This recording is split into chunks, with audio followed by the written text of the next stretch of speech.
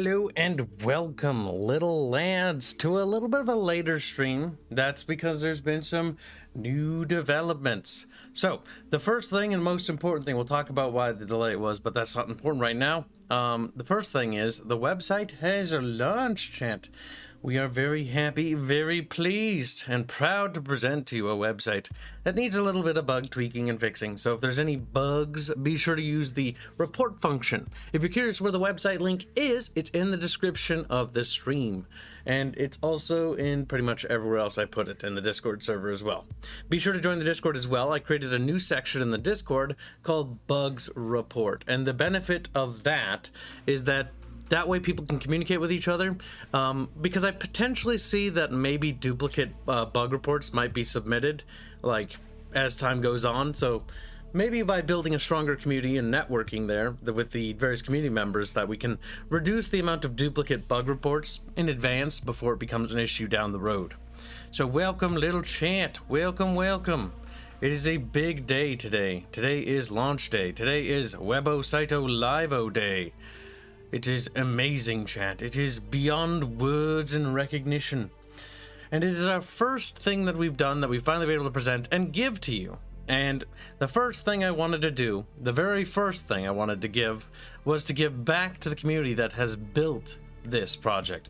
If it wasn't for the donations, if it wasn't for the incredible amount of donations, this project would simply not have gotten this far. Thanks to your memberships, thanks to your patronage, and thanks for your support. Just merely being here has enabled us to reach this point. Battle Damage Studios is very much built by the community and for the community. It is purely a community-based studio. Like, that is where we draw our personnel from. We only recruit people from the community because we want to build a community and we want to build a studio that's passionate about what we do. And that is why I painstakingly waited for people like our new environmental artist to just land into my lap. We just got a new one today, or not today, about a couple days ago. And it's important because getting people that are compassionate, that are very much their souls are in it, we will create a product like no other that hasn't been seen for maybe far longer than it should. Now, you still see these sorts of products with soul and stuff like that in the indie sphere, but sadly you don't see it on a greater scale or in terms of an epic. And that is what I want to do with the Mixers project. We are doing something no one else has done before, and we are creating an epic journey, a journey that will be something special, something to truly have as a unique experience. And what do I mean by that journey? I mean an entire IP where the soul is the community. That's something, my great vision, that was my great dream. Was one of the things as a kid growing up. I saw, Star Wars, I saw all these cool IPs, I saw Warhammer, and I thought that was amazing. But it wasn't for the community. It never was about the community. In fact, it was in spite of the community, often in some sad cases. And I want to integrate the community into this project. And the best way to do that is to bring you guys on as early as possible, which is why you're on as early as you are for the website, like you will be for the combat prototype for the video game, and like you all will be for the upcoming tabletop wargame adaptation of our IP. It is important that you are all included on this journey because everyone is welcome so long as you are interested in the project. Those that aren't are here to subvert or destroy things, well, it's on us to gatekeep it. And so this, for the first time in history, is an IP solely for and by the community. And that's truly something special, something I cherish, and something I have no words really to adequately describe my thanks to the community we have built. It's because of all of you that we've reached this point. And so without further ado, it's time for us to segue on from our wonderful composer, Robert Renato, to the website. Wow! We'll keep that on as background music. So, the website is available. It's in the description, once again, to reiterate for the many new fresh little fishies that are joining us in the bucket. Be sure to check it out, be sure to sign up, and be sure to report any bugs you find. Also, do look at the Discord to make sure we don't get too many duplicate bugs. The less we have duplicate reports, the easier and quicker it is to sort through them and get through them. So you have the contact page. The contact page is essential for letting us know about stuff that you need to know or need to do. The website, the Discord page for the bugs report is also a suggestion page. So if you have suggestions on features. Like some have wanted features for, you know, your catalog of items that you have. We are looking in how to implement that so that when you redeem items or purchase items, you'll be able to easily get them from your account page by just going back here and simply re-downloading it. Now, everything on the shop right now is free. The Legend of Terrestria assets, which we have 4 products ready, aren't being posted just yet. That's Rhea, Aya, Nezra, and Celeste. They are on hold for now because I want to finish some back-end stuff before I activate the purchasing functions for actually needing to buy stuff. And then the other thing that's in hold is the Terrestriate War armies, mostly because I'm not entirely sure how I want to sell them. A part of me wants to bundle them in a single sale where one purchase buys the army and the core rulebooks. Core rulebooks that I want to be free. There'll be tutorial army sets available as free STLs as well, but the core army and with the army book or STL for the book, which will be a work in progress thing, by the way, needs to be bundled together. And I know a lot of people want it earlier. And the issue is if we push it earlier, Terrestriate War will technically be an early access thing, so I don't know. Like, it won't be until June until the commission slots for the book cover artist is available to even start work on the Terrestriate War cover art. So, and that's because we're going to get a special artist specialized in cover art to handle the cover arts. Now, those are extraordinarily expensive. That's like $1,000 or so more pop. Like, they ain't cheap, Bucketfish. They are expensive. That's also why we're only going to do a couple book covers at a time, so Kibs is still alive by the end of it. Moringa2 donates 10 Nuzaki bucks to say, "Greetings, Kyle. Congrats on the website. Have some money from me. This will be my last super for a while, as I have a trip to save for. However, in that trip, I'll send you the jade necklace I told you." Well, that's very, very generous. Now, before I get a bomb sent to me, we'll have to sort that out in DMs. He's like, "It's just a bomb. Boom. I'm gonna blow my dad's arm off, you little bastard." But yes, the site is alive. Chat, it wiggles and rides. And thank you for your generous donation. And safe journeys on your trip as well, little Moringa too. So yes, there are, all these things are free. That's why they say 0, because, well, they don't cost a thing. Okay. I've never played with the page button because we recently got enough items that it covers the first page. There are a lot more items technically hidden at the moment, like a fuck ton. But yes, the Aerith Mini, the Disco Mini, the Fairman Mini, the Archoli, some of these will have name corrections, and some of them will have new versions that will include the old version as well. For example, Hanse's avatar will be updated with the new show version due to popular demand. That will be a free upgrade as well, so you'll have the original version and the old version because there's no reason to get rid of that. It's simply another version for you to enjoy. We have Commando Aerith. This is a relatively new addition to the site for those that didn't have early access before. Be sure to check it out. It's pretty cool. It's a little Aerith coming out of a box with a chicken hat. It's a parody mini is what we call them. But yes, there's a little bucketfish. I can't get over the bucketfish. They're too great. They're too amazing. Parody stuff will always be free. I have no intention of ever charging for that. The only stuff I charge for is going to be like the Terrestriate War stuff or the video game materials. So any parody or Bickering bunch models, when it comes to STLs, those will always be free. At least as for the foreseeable future, because, well, you guys are so generous that I want to get back to you guys as well. There's a little bucketfish. There's a cursed old Marith. You can thank our mini guys. Again, this is what happens when you build a team from the community. You have such passion, such soul in everything. As cursed as that fucking thing is. That was made with care. That was made by Baffios because of a joke that was built up in the community. That's just something truly unique, and I think it's really cool. Like the Commando Celeste with the P90. Literally, again, another element spawned by the community. Oh, just like the bucketfish. No, that was from a silly little song. We got Dinko, got Babette, got Choli, got fucking... Oh, wait. I gotta go to the bottom. I kind of want to reorganize this, because the new page, I think, is important. Fan favorites, I don't think that's necessary. I think I'll have that removed. Best sellers, again, I just don't really know if that's necessary. It just feels like too much clutter, you know? I want people to be able to more easily browse this. So we'll we'll tweak that as we go, and there'll be better categories. Like, one thing we will do as we go forward is we'll make this category a little bit easier, like Bickering Bunch, Terrestrial War, and then there'll be like, which, by the way, Terrestrial War doesn't have... I have yet to allocate time for the Mixer's logo to have a Terrestrial War symbol instead. So right now it's just a Legend of Terrestrial placeholder, which is the video game adaptation. The Bickering Bunch stuff, which needs to have the new overlay, but there's always tons of work to do. But yeah, there's tons of stuff. Absolute shite tons. I'm sad that you guys actually can't download the Rhea Aya and Nezra Mini because they're fucking awesome, along with the Celeste one. But do not worry, chat. They will be added to the site in due time. I just need to sort out some back-end things. At first, I need to do my taxes. My car broke, by the way. At least my dad's gonna help me fix that, so that's good. And honestly, maybe we'll be able to get out of actually having to pay for too much in terms of repairs, because my dad's very nice and very helpful as a mechanic, and so he's gonna help me try to fix it the best he can. So if that can be sorted out without spending too much money, gods, that's gonna be good for the project. Really don't need any more expenses, especially considering I need to replace this computer. Oh, god damn it.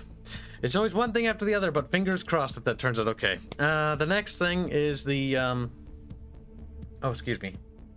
The combat prototype. That's going to be the next big thing besides the website, along with the purchasables. We'll update you as that goes. And by the way, this is a Q&A for anything. So if you have any questions on anything, if you have suggestions for the website, do post them in the suggestions tab in the Discord server, because I'm definitely gonna implement some of those suggestions. Like the catalog thing was a good idea. We are gonna have a forum at some point, but that's gonna be put off for a little bit.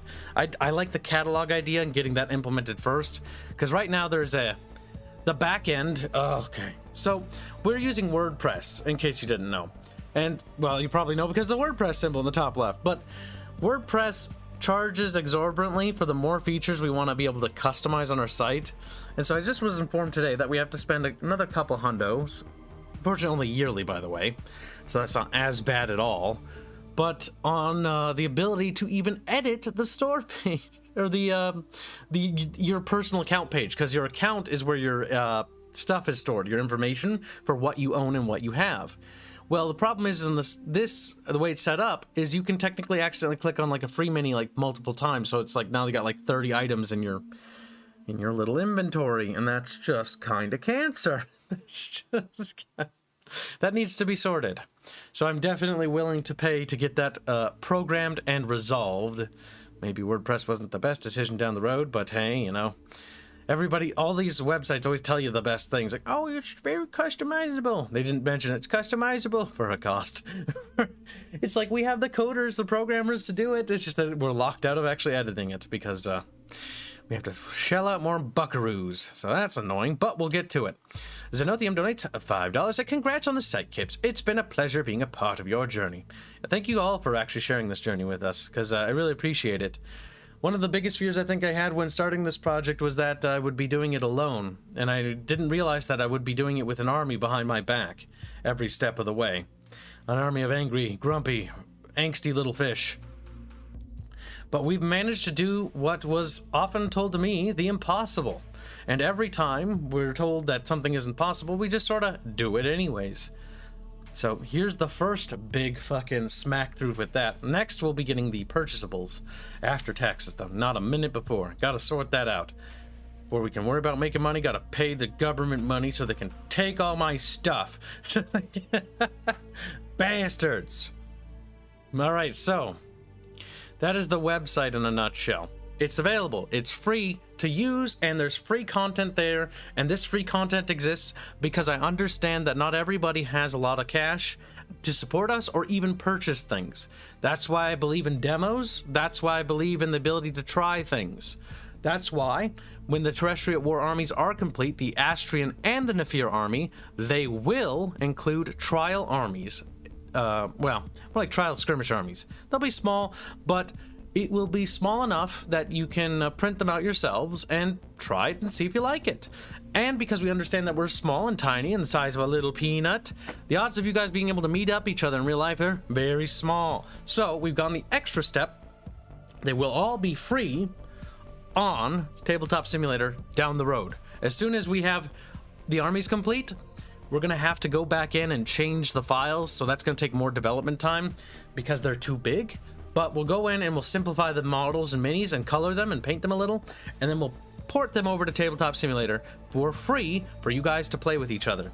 My only thing that I ask that is, if you do that, consider sharing our stuff with your friends, and also consider, you know, if you ever get some cash, throwing us a couple bucks or becoming a member. The memberships are the real winners, because for me at least, because they it means guaranteeable long-term support, and that is how we are literally developing along with such a colossal project. Have you considered making it a pay if you want for the time being? For now, everything's gonna be free. And the armies, I don't want to sell the army stuff until they're completed, because I'm not a big fan. People have been very adamant about, like, Kibs, you should just make, like, you can purchase individual units and you should do that now. And it's like, but like technically the armies aren't complete, and it a little bit autism there, where it's like, I want them to be done before we sell them.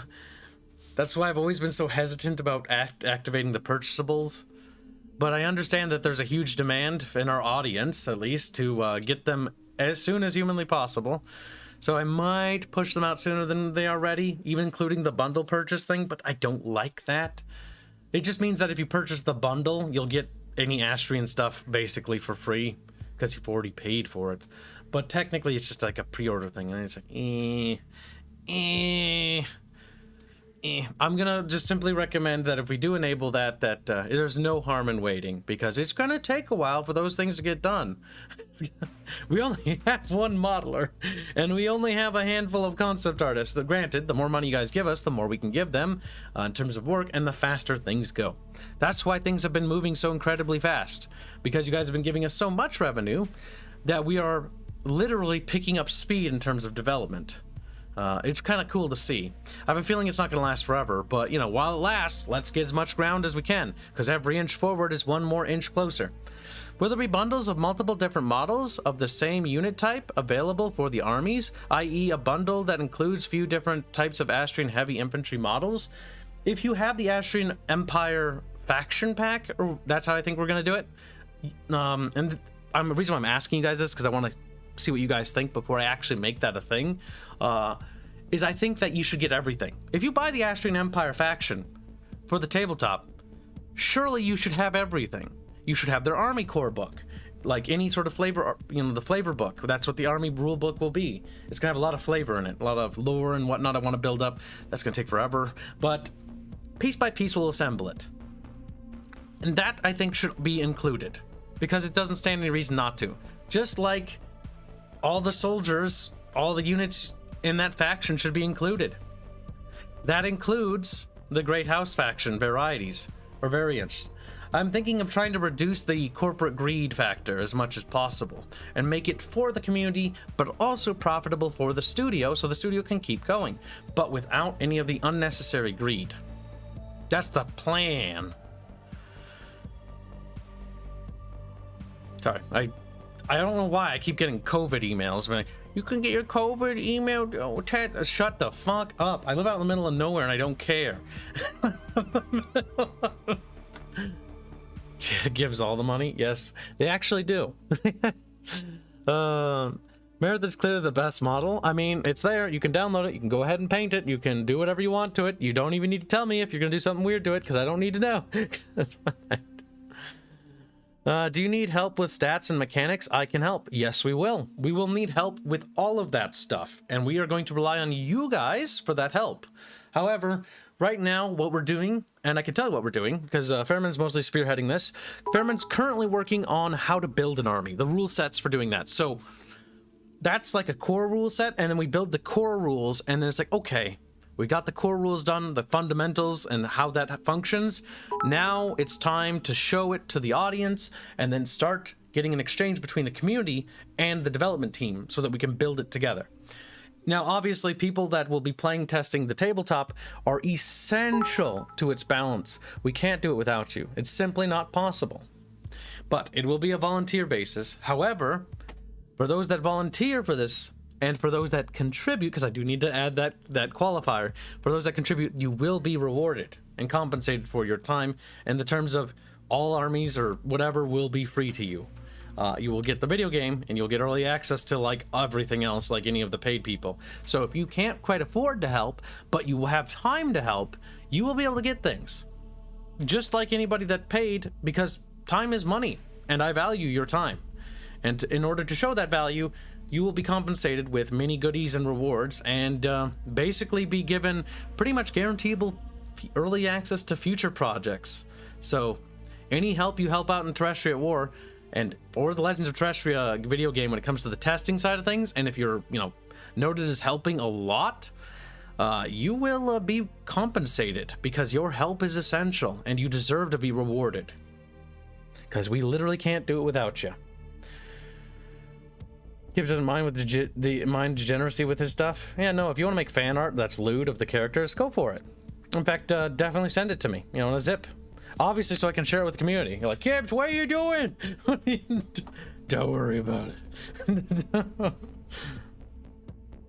Kibs, are you just doing STLs, or will you also sell minis directly? For now, we are only doing STLs. I lack the manufacturing capability and logistical capacity to start mass producing these. It's just not feasible right now. Remember, I do not want to... When we started this project, when I brought Baphios on the team, because he was doing some fan minis for the Skaven RP, I was very clear, and I was very clear with the team, that we need to make sure that the tabletop does not hinder the resources for the video game in any way. And so that is a core fundament. That is why every soldier that's made is also in the video game at the moment. We will expand for minor factions like the Kingdom of Lane, or various minor sub-factions and stuff like that will be added. Maybe a more expanded roster for the Dominion of Silesia, or, maybe even some eras. So you can get like Armain Vala and like her era of Astrians, because they had these really cool sort of like armor back then. Because they were very different looking aesthetically. Not just because Armain's basically, half naked, but there's more reasons beyond that, Bucketfish. In that case, we want snacks too, little fucking Celeste gummies. I don't think so, Zenothium. I think we're on our own in that department. Maybe one day, but for now, we stand alone. Well, we stand alone in the sense that Battle Damage Studios and its community is an isolated island. But who knows, as time progresses, things might change. Shade donated generous $5. Sir, I am making a TTRPG already, and I have experience in making new systems and rule sets. We will make things work. That's very nice. Who knows? Maybe one day you'll end up working on our pen and paper. But only if the Bucketfish deem it worthy. Because I do need to expand the IP, and I'm only one man, and I can only do so much work. Just like Fairbear can only do so much work on the tabletop. Simply put, we're building something that is going to very quickly surpass us, and in ways has already surpassed us. And that is actually truly remarkable. Kibs, Imperials or Stormcloaks? Both, because they're both silly. Because they're both silly. That way they can kill each other together. Oh, okay, that makes sense. I sided with both sides when I played Skyrim. I don't really have a particular favorite. One's blue and one's red. And the worst part is blue and red is like two of my favorite colors, along with green. And green is my favorite color because army men. And yellow because Pikmin. And yellow because... Like, Kibs, you literally picked basically the three primary colors. Like, yes. I like a lot of colors. I like a lot. I also like hot pink. It's pretty great. Let's see. So, website stuff. Yes. Tack it out, download it, click it, lick it, spank it, slap it. We're probably going to remove the little star thingies because I don't really see the purpose in those, actually. But I do see the purpose, because what I'm thinking is swap that out, replace that with a dedicated forum so people can have discussions and boards about things. I think that'll be better. I don't know. The star thing came included. I don't really see the value in it. I don't know. It also feels like there's clutter. I want to reduce the amount of stuff on screen. But I do want to add a forum to the website. That's one thing I want to definitely add. And I also want...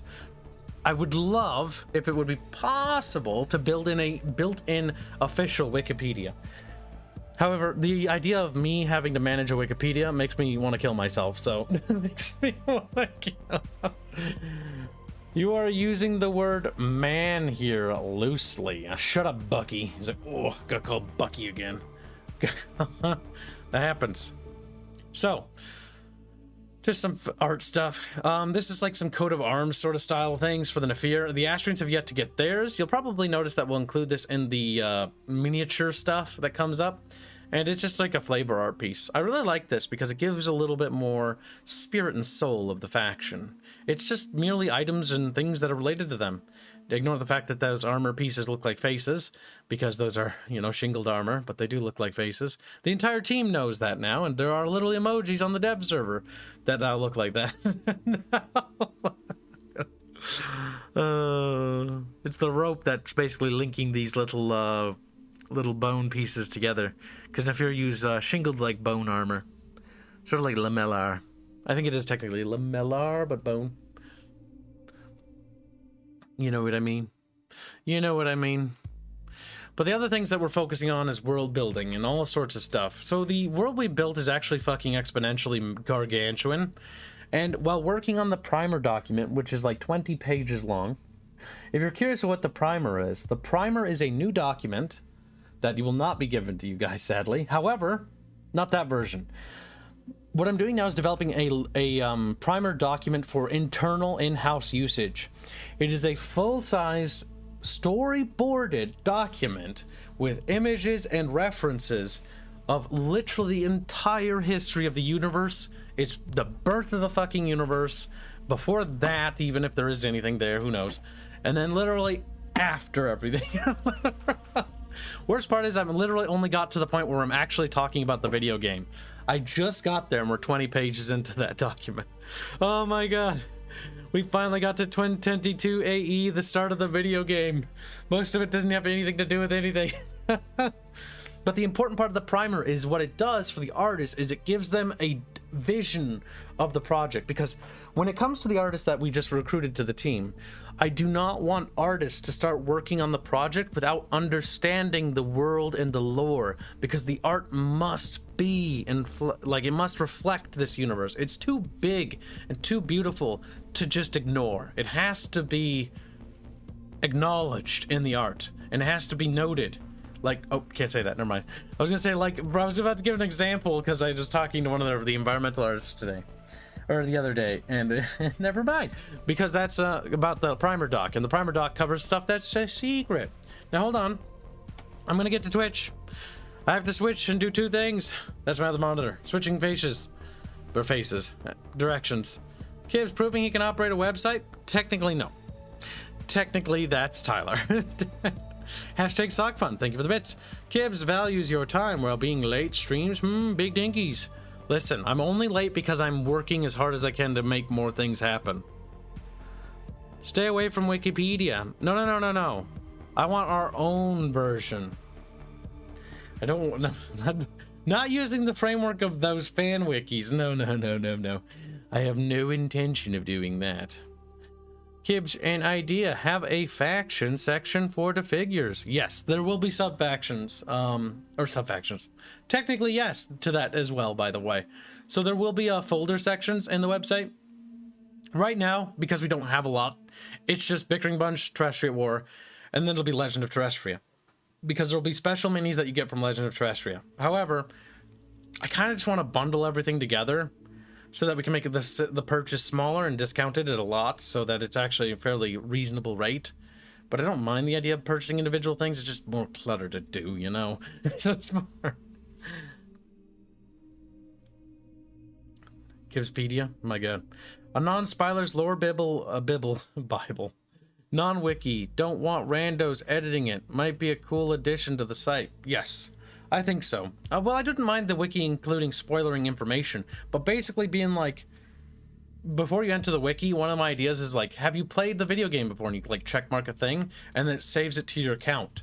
And then what that would do is basically tick a box that'll be like, okay, you have access to this section. And then that way you could tick that box in your profile to unlock the next section of the wiki without having spoilers or to unrelated content. Now, the wiki thing I think should not be written by me. I think it should be written by a like some sort of ghostwriter or something. Somebody that can add an extra layer between the original creator and the actual content, because I think that separation can add an extra level of mystery to sort of not completely tell you everything. I don't like the idea of telling you guys stuff. As you know, I'm a bit of a vague person. I like to be incredibly vague a lot of the times, and I often don't totally get off on the fact that everyone gets mad about that. It's kind of funny. I like when people are struggling to figure stuff out. It makes me laugh. But I don't like it when it happens to me, though. But that rules for thee, not for me. Not for... The next button on the cart and checkout would be nice, Kib. Yes, we need to add some sort of proper cart so you can view your cart and whatnot. Technically, everything's free right now, but yes. A lot more features need to be built up on the website. Now, the one thing that sucks about developing the website is it's taking time away from one of our 3 programmers to work on. But the website is important, so it's gotta be done. So it's important that we hammer as many of these features out together and get them implemented before we start, you know, moving on to the video game with the entire programming team. Because the video game is making some serious headway. Serious fucking headway. You are worthy, Bucketfish. You give me so much, you deserve at least something. Something lookable. Something squeckable, yes. We'll download that. And no, I'm not downloading the closed prototype build, but I am downloading something for you. Now this is pretty cool. Maybe it might not be as cool for everyone else as it is for me, okay? But try to bear with me for those that aren't super savvy on like programmatically things. Even I'm not very smart when it comes to programming. I'm obviously a god. So here we have some development stuff, which you can actually see. If you ever watch Robin's streams, he streams his development stuff. One of the things he was working on, and still is the characters being able to move into different rooms. So this is a very, very like test build here, but you can see that these are different rooms. This is a structure which has different rooms, and the character moving into different rooms, the game needs to understand which layer to peel back. Sort of like a dollhouse, you know, when characters move inside. Now that's normally not that complicated if it's just one character. I mean, it's fairly complicated technically because we have elevation, so we have multiple levels to a building at times, and so it can get quite chaotic quite quickly. But because you got to understand where that character is and what they can see and what can see them at what point and where they are and where the walls are and where, you know, how to traverse and whatnot in a 2D space. And so getting the world to understand it's a bit tricky, and getting the game to understand like which layers to pop out and remove and then put back at which times is also a bit tricky. But what's really tricky is our game is a tactical role-playing game in which you control a slew of characters. Now the party we have set scripted was originally to go up to 6 characters, but because I removed the idea of a friendly AI, and I was like, and then here's the reason why. The friendly AI, I've played enough games, I've done my research, I cannot stand allied NPCs. They are just so stupid in every game. So instead of doing that, I think what we're going to do instead is we're going to literally just give the player control over allied forces. Why? It's just gonna be easier. It's just like if there's any sort of mission where it's like, oh, you gotta work with these troops to defend their town or something, or anything like that, it's gonna be a god dang nightmare to watch retarded AI just literally do stupid things and screw yourself over, or literally lock you in place. Nobody likes that. It's fucking tilting. So instead, you get to control them, because it's just gonna make it not a headache. And you know what will be cool about that?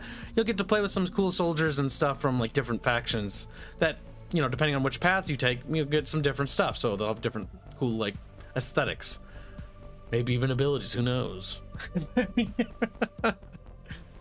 Wow, you guys really starting to look legit with the website. I know, right? We're so cool. It's a matter of time when Celeste becomes Fortnite. No, that's not cool anymore. I hate you. Celeste will never be in Fortnite over my dead fucking body. Celeste is too pure. You must protect her, chat. That is your job. And all of you that get her murdered is all going to hell. All of you get the gaming messiah. doorway blocking. I know, right? Because we have enterable structures and whatnot, so it's entirely possible an allied AI would be like, move a soldier in front of a doorway and be like, no, as you're just stuck inside a building. And so it's just like, no, we're not gonna do that. That's just too much cancer. Like if there was like allied NPCs and you reach a certain proximity, you just take control of them or something. Any way to avoid anything like that happening.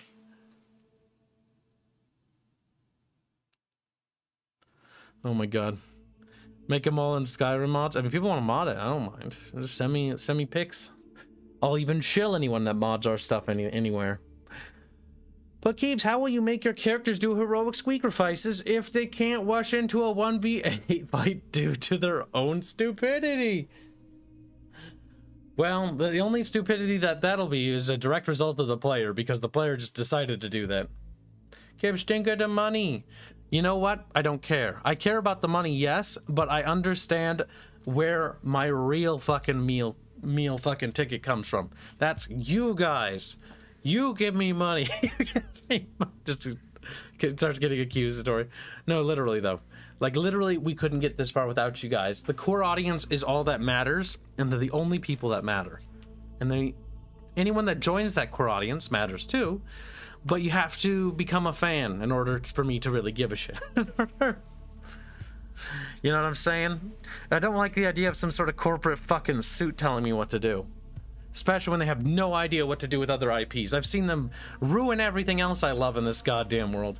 They're not ruining what I'm making.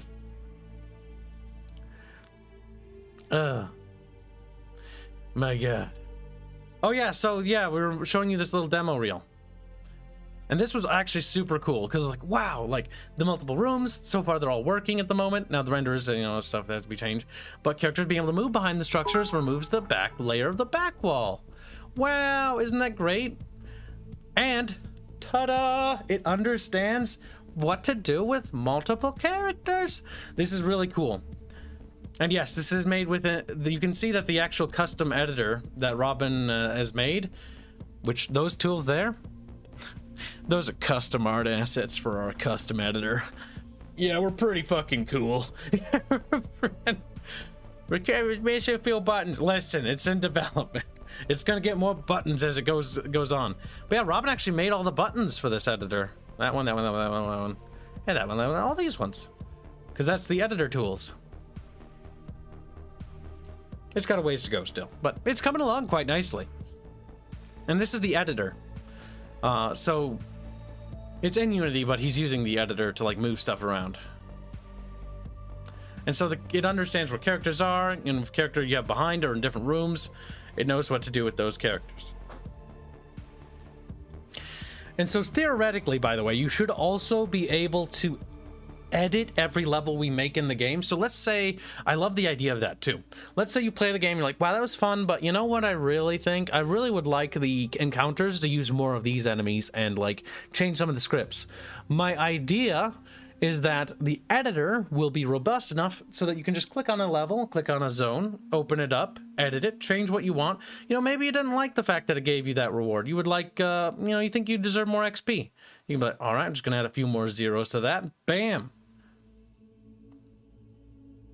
Yes. Oh, you've been watching Robin's streams? Yes.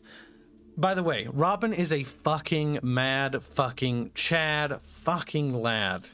I need to emphasize that because if you've watched Robin's development streams when he's working on this, like this guy has such willpower, it's inspiring. Because some of the fucking trials and tribulations with the custom code that we have for our game, oh boy, it can be a nightmare. It definitely can be. I'm not going to pretend that those design docs I made weren't ambitious or anything, because they kind of are. And that's also why I entrusted those design docs with Robin and Tyler and Dinko, because those coders, those programmers, they're some of the few people I know that can actually pull that shit off. Because what our game does is fairly ambitious. The ability to seamlessly enter rooms and exit rooms and zones may not sound completely unique, but I would like to point out that literally Bethesda has a hard time doing that and can't do that for many of the rooms. The entire idea with our zoning system is that the zone, when you load into a zone, every zone, the combat encounters, Everything is already there. All you gotta do is just trigger the events by just playing through the game. Traveling back and forth between towns will trigger unique dialogue based on the characters you bring with you. Sort of similar to Mass Effect. It can be cute though. And some of those characters you bring with open up new avenues and paths that you couldn't do before, which increases replayability. Zoning also allows compartmentalization of certain areas, so that way I can compartmentalize certain story events that happen in zones, so that way if let's say that zone's revisited later, you will actually see the results of your decisions from the first time you were there.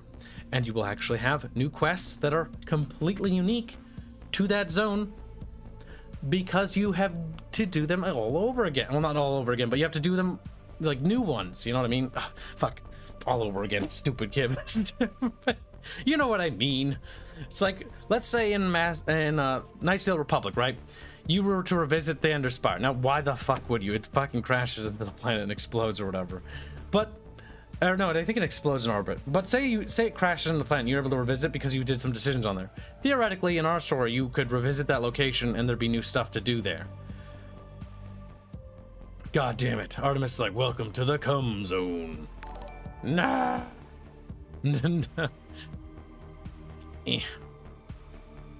How do I close this? Help. Oh my god. Oh, there we go. Didn't know how to close that. By the way, this is the website for those that have just recently joined. Be sure to check out their stuff here. Well, I'm feeling sufficiently filleted to keep up donos now. I know. And we need more fellatio hentai of Aerith to express the visualization of what happens. Oh, okay, that makes sense. Okay. What time means to what Kibs can't speak. What Kibs means to say is that old areas will have new content in them after the first visit. Yeah, basically.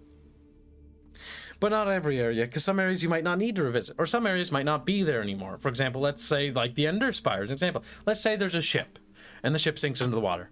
Well, unless the ship comes back out of the water, or you can swim down to go get it, it's not gonna be there anymore.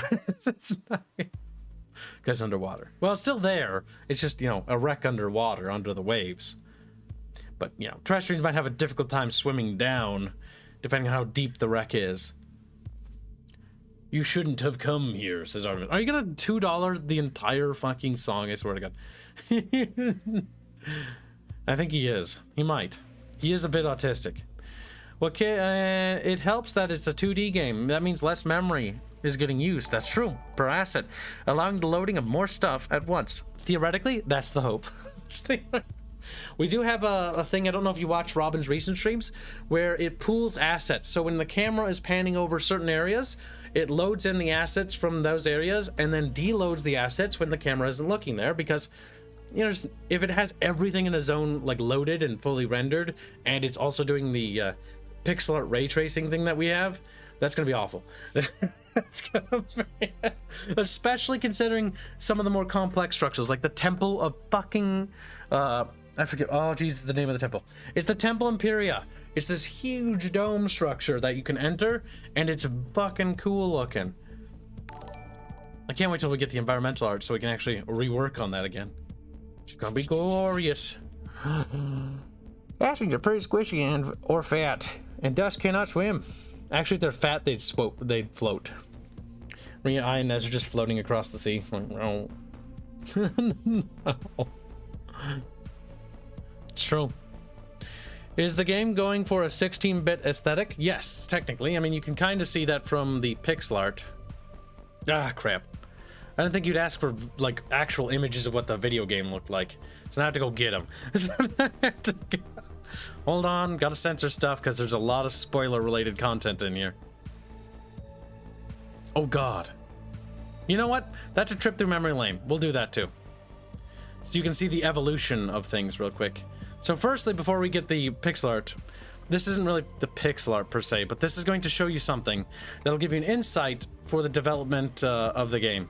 So a long time ago, early into 2018, about 2018, 2017, the game, in 2017 and 16, by the way, I want to point out that the game designs were, that it was a tactical game and it took place on a grid. I want to point that out.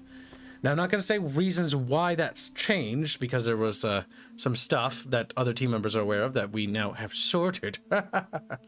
But it turned into this. This did not make Kibs happy. Kibs was not very happy about this.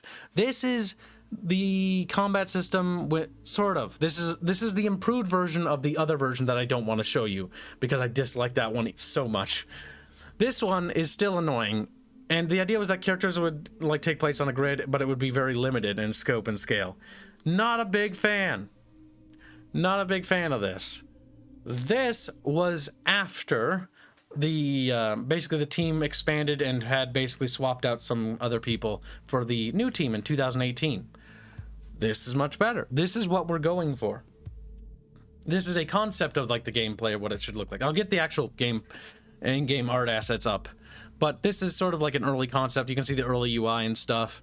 But this is much better. This is the original vision of the game, where it takes place on a tactical grid, and the tactical grid is overlaid in the world itself. So when you're trapped, let's say we go to the temple, right? The temple in Imperia. We go there because I and Ezra need to pray to the goddess of fertility or something.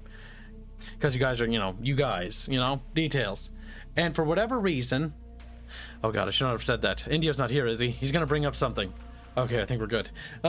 So basically, yeah. So what if we wanted to do like a cool like battle inside that temple, where it's like got this huge dome-like structure with like a ring that runs along the inside of it, and there's a hole at the top where the sun comes through and the light casts down into the center of the temple. It's really cool because of how we have all this stuff work in the game. That would be so cool to actually have like a cool big battle in there, right? Well, now we can actually do that. We can have characters fighting on like the second floor. We can have characters on the bottom floor. We can have the characters fight their way up to the second floor in like a single combat encounter, instead of it being like an old JRPG, which is what that was, where you waddled around and it triggered a combat encounter. Ugh. Now, granted, yeah, you could change the play space and the background, and there was stuff we could do there, but it just wasn't the same. I wanted it to take place in the world itself. That way, when you do story events and the story progresses, like we can do environmental storytelling. We can do crazy stuff with the environment. Like let's say, there's a column right here, right? And the city's under siege, and you used to walk around the city before, but now the column's knocked over and it's now changed the landscape. So that column now provides a new layer of gameplay. Or I love the idea of, oh god, I hate this word. So a long time ago, no, we're not going to use that word. No. EA coined a word that was very cringe, and I hate it. But basically, the idea is an interactive environment for the battle space to take place in. Now, does that mean buildings being fully destructible? Probably not. But I do like the idea of certain destructible objects, like doors. You can close a door in combat, like hide a character and have them start running through the building. And the AI is scripted to know the last location of that character, so they're going to pursue. They might go in one at a time, depending on what enemy they are, or based on certain factions, they might not go in at the same time. They might actually wait till a couple of more characters get on that door, sort of stack up on it, and then like barge into the room. So you can sort of set traps or do things like that, or use that to get, like, let's say Aya's cut off because, your healer's not in good position. She runs in through a building, closes the door behind her, runs upstairs, and then, like, climbs out the door and hops off the building. Oh, you know what word I was thinking of, too. No! No. Destroy a whole bridge. I like the idea of stuff being destructible. We're gonna have to limit it, at least in the initial combat prototype. We'll see how far we can push the envelope. But having houses be fully destroyed might create problems if there's like a quest that's supposed to be in there, or there's a merchant. Like the building's just gone and there's just a dude standing like, hello, wanna buy some apples? They're like, no. He's so sad about his house being gone. He said, my house was destroyed because you blew it up. But you can still buy apples from me. At an increased cost, of course. Show chat this new Celeste banner. I will. And we're going to get to it. Now, I'm talking a lot, so I need a drink. Oh my god. My throat's doing that thing where it hurts and starting to dry up. It feels nice. Oh, that just became undone. Oh, by the way, chat, I'm gonna take one of the days next week to repair my car because it's broken. Because, of course, something had to break. Now, I think we can fix it ourselves because my dad thinks we can fix it because he's a mechanic and not me. So, hopefully, one of the days next week, we'll be able to fix that without really having to, you know, pay out an arm and a goddamn leg. Because right now, if I need groceries, I have to call my dad and be like, "Dad, I'm hungry." So it was really cold the last few days. I tried to start my car, and the power on my car, you know how, because it's super cold in Minnesota, it gets super cold. Like, it's not 27 degrees right now, but it was like 15 below the other day. It wouldn't start. And I was like, crap, okay, if I try starting it again, the battery will die. So I was like, okay, take out my keys, you know, try it the next day. Next day, didn't start either. I'm like, oh shit, 2 days in a row. That's not good. And so next day, it's warm enough. Then I tried to start it the third time. There's enough battery juice to try starting it. However, because of some issue with the programming inside the car, it thinks that it's disconnected the lock between the steering wheel, and so it won't start because it's a fucking Volkswagen. And because that won't register, it stopped it from starting and killed my battery.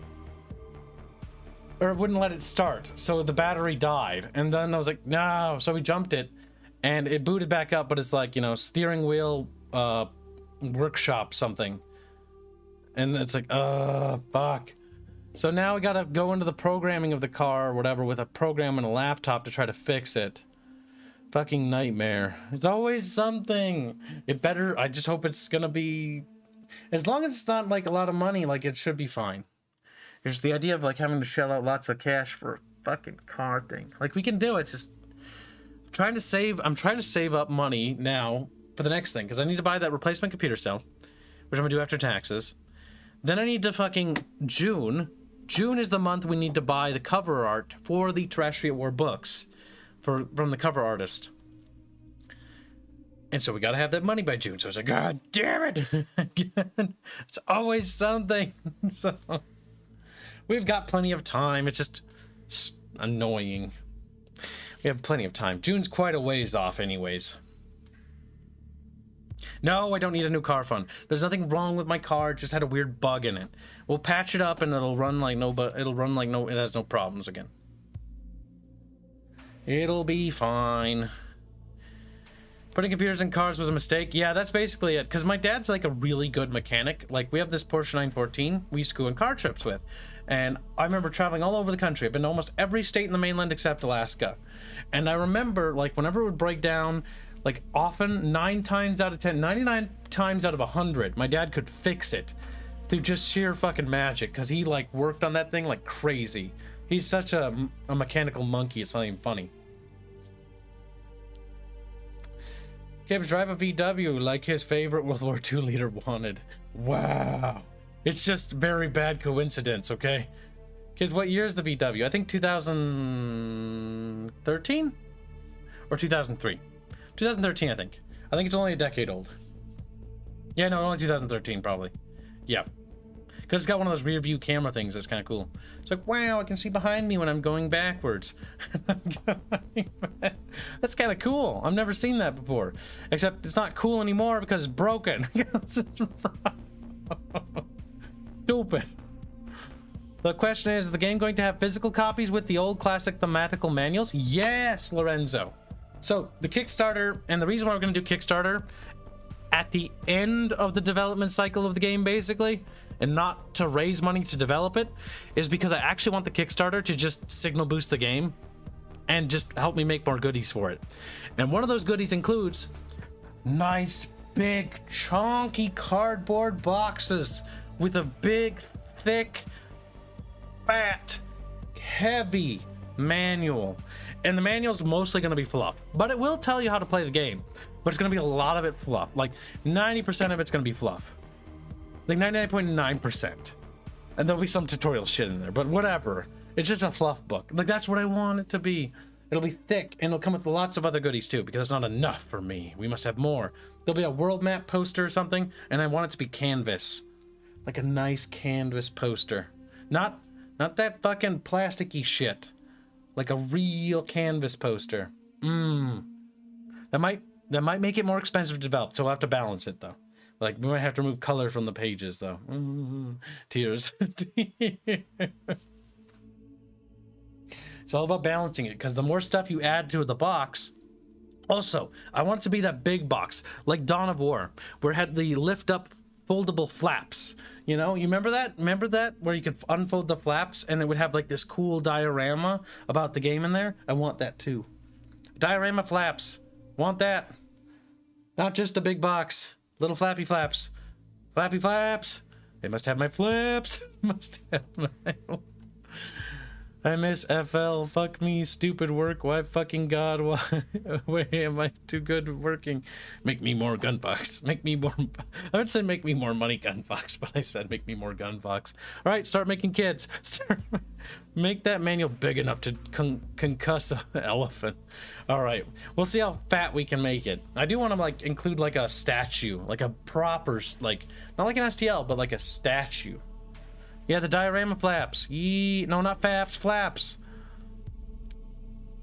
Not like a pop-up book. You've never seen that? Where like you have a cardboard box and it opens in a flap and it's got this huge diorama of the game inside of it.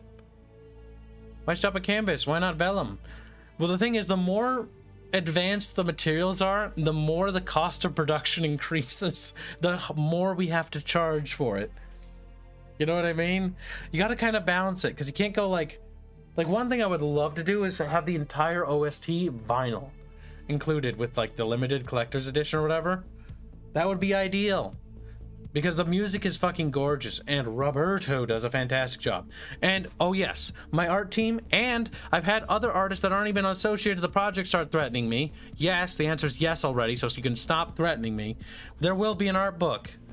Apparently, some other artists are starting to catch wind of the art that was being produced for this project, and they started threatening me that they'll kill me if we don't sell an art book. There will be an art book.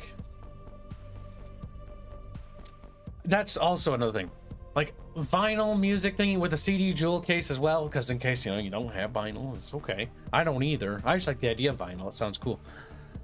But like a CD jewel case for the music, and then a big hardcover art book. Yes.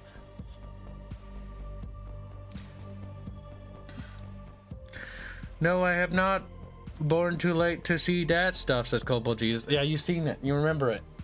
Yeah, those cardboard boxes are on. Kibs, fuck you. Jump on that bandwagon as well. Fuck, yeah. I should find a wife and have like 12 kids. Are you like fucking somebody while you type that, or why are you going, ugh? Kibs, what will be in that art book? All sorts of stuff. Indio mentioned something about drawing Rhea and Aya with the fertility paints that Astrians use. And I'm just thinking to myself, like, sure, like lore-wise, that's a thing. But I have a feeling that there's such a thing as going a little too far. Not everything needs art representation, unless the bucketfish truly want that. That could be arranged, but yes, the Astrians have a weird little fertility thing they do. But many cultures did. I've been studying weird cultures, and some of the fertility things I've studied are fucking extremely gross, by the way. You know what? I don't feel like talking about that one. That one's from like an African tribe. That one is nope. I will say this one though. So Romans... They had like little fertility things in like their rooms or whatever when they were trying to have kids. And so they'd make like a penis with like wings on it and they'd hang it above the bed. Like what? It's like little flappy wings. So it can fly away. Oh my God. Yes, we're gonna include that as a statue. A penis with flappy wings. Oh my God. Retarded.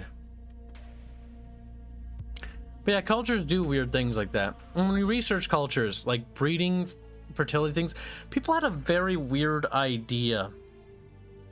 And apparently a lot of people struggle to have children sometimes, which is actually kind of sad. So you can understand that why they might appeal to the divine for aid. Kind of sad. Lord of Possum 22, I say, world is not ready for mini Kibs. For a mini. I don't think there's a woman strong enough to bear such a burden. To bear such a... Oh my God, he's retarded. Or she, or whatever it would pop out as. No, it isn't, sadly. The world may never be ready for another Kibs. But yes, I'm sure bucketfish will be very into it. Bucketfish are into almost anything, especially buckets. Kibs, stop promising things. I didn't promise Jack Diddley. Didn't they also have a day where teenage men ran naked wearing wolf skins and splashed blood on all teenage girls? Yeah, like I said, there's some really derpy shit and you start to look into it, especially when it's certain paganistic cultures from like before the puritanical age.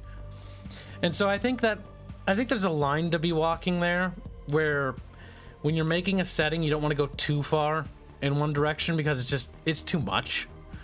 But you also don't want to negate it entirely because, well, it is an extra bit of lore and flavor that adds color to the world. It just, you got to be careful not to go the African culture way because they did things very, let's just say, gross. Let's just say.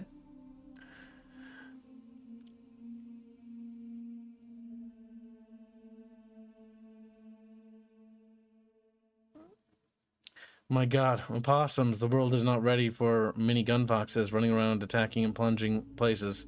No, we need more gun foxes, because then they can dump more money at me. Profitable. Now, don't be a tribe shame, bigot.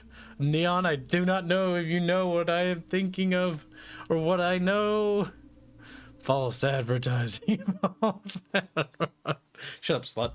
All right, so back to the next thing. So we were talking about the art style, but we got a funny little tangent there.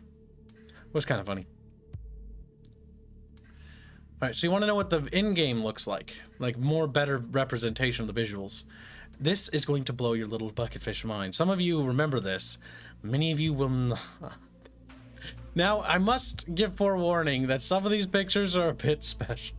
You can thank Robin, okay? Because he streams when he works, and so if chat is in the stream while he's working, and they're like, "Hey, make Celeste in a fucking bucket or whatever," and he'll just do it. This is all artwork that's fairly important to what I'm talking about, so yes.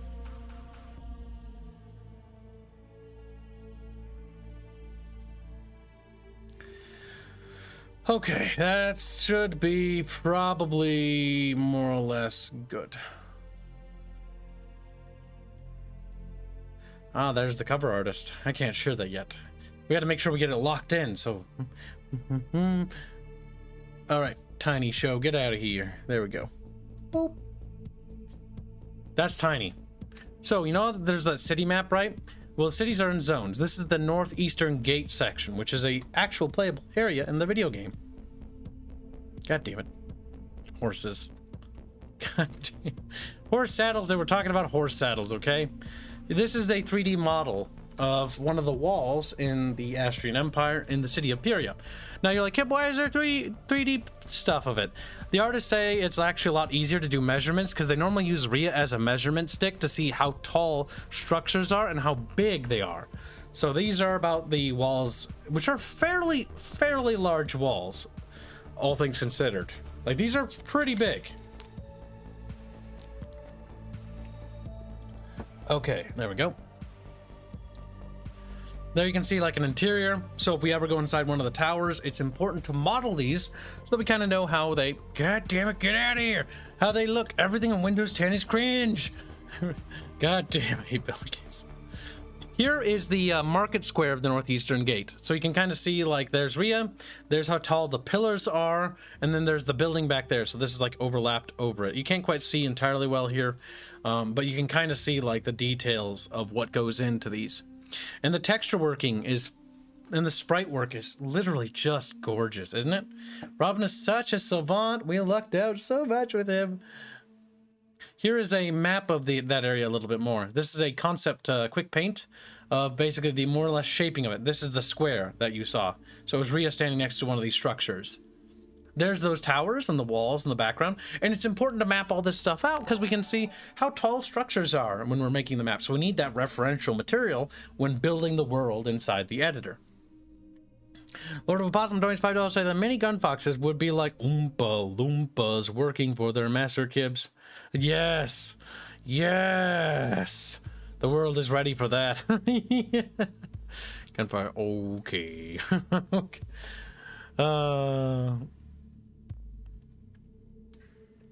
They look like they're 30 to 35 feet. Sounds about right for a medieval wall. On the taller end, sure. Yes, they're on the taller end of walls. But it's important to remember that often a lot of fantasy universes get the walls wrong, which is why we're always arguing about height when it comes to our video game. All the time there are arguments and little debates that rage on inside the studio, but that's mostly to ensure the accuracy of the structures, the height, and how they are built. This is the early concept art of that before it was actually being produced, by the way. We even had the hollows of the buildings so you could see the interiors, because you need to be able to enter these structures as well in that zone. But you can see that these structures are actually fairly large. The Astrian Empire loves their big structures, just like the Luminarians. Except the Luminarians make these look tiny. But that's because they were like 8 feet tall on average. They are tall boys. Here's some more in-game assets so you can kind of see. This is just sort of like a list of assets. There's a little fish. There's a Rhea. There's Celeste hiding in a basket. There's a fat Aerith. There's one, I think, just vomiting blood on apples. I'm not sure what's happening there. But that was Robin being told funny things by chat and convinced to make silly things in this time. But yeah, as you can see, it actually looks quite gorgeous. And the grass is something I want to point out, because often a lot of people miss this. But look at the detail work on the fucking grass. If I can find the tree he did, it's absolutely spectacular. We only have one tree. But these art assets, like, if we could just get more funding, we could produce them a lot faster. Sadly, the coding takes precedence right now. So the art stuff, this is all fairly old, about a year old now. So the art, animations, sprite work's on hold, because you can have a million art assets. If you don't have the code, the art doesn't do anything. That's sadness. But it's coming along. By the way, an idea for how big structures are. This is the temple in Pyria. The temple where they go to practice their faith, and the statues you can see there. But this is how big Rhea is, by the way. That's Rhea's in-game sprite. Rhea is used often as the measurement stick to determine how tall some things are. That's Rhea. That's the temple. That's loaded in the same zone. That's the idea, and there's multiple layers of that building. It's pretty big. It cannot fit onto your camera completely. It's fucking huge. That's not even the biggest structure. It's not even... Oh my goodness. It is one of the bigger structures, though. The Imperial Palace, both at Helios and at Pyria, are colossal structures. We are not mapping them entirely, unless we become fucking fragrantly rich. So we'll only construct certain rooms and certain buildings. But the temple is fortunately fairly open-spaced, so it'll actually be fairly accessible. Some buildings, like the palace, will be limited to certain rooms, like the throne room, the dining room for the family, the feasting hall for the various noble lords when they're invited over to guest. Aya's bedroom, for instance, will be in there. The sparring chambers. And some of the learning hall. Like that, and the Imperial Palace is there. But other aspects of the Imperial Palace, like, may not be in there. Because it's a big structure. The Imperial Palace is actually bigger than the Temple of Pyria. Rhea as a measurement stick. You could sell that, Kibble. I know. Rhea has been the measurement stick in the game. Look at that tiny little Rhea right there. That is how big this building is. But yes, there are bigger structures and things in this. The bridge is colossal, by the way. The Bridge of Estios. Like, it's huge. That's another one of those giant structures. Astrians like to big old dickos on the map.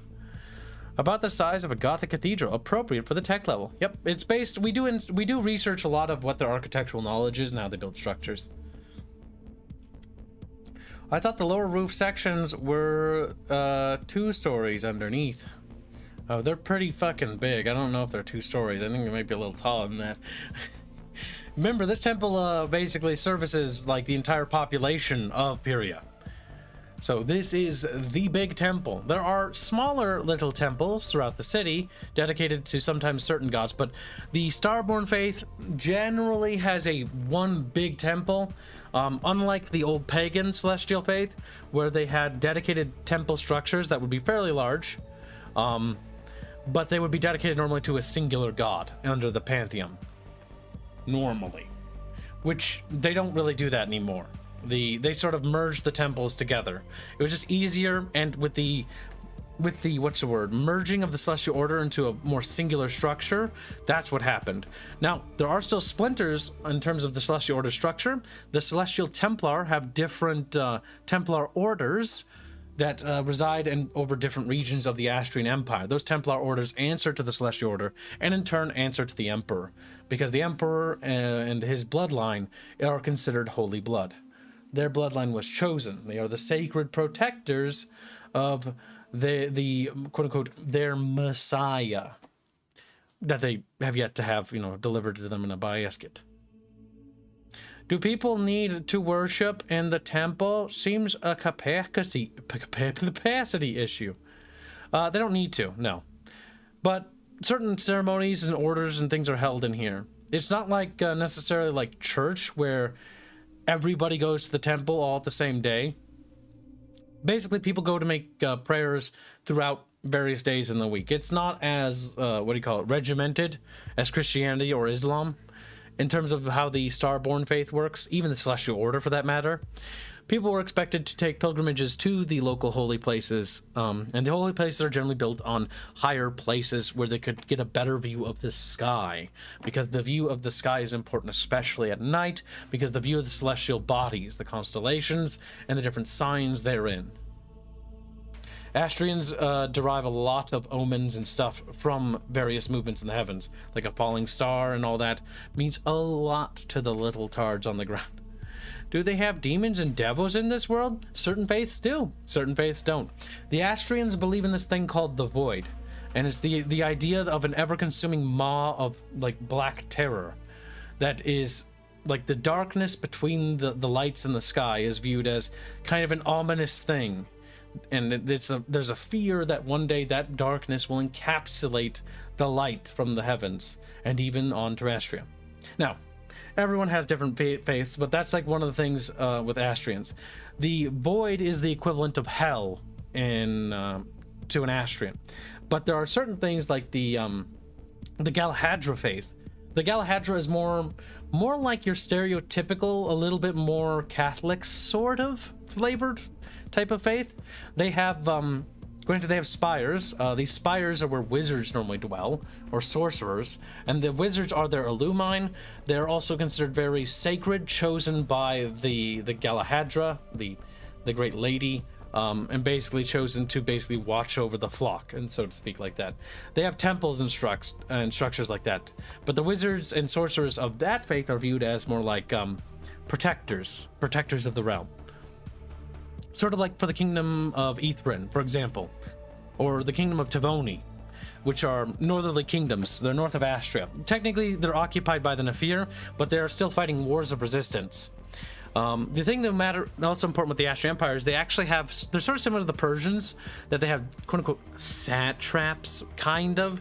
Basically, they called high kings, or high kingdoms.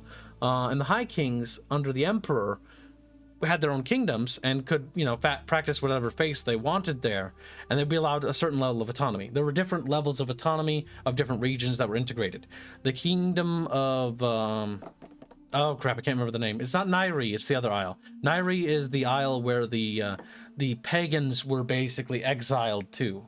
Concordia, where House Concordia dwells, I can't remember their name. They're the Seaborn peoples. They made a bad deal a long time ago, where they're sort of a high kingdom, but they're sort of not. They have a lot less autonomy. And so there's a lot of, chafing between that, because they don't have the same rights that they would have liked to, because their king at the time fled during the Olnir invasions, which the Olnir are basically these sort of Viking era-like people during their quote-unquote Viking age.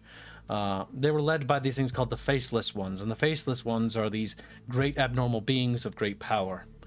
They are big, quite big. They're bigger than the giants of IndioWeeaboo, but they are quite lanky, noodly things.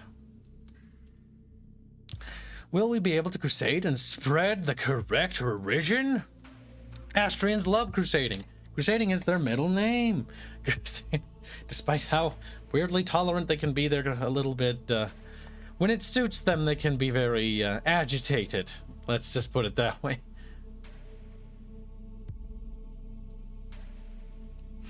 Concordia Seaborn? Oh no. You can't remember his own fiction? Well, I can't remember the names of the isles. I'm just bad with island names. Like, I remember Nairi because Nairi I just got done working on. But do you understand how many islands there are in this setting? There are too many archipelagos, and I actually hate it. Like, I remember the lands of Engril, and I can remember the lands of various places like Salingir and stuff like that. But there are so much lore now.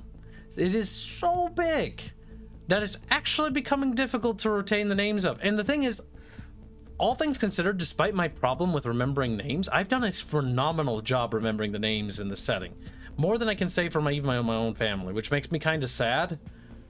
But at the same time, I can already see my problem with naming things starting to become a problem.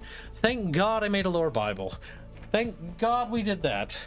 Because that could be an issue down the road as we progress further and further. And will only get worse as time goes on.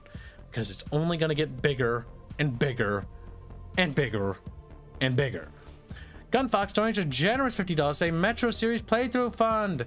Yes, I know you have about 6 others you need to do. So adding another. Oops, excuse me, pardon me. I did the Belchies. Didn't I just play through Metro? You just want me to play through Metro again? Oh my god, chat. I can't believe it. Our Kibs will forget to write the end of his own fiction? No. Fortunately, Kibos is smart enough to know Kibos' own limitations.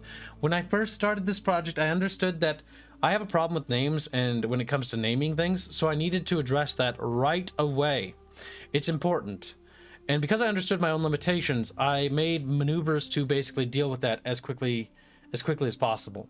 The first was the railroad, is what I call it, or the laying the groundwork, which I view as a railroad. It's the railroad of the universal story. That is the most linear thing about the setting and probably will always be. And what the railroad represents is the beginning, the middle, and the end of everything. That has been constructed. Everything. Literally trillions of years of information has already been taken care of. So that should I ever need to worry about like covering 1 million years before Terrestria for whatever reason, like, listen, there was this asteroid, it was sort of sifting through. No, kidding, I didn't write about that, but I could have if I wanted to. My God. I covered all the major beats, to put it simply. Yeah, I have not finished Metro Exodus. That is true. Kibs, you played something else. You haven't played Metro. I have. I played Metro 1 and 2, Last Light, which I think is a sequel or whatever. But we have not played Exodus. We've only played a part of it, and we do need to finish that. And thank you for the donation. He also donates 5 memberships. Be sure to thank you once you receive your membership. That everyone here has a membership that can accept one. Jesus Christ. Jeez. Kids, you missed one. Oh no, Lord of Apostle $5 say. Kids, will you be able to spread the crusade? Nope. $5 say. So how tall are the characters? Rhea is about 5 feet or so. And she's the tallest of her sisters. She's a little over 5 feet. Generally, the about average for Astrian females. For example, Cardovians on average are 6 foot tall. Luminarians on average around 8 feet tall. Nephir are actually fairly close to the Astrians. They're about the same, 5 feet on average. By and large, 5 feet is sort of the standard for many of the cultures. There are some short, they're the 4 foot people, the little stubby people. Those are the people of Turnberg. They're just a little stunty, okay? But, yes, there are various heights for the different groups and peoples on Terrestria. I believe the, if I remember right, the Mazatec people, if I remember their heights correctly, because we haven't worked on them in a while, they are, I believe, also 4 foot tall.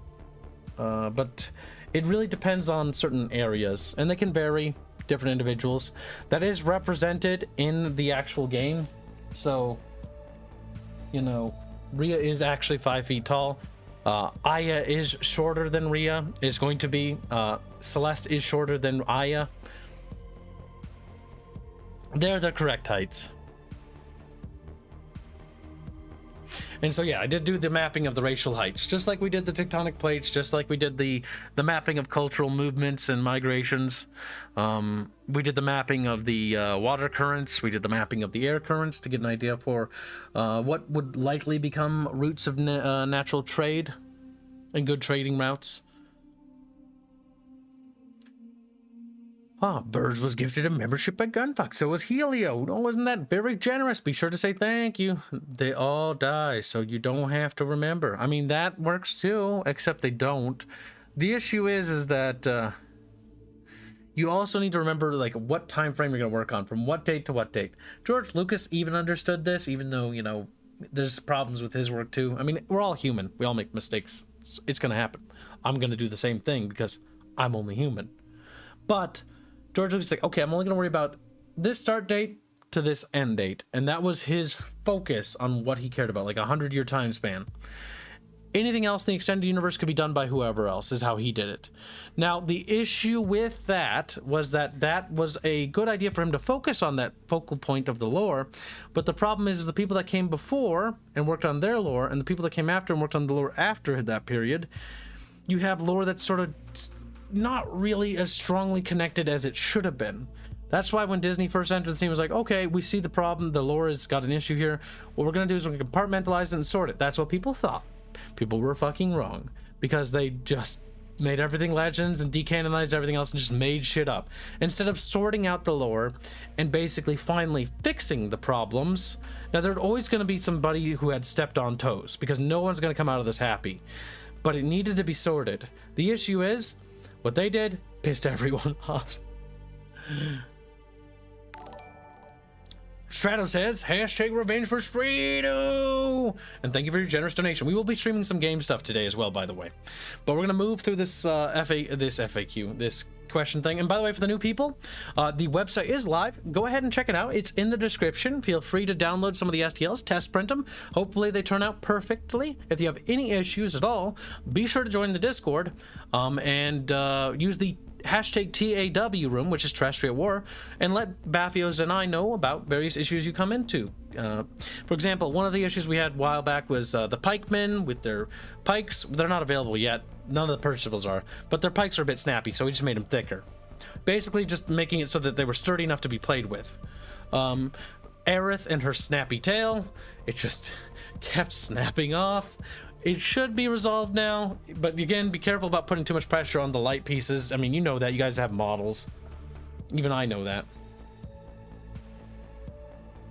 But the goal is that they're sturdy enough to be durable to actually play with. And that's the important part. So if something isn't sturdy, something snappy, you have an issues with something, let us know. We'll patch it, we'll update the file, and then hopefully the updated file will resolve the issue, and we'll keep doing that for as long as we need to until the product comes out absolutely the best of its ability. Is this some kind of poke center? No, this is a temple. This is how big one of the structures is in our video game. This is a size example. That right there is Rhea. That's how tall she is. That's how tall a statue is. That's how tall, like, the entry points of the 4 entry points are to the temple. And that's how tall the temple is, in general. Technically, it's a little bit taller because it has a little summit at the top as well. The sun can come down and shines at the center of its temple. Now, this is sort of similarly inspired to a Roman structure. You know the one I'm thinking of, but I am terrible with names. It is important because this is a big dick flexing move, where basically... you know, you invite guests over and the emperor would stand at the center of its light and be like, look at me. I'm the center of attention now. But, oh. Because it's an awe-inspiring thing to various kings or diplomats from various regions. That's how big that structure is. And this is one of the other images when it comes to questions about what some of the in-game assets look like. Now, again, this is early, work in progress. Oh, you can't see the little soup and stuff on the table there.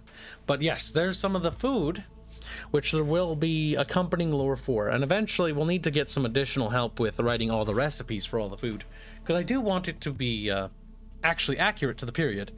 So we have been researching things. Like, the Astrians are fairly advanced. They actually have, you know, eating utensils. Pretty civilized.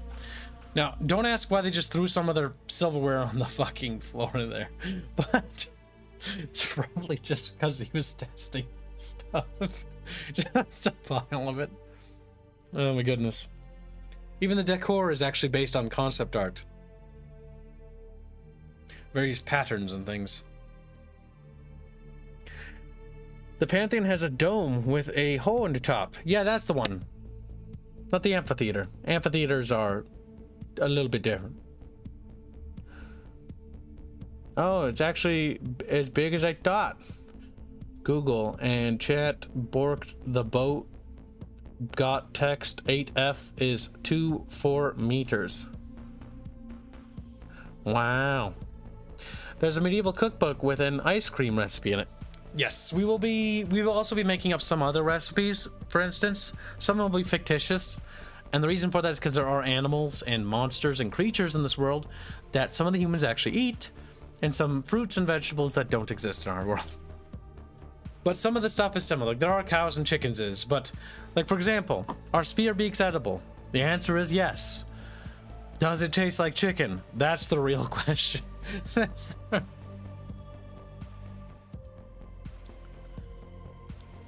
And so here's some of the pikemen concepts, by the way, for the tabletop.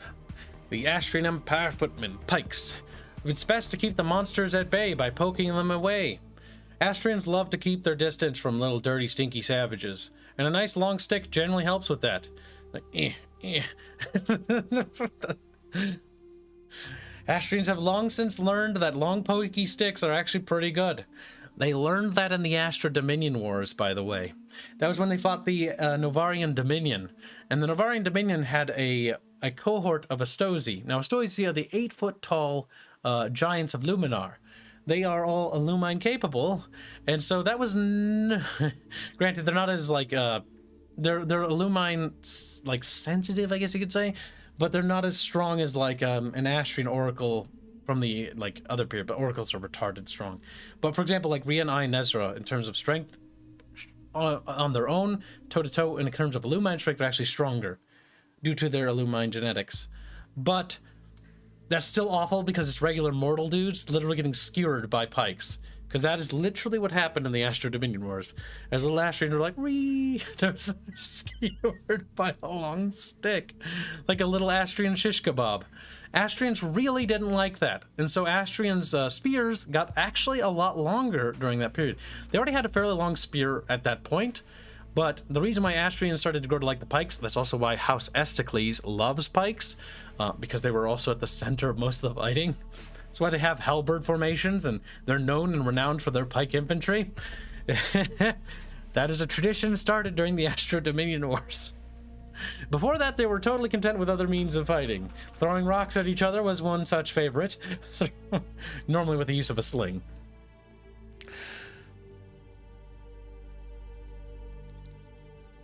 Oh yeah, I do think the cooking and food is just as important as the art. So we were actually talking to one of our new environmental artists about the art of Astrians, and not like the art that we draw, but their art and their beautiful art style, because we're in the process of evolving and developing the Astrian art aesthetic. It's inspired by sort of Greek, Roman, and different Persians and stuff like that, but we're developing their sort of own flavor of their own art so that they too have their own art style, in the same way that the Nafir's art style is also developing very slowly, but is developing as well. And each culture has a different artistic understanding. They're also artistically designed. Just like they also have their own cuisine. Astrian food is very different from Nafir food.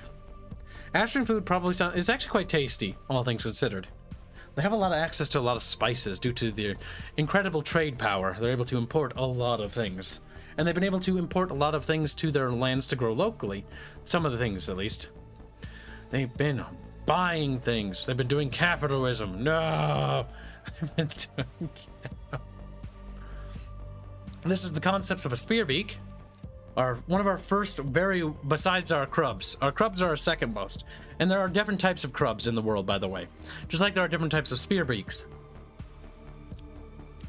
But one thing to take away from this is there are different types of spearbeaks or different types of variants of different things. Crubs, by the way, are crustaceous-like animals that dwell in the continent of Vatsy. Vatsy is a most inhospitable continent. It is by far the most quote-unquote alien, I would say, on the entire globe of Terrestria, along with Krynos, the deserts of Krynos specifically. There's a lot of weird things that live there. Humans aren't necessarily the apex predator, and that's why Vatsy has not had successful aspects of colonization. Astrians, when it comes to their colonial efforts, actually started in their fairly early, like, medieval period, because they bumped into continents fairly early. They're like, oh, look at that. Actually, even before then, technically. During their antiquity period, they were technically bumping into each other.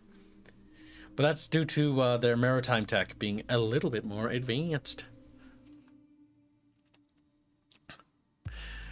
So many ships did die, though. I want to point that out. While they could go to Avagaria in that time, and there was an early colony in Avagaria, the reason why it hasn't grown so much is because getting ships to and from Avagaria is actually something I haven't quite talked about, because there's a myriad of problems. Even in 1022 AE, it's not the safest of journeys, to put it lightly. That's why eventually when the colony severed its connections to the Empire, after it was won from the Navarian Dominion, the Astrians didn't really care, because it wasn't very profitable. It was more like a burden tied to their ankle that they were sort of just dragging along. Like, it just wasn't doing it.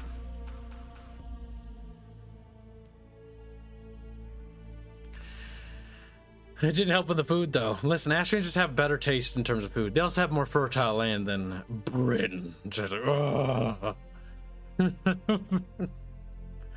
hey, big doggo, to use pet. It's a burb, actually. Like, what? You didn't have wings? It looks like a burb. So they are in the Renaissance period in current time? Sorta. Except they never had a dark age, so there's no Renaissance, if that makes sense. That's one thing to remember. The Astrians never stopped being Astrian, really. Like in terms of like their height or zenith, they never really regressed. I mean, they got their ass kicked by the Nafir for about 2 centuries, but that's because it's not even necessarily Armain Vala's fault, because Armain became the Empress, but it's actually the fault of the War of the Five Emperors is what caused it, due to just absolutely hemorrhaging the Empire in terms of its treasury, hemorrhaging its military, getting all of their best generals killed, and leaving them in such a tattered state that they were just easy pickings. That's also why the Astrian Empire that was in Krynos for a while also collapsed. Actually, it's not even there anymore. Like, there's just slivers left, because they had the northern part of Krynos under their domain as well. They lost all of that. They have like a small holding, and that's just the held by one of the weakest houses, House Helvis, but also one of the most durable. They're very warrior-esque. They are made up of Esteclesian colonists from long time ago, back when the Astro Dominion Wars were happening. The Esteclesian kingdom was trying to colonize that little peninsula. It was like, I want to live here. No social decline? No, not really. They had social changes. This big social decadence in Astria was actually during the Republic Age, and was actually at the end of the Republic, due to the various great families just basically being in control of everything, basically like oligarchies. These oligarchs basically controlled everything. And the Senate was just this sort of like thing that was useless. Sort of like it is now. Because the Astrians believed in a Senate, and the Senate is made up of different representatives from various city-states originally. However, not like that anymore. It's very different. In the High Astrian Empire age, there was the Senate, there was the... first there was the governors and the great generals, then there was the Senate, which sat above them. And above them, well, not necessarily above them, but separately, was the High Kings. And so the High Kings would answer only to the Emperor. They would not have to answer to the Senate, because they don't have to do that. The Senatorium would have to answer directly to the Emperor as well. Just like the Celestial Order answered to the Emperor, actually. So it was one empire under one emperor. She's like, oh my god! Except under a pantheon of gods. You're like, oh no. It is almost a Constantinian quote. Almost there. Not quite, though. We almost got their little bucket fish. Look at that. That's Kriya. I don't know why I grabbed that image. I think I might have grabbed it by mistake. Well, it's a really good image. Kriya is a oracle from the Republic Age, back when oracles were legal to actually make. They are not legal to make anymore because oracles are not all there. They're a little bit nutty upstairs. It has to do with how they're raised and how they're trained. They do some pretty nasty things to them. We'll do a proper lore video on that at some point once we do the Age of Canar stuff. But they are quite different. They're also extremely powerful. Look at that. This is talking about the refinement of art, by the way. So our art team works together to basically fix pictures and whatnot. But here you can see a lot of things. Like Carlos helped a lot with the plate. And you can see that the plate has actually got the different decals is actually the decals that we've designed for the Astrian plates. Because they have different sort of art aesthetics. And so it's all these little details. I actually really like Show's painterly style. It's really good for the like promotional pieces and whatnot. No cleavage, 0 out of 10. Actually, it's more about expressing beauty was the idea. And trying to visualize the beauty of the Astrian culture. Because the entire idea with a lot of these art pieces is to visualize what beauty is to the Astrians. Beauty is the idea of, like, you know, being not only peak of shape, but being healthy and being, you know, at peace with oneself. And also just living life and taking time to enjoy the aspects of life. The Astrian way of life, so to speak. Being allowed to live one's own life, and everyone sort of having a slightly individualistic mindset. Ah, the old Astrian Empire. It's so beautiful. It's so wonderful. But sadly, the War of the Five Emperors happened, and so the great governors and generals gained a lot more power, and they became great houses. Some of these families have been already starting to get a lot of power during the high imperial era anyways, but basically what happened during the War of the Five Emperors was that's where the great houses were really born. Because Armaine had to make deals in order to try to save her siblings and all that, and in order to try to bring peace to the realm. And managed to save most of them. Not all of them, though. All the art is actually posted in the Discord. We will get a dedicated art section on I Do Want the website. So yes, that is a plan, by the way, for the website to get a dedicated art section with little fluff pieces next to the art. Because this art is spectacular. We're not going to include every art piece there because we're going to save a lot of the concept art and a lot of other special art. This art is not one of those pieces, by the way. But a lot of the concept art will be saved for the art book. Which there is so fucking much, you have no idea, little bucket fish. I don't remember where the download link is exactly, but I do know where to help you find it. If you do go to our Reddit, it'll be easier. I know I hate Reddit too, but listen to me. In Reddit, it mostly archives images. If you don't want to go to Reddit, go to Patreon. Our Patreon has all the images freely available. You do not need to pay a penny. You should simply be able to go to Patreon and download the image from there, actually. I think Patreon probably has the highest quality. Reddit might as well. But I post all the same art that we share on this web on there as well. So the Aya piece should be there. If it's not, let me know and I'll update it and have it sent there. But it should be on the Patreon. Patreon is free to look at. The images are higher quality. The reason why I recommend Patreon over Subscribestar is because Subscribestar has a file size limit and the images are actually slightly smaller on Subscribestar than they are on Patreon. They are much bigger.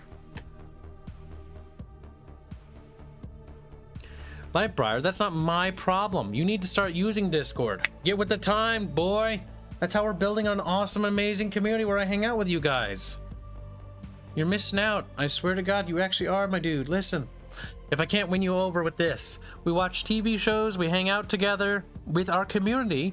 We even play games and do stuff. I haven't had a lot of time to play video games because I've been so busy, and my plans for doing a community event today, which was going to be a surprise for Sally, has been ruined because my car broke. And so now I can't do too much. So I'm just mad about it. Reddit sucks for poly squeaks? Yes. But the thing is, the only reason why I use Reddit is I'm simply touching everything I can to put our content everywhere so that many eyes can see it. Because we're small. The only way we're going to get big is whether people help. Discord is a Chinese botnet? Well, maybe so, but also there's no bots on our server. If there are, we ban them. Seriously, our private server's pretty cool. Consider checking it out. Don't be a little baby. Give it a shot. And if you don't like it, you know, at least you tried it. At least you can say, like, you know, I tried it. I didn't like it. You know what? I appreciate that. You know, I'll honor that. But it will not honor you being a coward. You have to at least try it. It's like, you know, if I were to recommend like a certain burger to you, like I'd expect you to try it unless you're like allergic. I'd expect you to at least taste it. And you're like, you know, you like the flavor of it? Found some images on Patreon, quite good. Yeah, there should be quite a bit. You should be able to download them and keep them if you'd like. They make great wallpapers, I'd like to say. They really do. So here we have our inventory UI. This is something that is quite exciting. Why? Because I've made the UI docs ages ago. This stuff has been done for eons, but we've finally got around to actually making them. See, I'm a bit autistic, and so like when I want to get something done, I like focus on it, and I try to get as much shit done with this as possible. So I worked so hard on designing the game out that I got so far ahead of the programmers and so far ahead of the artists that we're mostly just making art catching up to where I am currently. That's the worst part. Now, the only reason why we're able to catch up as fast as we are right now is actually due to your donations. So thank you very much for all your donations today. I'm not going to give you a plant burger. I'm not an asshole. All right. Kibs, yeah, your Discord is good. It's one of the best, and we pride ourselves on the fact that we gatekeep our community, and it is one of the best Discord communities out on the market. Now, it's like, Kib, can I join and make friends there? It's on you to make friends, you muppet. I can't hold your hand. You know, you're gonna have to socialize. I can't believe how many people I get that do that sometimes. Like, Kib, I joined it, but I don't have friends yet. It's like, well, maybe you should try talking to people. Like, if you're a dick to somebody, I can't be held responsible either. Just follow the rules. Oh, I swear to God, I have to hold some chatfish's hands. They're just so confused and startled. Win update on the fishing minigame. Probably gonna be a bit still. I guess I could poke at Bubbles about getting a design doc set up. So like Bubs is around often anyway, so he's got free time. Because if we can get a design doc set up, I can actually get the concept whipped up like this in maybe a day and a half. It took us a day and a half to produce this art. Actually, no. No, I'm sorry. It didn't take us a day and a half. It took us a day to produce this. That's how long it was. And also, welcome aboard, Jazzy. Welcome to the channel. But yeah, so this is the UI. I'm really happy with it. I like the search bar. And you guys need to say stuff. You need to be like, oh, Kib, what if it had like a dildo on it or so? I don't care. Like, okay, maybe that would be a stupid suggestion, but you know what I mean? Like suggestions about things, because some of you little bucketfish have ideas I need to rip out of your heads because they're golden gems waiting to be polished, and only you have the power to rip it out of your skull. Okay. I want to spend 4 hours fishing while the empire crumbles around me. My God. Terrible. There's been suggestions about a cooking minigame, and I tell you this, chat. We keep growing at our current rate and making more and more money. You might get your wish. You might make Sala's day. Goddamn Sala having to start pitching a fucking goddamn cooking minigame. But the only thing is, the cooking minigame has to do something of substance and value. It would actually put the cooking and food lore to actual relevancy. Wouldn't it be cool if it actually did cook? Like you could learn how to cook from it? That'd be kind of cool. That'd be retarded, but that'd be cool. That's extremely autistic. You can learn how to cook fucking crubs. Oh my God. Red crubsters. Where are medieval dildos? Oh my God. Is that a burger icon on the rightmost? Yes, these are placeholder icons. That is indeed a literal burger. It's just ideas for filter tabs. Those are filter tabs. There's the all tab, a search function, which will allow you to search, to automatically search key items and things you need. The various war gear, your equipment. We figured that it's kind of pointless to have like pants, glovings, because I can't even animate that anyways. So you have different outfits. And not all of it will be visually represented. In fact, very few will, because in order to do that, we're gonna need to triple the budget so I can hire 2 more animators. So I can learn how to make lobster bread. Oh my god, little frog man, you're a good man. If you're thinking of that delicious fucking, what do you call it, cheddar bread biscuits, those are so good. I love that. Cheddar biscuits are delicious. I learned how to make them myself because the Red Lobster biscuits were so good. It's just a cheddar biscuit. You can literally Google it, cheddar biscuit recipes, and you can literally figure out how to make your own. Some pretty good recipes out there. But yeah, I'd like the idea of like being able to make recipes and stuff. That'd be kind of cool. And then basically what food you eat does give you different bonuses and buffs. Similar or akin to that cool game, that really cool game I like a lot. It's not called Scalagram, that's a cool YouTuber. It is Nordic themed though. What is it called? It's called something. It's called, oh, it's on the tip of my tongue. I don't know what it is. It's a Viking game. It's like a game where you walk around and you can do stuff. Not Fornos. That's the thing in Lord of the Rings. Oh, names are hard. Not Shadiversity. That's literally another sword, bro. God damn it. I'm having a hard time with names. Valheim, thank you. I'm just like thinking about anything related to swords and medieval stuff. Not Skyrim, goddammit. Not Skyrim. Valheim, where if you ate certain foods, you get bonuses. I like the idea of that because it sort of rewards you. Yeah, I'm not the biggest fan of Skyrim. I get very bored of Skyrim. Like, I love the idea of Skyrim, like this cool Nordic landscape to explore and waddle around in. But every time I play it, I think I just want to kill myself. And I think it's the combat system. I'm not entirely certain, but it's like, it's just click and bonky things. And it doesn't feel like there's really too much weight to the combat system either, which makes me a little sad. Maybe it's because I played vanilla. I played vanilla Skyrim like once and I beat it. And I was like, this was awful. Why do people like this game? I never played Oblivion. I think I played Morrowind for like 20 minutes. And I was like, we need to stream the multiplayer for this because I bet it'll be funny. And then Bubbles got mad. Adzical donates 50 Aussie bucks at Kibs. Is there an equivalent to the Bronze Age collapse in Terrestria? Bronze Age collapse, not necessarily. I'm trying to think.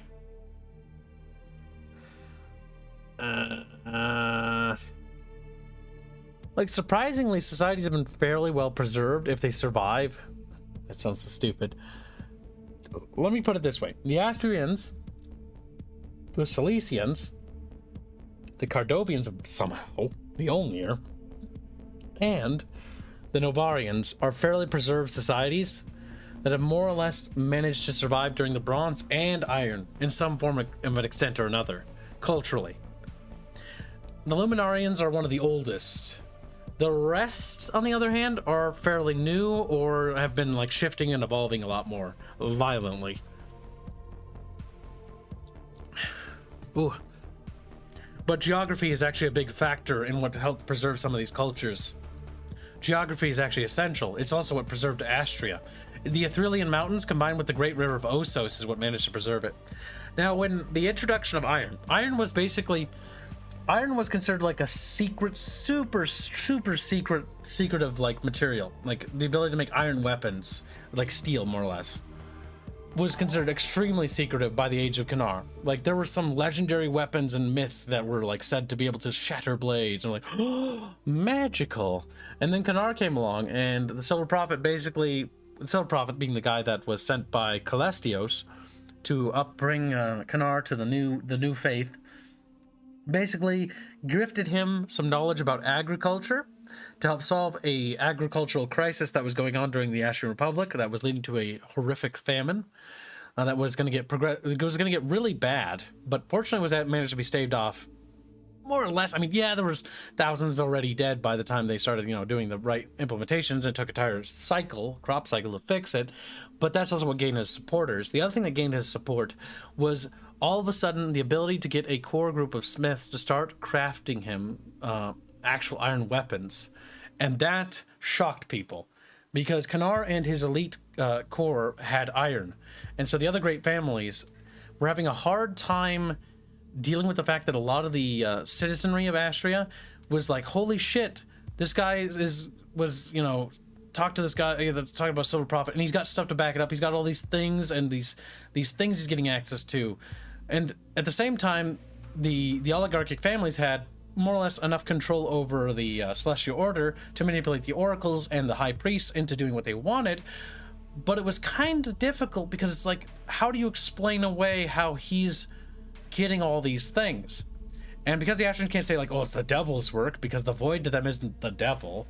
The void is like an entity of like complete and utter like oblivion, like the idea of it's nothingness. And that's something that the Astrians fear, the idea that all they built, all they've labored to do, all the art and song they've made will be eaten away at and reduced to nothing, and all their lives will have amounted to, and their souls will be reduced to nothing. That's the thing they're afraid of the most. The idea of the void. So they couldn't really go like, oh, he's Satan.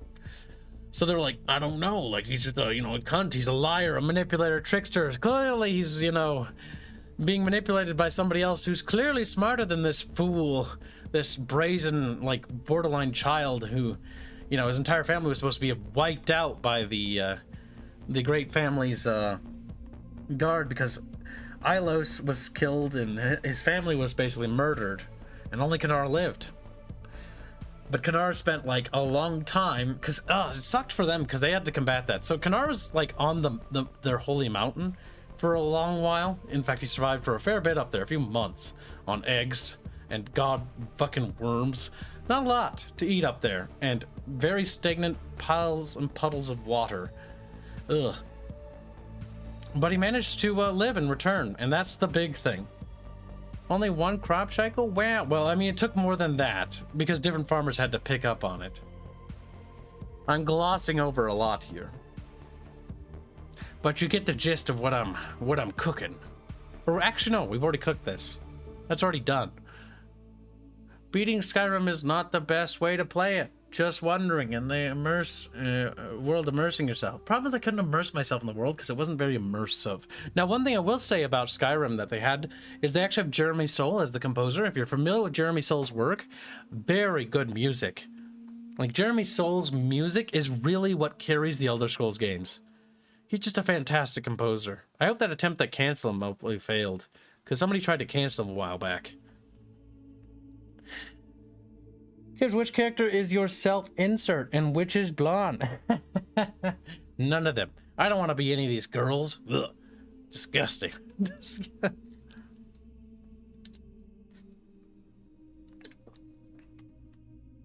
No, when I play RPs or do like role-playing games, I like to play characters that aren't me, because it's more cool and fascinating to play something that isn't you. It's exciting.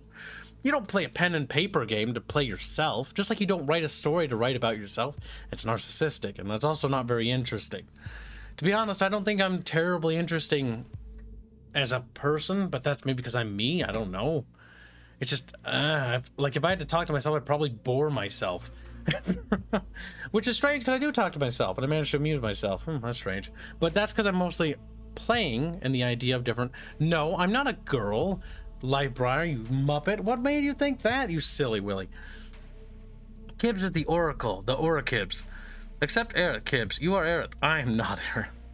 Aerith is a little autistic spurg in a different kind of way. And she's definitely a girl. Look, disgusting. Disgusting. She's got cooties. Skyrim was just the Canadian Rockies. Nice.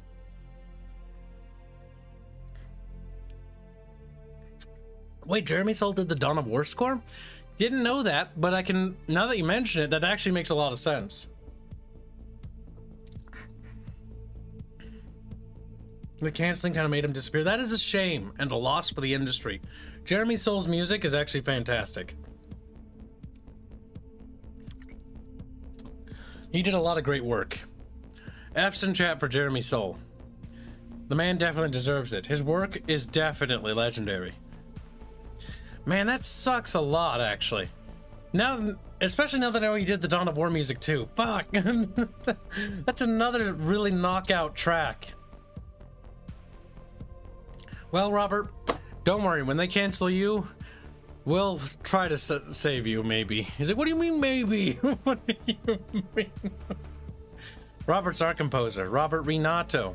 Music we're listening to is actually composed by the lovely, beautiful Roberto. He's like, no, tee. Oh, no, Robert, stop. You're embarrassing yourself. Difference between your game versus Elder Scrolls. Differences between, well, first difference would be that our game is sci fantasy and theirs is straight up fantasy. The second difference would probably be that our game is a turn-based tactical role-playing game. Theirs is a real-time sort of sandbox exploration game. My nose! Other differences would probably include quite a bit when it comes to their interpretations on certain things. Like, for instance, they have orcs, we don't. They have elves, we don't. They have dwarves that we don't.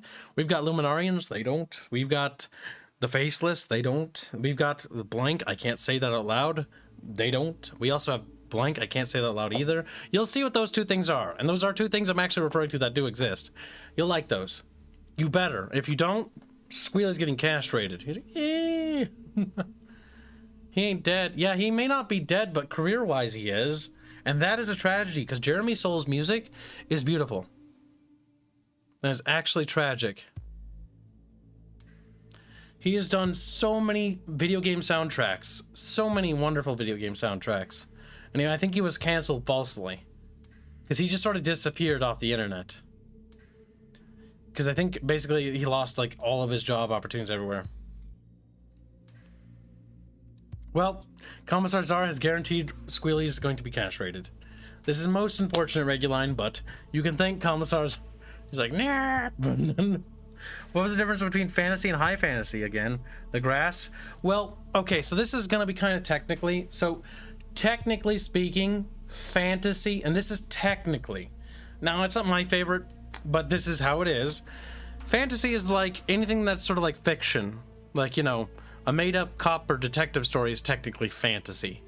Like a medieval made-up story about a knight saving a princess from an evil baron is fantasy.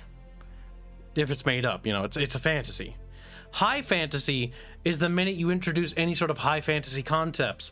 Any sort of magic or magical beings of any type. The minute there's a fairy, the minute there's a orc, it's high fantasy. That is high fantasy. Because I remember looking up this definition a while back and actually not liking it. Because I personally like, oh, I thought low fantasy would like be like Lord of the Rings. No, Lord of the Rings is high fantasy. But that makes sense because it has wizards, it's got, you know, orcs, it's got magical beasts and stuff. Like, technically, yeah, it is high fantasy. I was always thinking like, oh, how crazy is it, you know? Like, Lord of the Rings is high fantasy, Warhammer Fantasy is high fantasy, Warcraft is high fantasy. All three of those are high fantasy. And no, there isn't different levels of high fantasy. That's another myth. It's just, it's high fantasy or it's not. Is science fiction or science fantasy? Is it science fiction or science fantasy? It's more like science fantasy.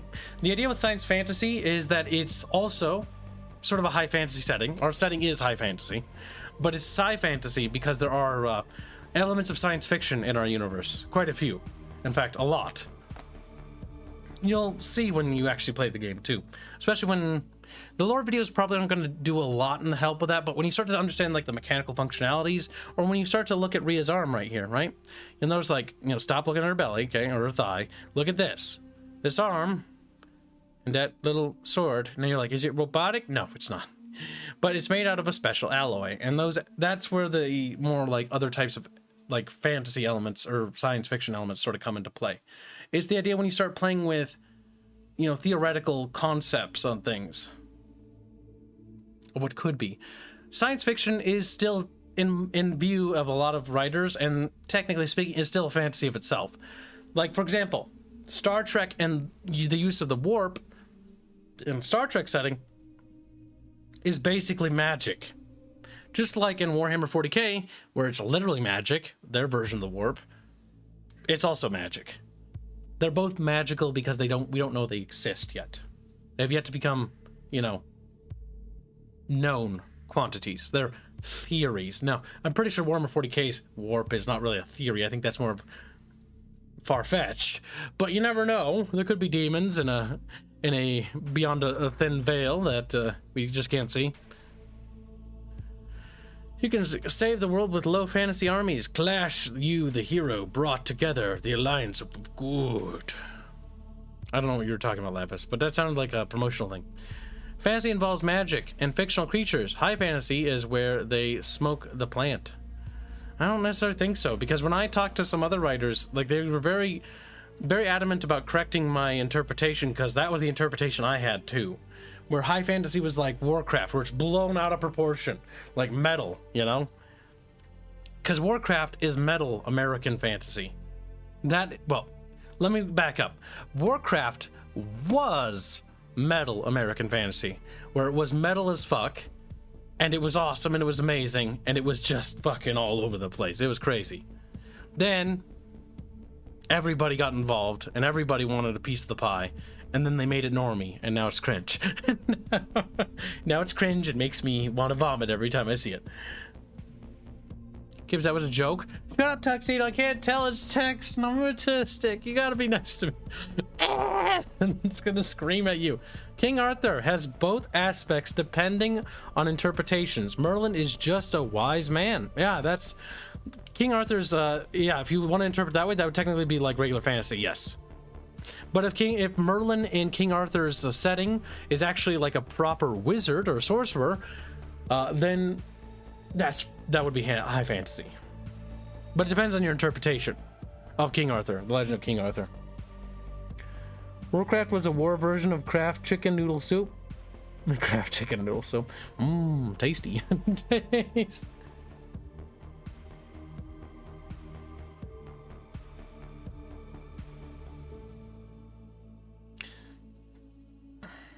My god, I'm glad I played it back once back. It was fun. I mean, you can still buy Warcraft 3, the original CDs, or just, you know, procure them via the internet.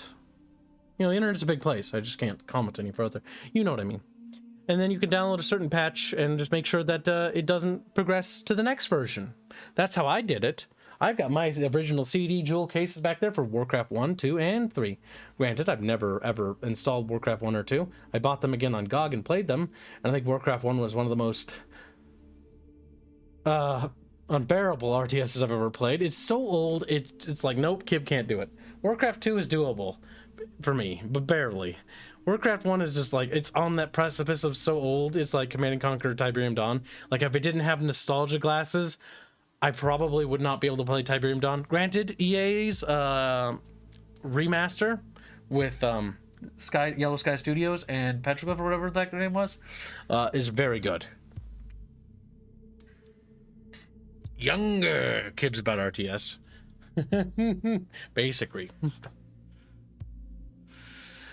Yes, around when you get to Red Alert 2 and Tiberium Sun, that's the era of RTSs I love, because that's when I think all the features that I really needed were then. Now granted, Red Alert 2 didn't have attack move, sadly.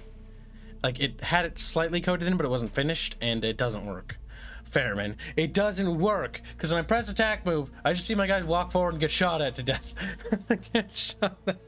William Icepain does $3 say, so because my story has magic, even though it's contained to primarily demonic summoning for a very few instances, means that it's high fantasy, even though everything else is grounded in reality.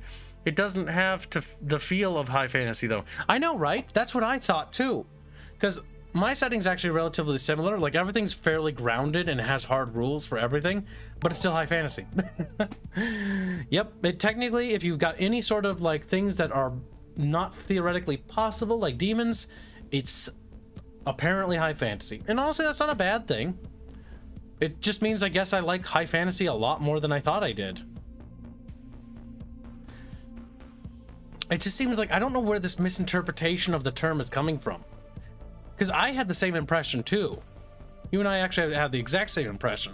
Because I was at a loss. I was like, what? Really? I did not think that.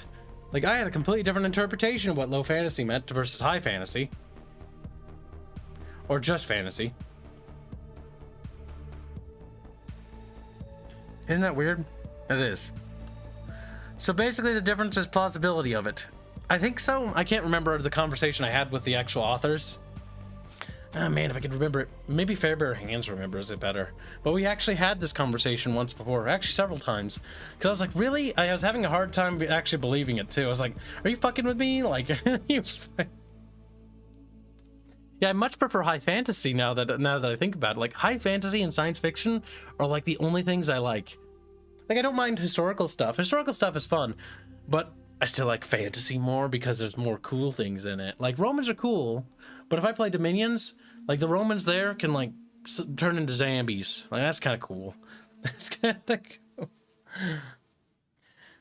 The Astrians. They still have a sort of Roman aesthetic to them, but when you start to look into the culture, they feel much more unique now. Very good. Enough of Rhea's belly button. Oh my god. This is, by the way, for an upcoming lore series. There's been some people asking me questions on how the lore series is doing. It's doing pretty good. I'm going to tell you guys of a problem I ran into, though. And you guys can let me know your thoughts, because it's an interesting problem. And maybe you guys will have the same issue, or who knows, maybe somebody's got an easy fix to it. So, we're doing the intro for the Battle of Broken Storm series, right? And so this is part of it. This is King Orestios. Now, King Orestios is not a king, a mortal king. He's actually an ethereal god. He's the god of the old celestial faith. He's the king of gods, married to Odessa, who was his wife, the queen of gods, unsurprisingly. And the king of gods was believed to have become corrupt by the Starborn, the ones who follow the new gods. And the Starborn basically cleansed the heavens of corruption and, you know, those that were tainted and twisted. Because a god, in their view, in the Astrian view, if a god represents fertility and like that, then that is what the god is as its entity. Stuttering. It can't really be twisted, and anything that twists it or bends it is like profane. It's repulsive. It's like, you can't do that. That's disgusting. And so something warped or twisted these beings into being something monstrous, something evil or vile. And it's their view is that it was the colossi, which are these great beings of like chaotic like energies that sort of forged the cosmos. And the gods originally, you know, not necessarily enslaved, but the old gods basically imprisoned them, that chaos, and brought order to the heavens. And then it was the idea that the colossi somehow warped or twisted Orestios and corrupted him and Odessa, and that's like corrupted the other gods into like chaotic like beings. And so it was the idea that the god of justice, the god Tyrannos, needed to cleanse the heavens and bring order and justice. That is why the mortals suffered during the late Republic age. That's what the Starborn people believe, because the gods grew like uncaring, unkind. They used to actually, you know, do their jobs, but now they aren't, because they become so twisted and corrupted by that energy. But there's a long story about how Tyrannos was tricked by Odessa to free the colossi, and then the colossi and him fought against the gods, slaying them, only to find out that Odessa herself was an evil bitch and basically betrayed Canar, destroying him. But Calestios was able to salvage his preserve his essence, and was able to remanifest him. And then Calestios, when Calestios remanifested his essence into a real being, he was with his children, the Starborn referring to the various women he had knocked up and had children with, because he was under the impression that it would be a good idea to create more gods, and the only way to make more gods is to make more kids. So Syra, for example, not the Empress Syra, but the goddess Syra is, if I remember right, Tyrannos. Yep, no, that's Tyrannos' firstborn, because after the war in the heavens is over, she and the other children were like, well, you technically slew the other gods too, so we believe that your entity, your being, might be twisted, and so I will take over as the new god of goddess of justice, and she also became the regent of the stars, the regent of the sun, most importantly. So she became the regent god of the pantheon, and Tyrannos submitted to becoming imprisoned in the Court of Treasury because they reviewed that, you know, just to make sure he didn't spread his evil corruption. I almost said the word taint, then thought that word sounded gross. Because chat, you know, I can't trust you. I can't trust. PPT, DLTD, don't tune Nuzuki bucks and say, must have chat fishing game. Chatfish are cool. Easter eggs? Yeah, probably will at some point. Little bucket fish items, you know, then you start cooking them on a little pan. They sizzle and they scream loudly. Ah! Sounds like an amalgam of various mythologies. Not bad, though. Oh, it was inspired by several, actually. So, yeah. I like mythologies. In fact, I really enjoy writing them. The Nifir one is the most exciting one for me right now, mostly because I'm just starting, like, really on the refinement process for them. The Astrian ones are pretty cool, but I'm already kind of done working on it right now, so... You know, that's the sucky part. Like, once I'm done, like, I've written it all, it's like, it's done now. It's like, oh, fuck. Like, I want to do it again, you know? Like, I want to do it again, but slightly differently. That's my problem as a writer, is that, like, I wrote Celeste's story, but I have, like, 8 versions in my head that are constantly running. I'm like, oh, that one would be so cool, though, but that one would be so cool. And then it's like, no, you got to commit to one. It's like, God damn it. God damn. Sometimes, because we're making a video game, you can do 2 things, and that is fun. That's where the multiple player decisions, where player interactions with the narrative comes into play, where you can actually be like, but what if the player does this instead? And then you'll be like, oh, cool. Now we can explore this avenue. That's the fun stuff. That's the stuff that gets me excited when I play a Paradox game like Hearts of Iron, where it's like, ooh, I can go down different paths historically, because just repeating history is boring. I'd rather do something new. Like restore the Roman Empire for the 30th time. No kidding. It's like, Kib, no. No. When you're just that Paradox guy. Look at me. I rebuilt the Roman Empire. Everybody does it. I get it. Now I'm in the phase of, I just want to make like little retarded empires that exist again, like the Austro-Hungarians again. Like, look, it's a retarded little empire. It exists again. It's like, that's why I like that demons can't take form in natural world, but exist in a different dimension. Yeah, we have this thing that's very similar to that. We have a veil. The veil is referred to as the layer between the mortal realm and the ethereal realm. Things can come through from the mortal or the ethereal into the mortal, and theoretically things could go from the mortal to the ethereal. But by doing so, there's some stuff that has to be done. A thinning of the veil has to occur in order for things to cross over. Certain areas, for example, the city of Amon, which is the former capital of the Novarian Dominion, the site of a great battle, the final battle of the Astro Dominion Wars, the third and final. During the siege, it was said that Nesri slew the Phoenix God himself, because it was viewed that the gods and the starborn gods like Syra and the other gods were fighting a war between the Phoenix God and his lesser ethereal beings, and was able to banish him from their own ethereal dominion, which banished him to the mortal realm temporarily, where Nesri was able to slay him in his mortal form. So that was a very unique instance where you had that crossover, and that banishing, instead of it being like, you know, the case where it was with Tyrannos' essence, where Celestios was able to preserve his essence so that he could remanifest his being, the Phoenix God is just a pile of ashes. And so the Ashen Order, as they call themselves now, which just sounds like cope so much when I think about it. It's just sad, like, oh, we got a pile of ashes, that's their God. They believe very much that one day their god will rise from the ash. Rise again! They might be like Confederates now that I think about it. Welcome aboard, Demifrost. Will there be canon decisions in the game, or will there be some major canon decisions and the less important decisions don't have a canon choice? Here's one of the sucky things about making an RPG game with decisions. Is limiting decisions. I hate doing that.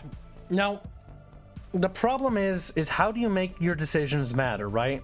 Because if we're going to make more games in the setting and the timeline's going to progress, then the butterfly effect of those decisions is only going to expand further out if we want to have them make meaning and have sense, right? Well, I've had a few ideas on this, and I'm not entirely certain on it still.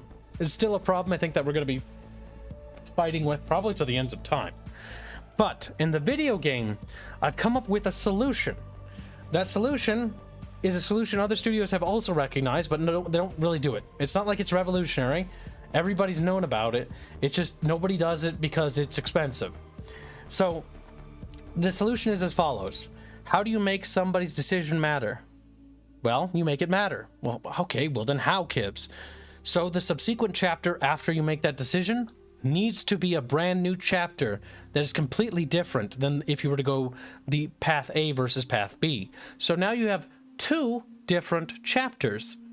Now that's a problem, because now you have 2 different games being developed in the same game in terms of now when you go forward, if you're depending on how many chapters you're going to go forward, and if you have another split that splinters again, that means more work. So instead of making like a, let's say a 14 chapter game, but you have a chapter split at chapter 10, that's now an 18 chapter game. You see how quickly that inflates?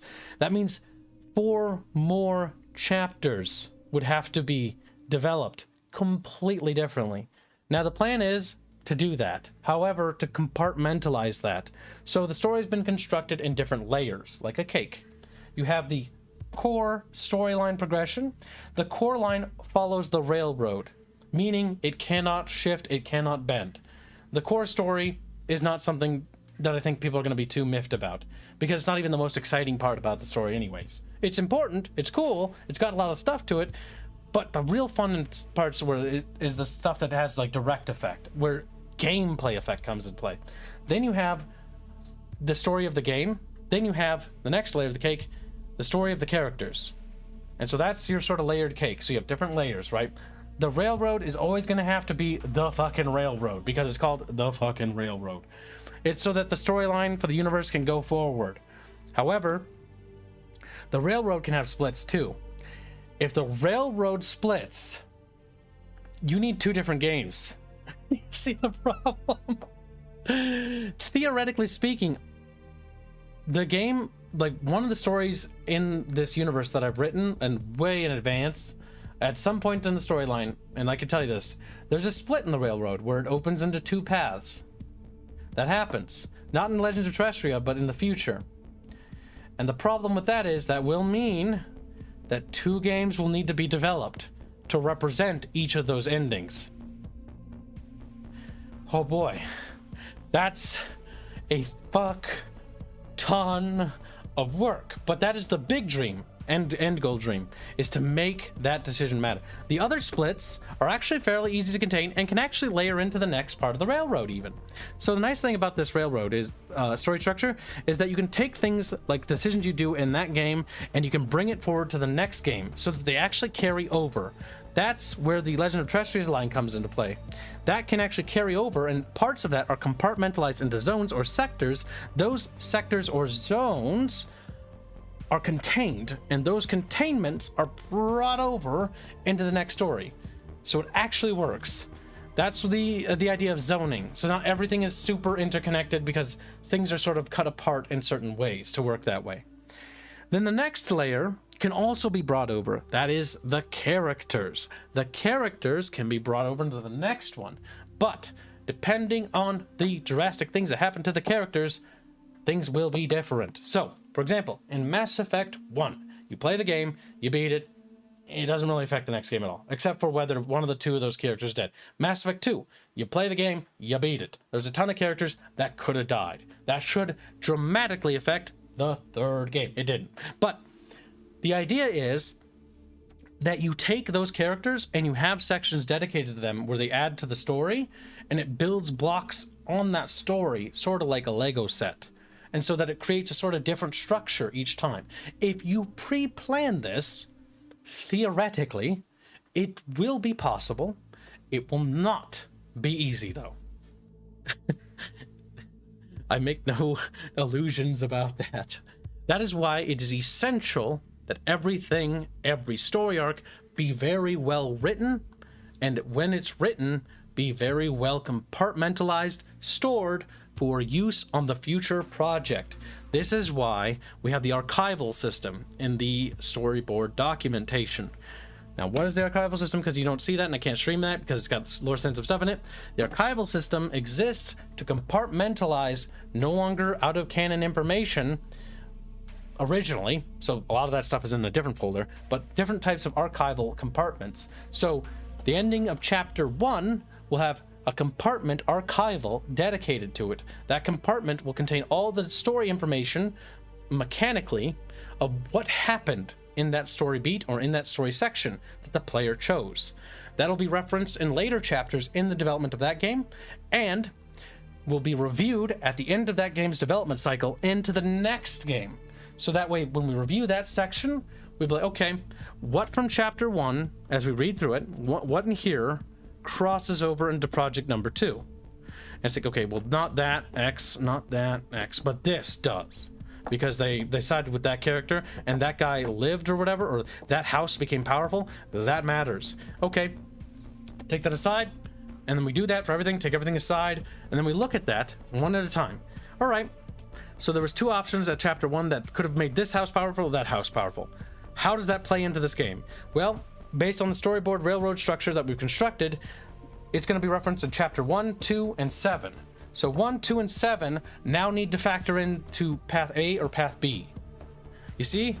Does that kind of make sense how that works? And so it's the idea of remembering, cataloging this information, then referencing this information again, and making sure that all the information and pertinent details are referenced there. That way, the decisions of what came before carry weight and what comes after. Now, that's narratively. Gameplay-wise, that's where more fun stuff comes into play, because our focus is to emphasize narrative into gameplay as much as possible. So your narrative decisions have video gameplay impact instead of it being like, I had a different cutscene, because that was, oh god, I can't get over that. So Mass Effect 3, I'm not as miffed as anyone else is, or about as everyone else was, like by comparison, but one thing that bothered me and irks me a lot is specifically the cutscene where you and the coalition you build are gonna fight the big bad being the Reapers, right? And you fight them and you're like, oh my god, we're gonna do this cool epic battle, and it's like it's a boring little cutscene that's slightly different if you got a bigger percentage, and it didn't affect the gameplay, and that really fucking irks me, because the thing is, that didn't do anything. Like, I can't get over that. And correct me if I'm wrong, but if it did, the differentials are so minuscule, I couldn't even tell the difference. Because it didn't seem to carry that much weight. Like, when you recruit the Quarians or whether you recruit the Geth, it didn't really do anything. What did that do gameplay-wise? What did that do? Besides give us, like, you know, Tally or the Beep Boop guy, you know, Legion. Like, that's not enough. That's a little bit. Like, we need more. So, in our game, theoretically, presented with a similar option, you'd control actual units, be able to play with them. So it's like, okay, cool, I get to play with like the Cardovian dudes, and they got like these cool like axe warriors, and they got this cool like magic system that only they get access to, so that they are completely unique the way they are. Or you side with the Galay, so you got their fucking ranting and raving priests about the singularity, and they just like rant off crazed delusional lines to inspire people, like frothing from the mouth. Like that is those guys are fucking special. I can't even tell we get art of them. Oh my god, we have a character that interacts with Rhea and Nezra like that, and I just imagine his interactions are just the most insufferable for them. He's like, you stupid heretical bitches. Oh. But either way, it's the entire idea of making decisions matter, both narratively and as well as gameplay wise, because I think that choice matters to the player, but it's important to understand that it is a video game. There is only so many choices possible in a narratively constructed, handcrafted style video game, right? Unless you're like AI Dungeon where you have procedural random encounters that don't mean anything. But this means something. So it's like, okay, how do you make this matter? And so it's like, okay, narratively you try to make it matter because the characters' reactions, their personalities, because the character centrism is a core focus of Legend of Terrestria. That's why it's important that characters and their interactions and their behaviors are signified. And so that when they discuss things, when the characters are entering a town, they'll mention stuff about the town. Maybe it's the first time they visit. Maybe there's a character that's been here before and they have a history of this town. But your interactions with the town means that the characters' conversations in small little details like that, in small idle conversations when exploring, or even revisiting the same location again, a second time, or perhaps a third time, will have new conversations or new dialogue to add to that situation. Does that necessarily mean that the encounter in that instance has particularly changed? No, but it's little details like that that give weight to the decisions you make. And those little details add up together with the gameplay elements, with the actual narrative elements where the branchings do matter. And so what you get is a far more immersive actual impact in the story than you would have otherwise gotten. That is the theory behind it.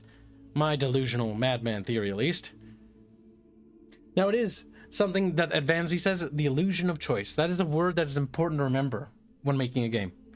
The player only has so much choice. Because the thing is, reality is, you can only make so many endings. You can have an AI generate it, and at some point AIs will generate more endings and whatnot, but they won't really carry the same weight because they're not going to have art behind it. They're not going to have soul in the same way. The important part is that each ending you create should have such weight and such impact that each ending feels like it does something, you know? So if you get a certain ending, like, I have to be careful what I say. If you get a certain ending where something bad happens, that bad thing should, in a way, be kind of cool. That's how I view it. Like, what if, hypothetically, the Astrian Empire doesn't necessarily collapse, but is fighting, like, something, I don't know, like, maybe it collapses, maybe it doesn't, but something happens to the Astrian Empire as a nation state that radically changes the landscape of this region. Let's say it does collapse, right? There will be different people occupying, vying for power in that region. There will be people trying to restore the empire. There'll be people trying to build something new from the ashes. There'll be people trying to carve out as much as they can before it, you know, is solidified into a new organization or a new state. And so there's tons of stuff to work with that. Because it's interesting. Like, what if the Nephiric Horde collapses? What does that signify? Well, the High Kingdoms will rise up in rebellion more effectively, because if the Nephiric Horde has no leader, like, it will have problems and the Horde will fracture. Does that mean the Nephiric Horde will be, you know, defunct as a faction? No. But it will be severely weakened on the geopolitical landscape of that region. And so it's interesting because you got to think about the hypothetical paths that those do, you know, take.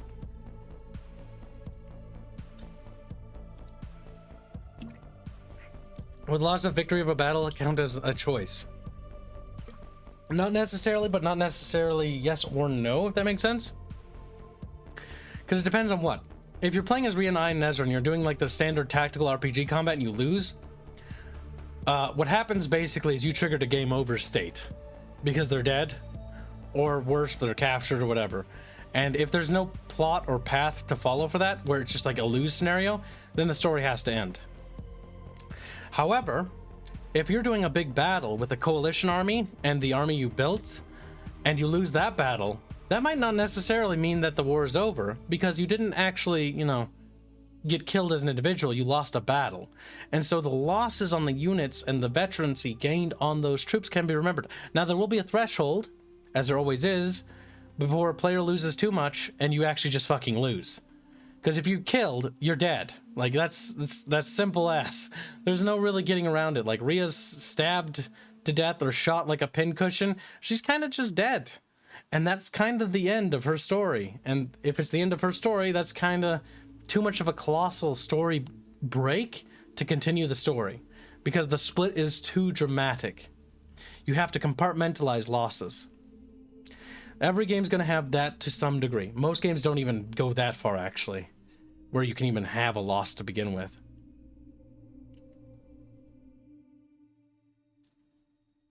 I always hated forced battles. Oh, you mean like that, where you lose battles where you win? Oh no, there's clever ways of actually getting around that. So let's say hypothetically we have an encounter with Rhea, and Nezra, and they fight some early boss or something, but you're expected to lose, but you manage to win. That's cool. That should actually have a story element to it. In that case, yes, you can do stuff with that. Like, let's say Rhea and Nezra, like, there was somebody's trying to abduct them and take them as, like, hostages to use for ransom to get a large sum of, you know, Imperial dosh to basically buy stuff or whatever, gold or whatever, or to get concessions or something. Then you beat that guy instead. And then you get like an ulterior follow-up like section to the game for that instead. So instead of like having like an escape sequence, you now have a sequence where you're just running amok, slaughtering the little bastards that were trying to capture you. That could be cool, and there's definitely a reason for doing that. There's a reason plot armor is a concept, says Ragnarok. There's a reason why it exists, and there's a reason why it's important. The most important part about quote-unquote plot armor is to write it in such a way that there isn't actually plot armor, because the story doesn't necessarily need quote-unquote plot armor, if that makes sense. Like, for example, the characters escaping in A New Hope is not plot armor. It's actually well written, funnily enough. In A New Hope, the reason why Luke and Han Solo and everyone escape the Death Star is not because the Imperial Stormtroopers couldn't hit them. It's actually because they were ordered not to. They were ordered to allow them to escape. And that is the most important part to acknowledge with that story. That's why A New Hope is actually very well written in its journey, and that's why the Empire's arrogance with like letting them go and doing that comes to bite them back later. And it feels so epic when it does. The payoff is so huge when Luke destroys the Death Star, because the little underdog actually won in spite of how stacked the odds were against him. That's why in Empire Strikes Back, it's so cool that they capitalize on that. They capitalize on that by literally... I don't even know what you're talking about, Squealy. I'm not talking to you. But either way, that's why it's so cool in Empire Strikes Back that the Empire actually just kicks the living shit out of the Rebels. The Rebels just lose. The end of the movie is a huge L for the Rebels. They lose pretty much on everything. They lose their little rebel base. Han Solo gets captured. Luke confronts Vader and gets his ass kicked and loses his arm in the process because he wasn't ready and he was arrogant. That is fucking cool. That is why A New Hope and Empire Strikes Back are so cool as movies, especially side by side. Because A New Hope is so cool because of how it does the hero's journey, and it follows the conventional methods, but the payoff is so good. And then the follow-up to that is the Rebels getting their ass beat. Despite their heroic victory, despite all the things they had done, they're still not ready to defeat the Empire. That is cool. In the other book, they even talk about the officer tells Vader he hopes his gamble pays off. Yep. That's why, I forget the actor's name, but the Admiral, oh god, what is his name? The Grand Moff, Tarkin. He says to Vader's like, I'm taking an awful risk, awful risk, Vader. Or something like that. I can't remember the quote exactly. Because he's taking a risk by allowing them to escape with the plans in the hopes that they'll be able to find where the rebel base is. It is a risk, a careful gamble, because the rebels escape with the plans to destroy the Death Star, but the Death Star is, you know, the thing that's going to destroy the rebel base. So their gambit is that the rebels aren't going to be able to mount a resistance effective enough to take out their battle station. The issue is they are, despite being underarmed and undermanned. They do the impossible. The rebels lose a fuck ton of people in the process, and they don't actually cover what should have happened in between that was in the story, because afterwards, the Empire kicks the ever-living shit out of the rebels on Yavin. They send in a ground force, and they absolutely massacre whatever defenses they have. They have to flee, if I remember right. Like, the rebels flee Yavin and go to Hoth. But that's an example of it. It's like, the good guys are actually not doing that well. They're actually losing as much as they're winning, and it's just pure luck they win. Now, I think Return of the Jedi was not very well handled, but that's another topic for another conversation. But that's just my point about stories and stuff. This had better work. Oh, yes, Blade, thank you. He says, I'm taking an awful risk, Lord Vader. This had better work. Yes, because he was risking everything in the hopes of finally putting an end to the rebellion for good. It's pretty cool. I like it. Luke wasn't arrogant. He cared immensely about his friends. Well, he was arrogant in a way because he was too focused on his desire to save his friends to not realize his own value as a Jedi in the rebellion, because he's trying too much to do what he wants to do when he should realize that his friends are making sacrifices and he needs to make sacrifices too, because part of war is understanding the importance of sacrifice. You know, his friends being in need of help, you know, it's a tiring thing, but he has to remember that there are bigger stakes at play here. There is a galactic war going on, and that's why he gets his ass beat. That's also why they escape basically without his help anyways. Is your story going to be an audiobook, Kibs? If somebody wants to do a novelization of our video game, I wouldn't mind. I'd be humbled. If somebody would like to narrate it and turn the novelization of the video game into an audiobook, I would also be honored as well. And I would also give them a large cut. Or a large sum of cash, one of the two.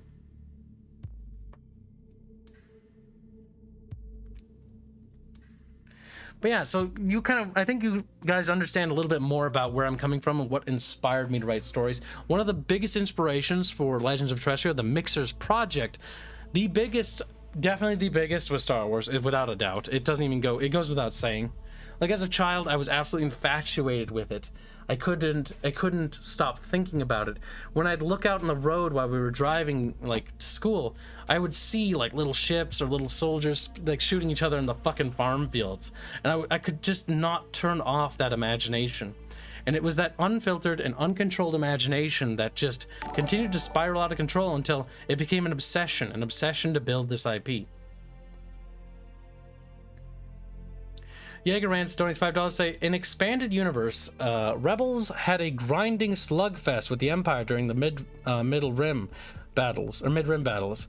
Some stuff the writers mentioned make world wars seem like minor inconveniences. Yes, the extended legend stuff, when it came to the rebellion fighting the Empire, makes the rebellion sound way cooler. Not a lot of people know this, and if you're not super into Star Wars besides seeing the movies and some of the video games, like, some of the battles in the extended lore were so cool. Like, they were colossal. Like, people are like, oh, Warhammer's so cool and has big battles. But people are like, but Star Wars has cool big battles too. Like, they both do. And people get so... I find it weird. People get so... favoritist, I guess, towards certain ones. See, I still like Warhammer, all things considered. I may bitch and moan about it, but deep down I still care for it. Even if it isn't nearly as much as what it used to be when I started getting into it. And I think it boils down to... I'm disillusioned, not by the fandom, though in a way by the fandom's willingness to cancel Arch. That also made me a little disillusioned there, more than I could say for Star Wars, because that was saddening to see people tear each other apart like that. Space Monkey donates $5. So in an alternate universe, Disney faithfully did the Thrawn trilogy, followed by Dark Empire. I'm glad AI tech will one day make this possible. That is one benefit of AI technology. AI technology should not be used to subvert or destroy the little guys like little baby Kib. It should be used to rewrite Star Wars. Because what better way to redo the entire Star Wars thing than to use that incredible voice acting software where it actually mimics like people's voices.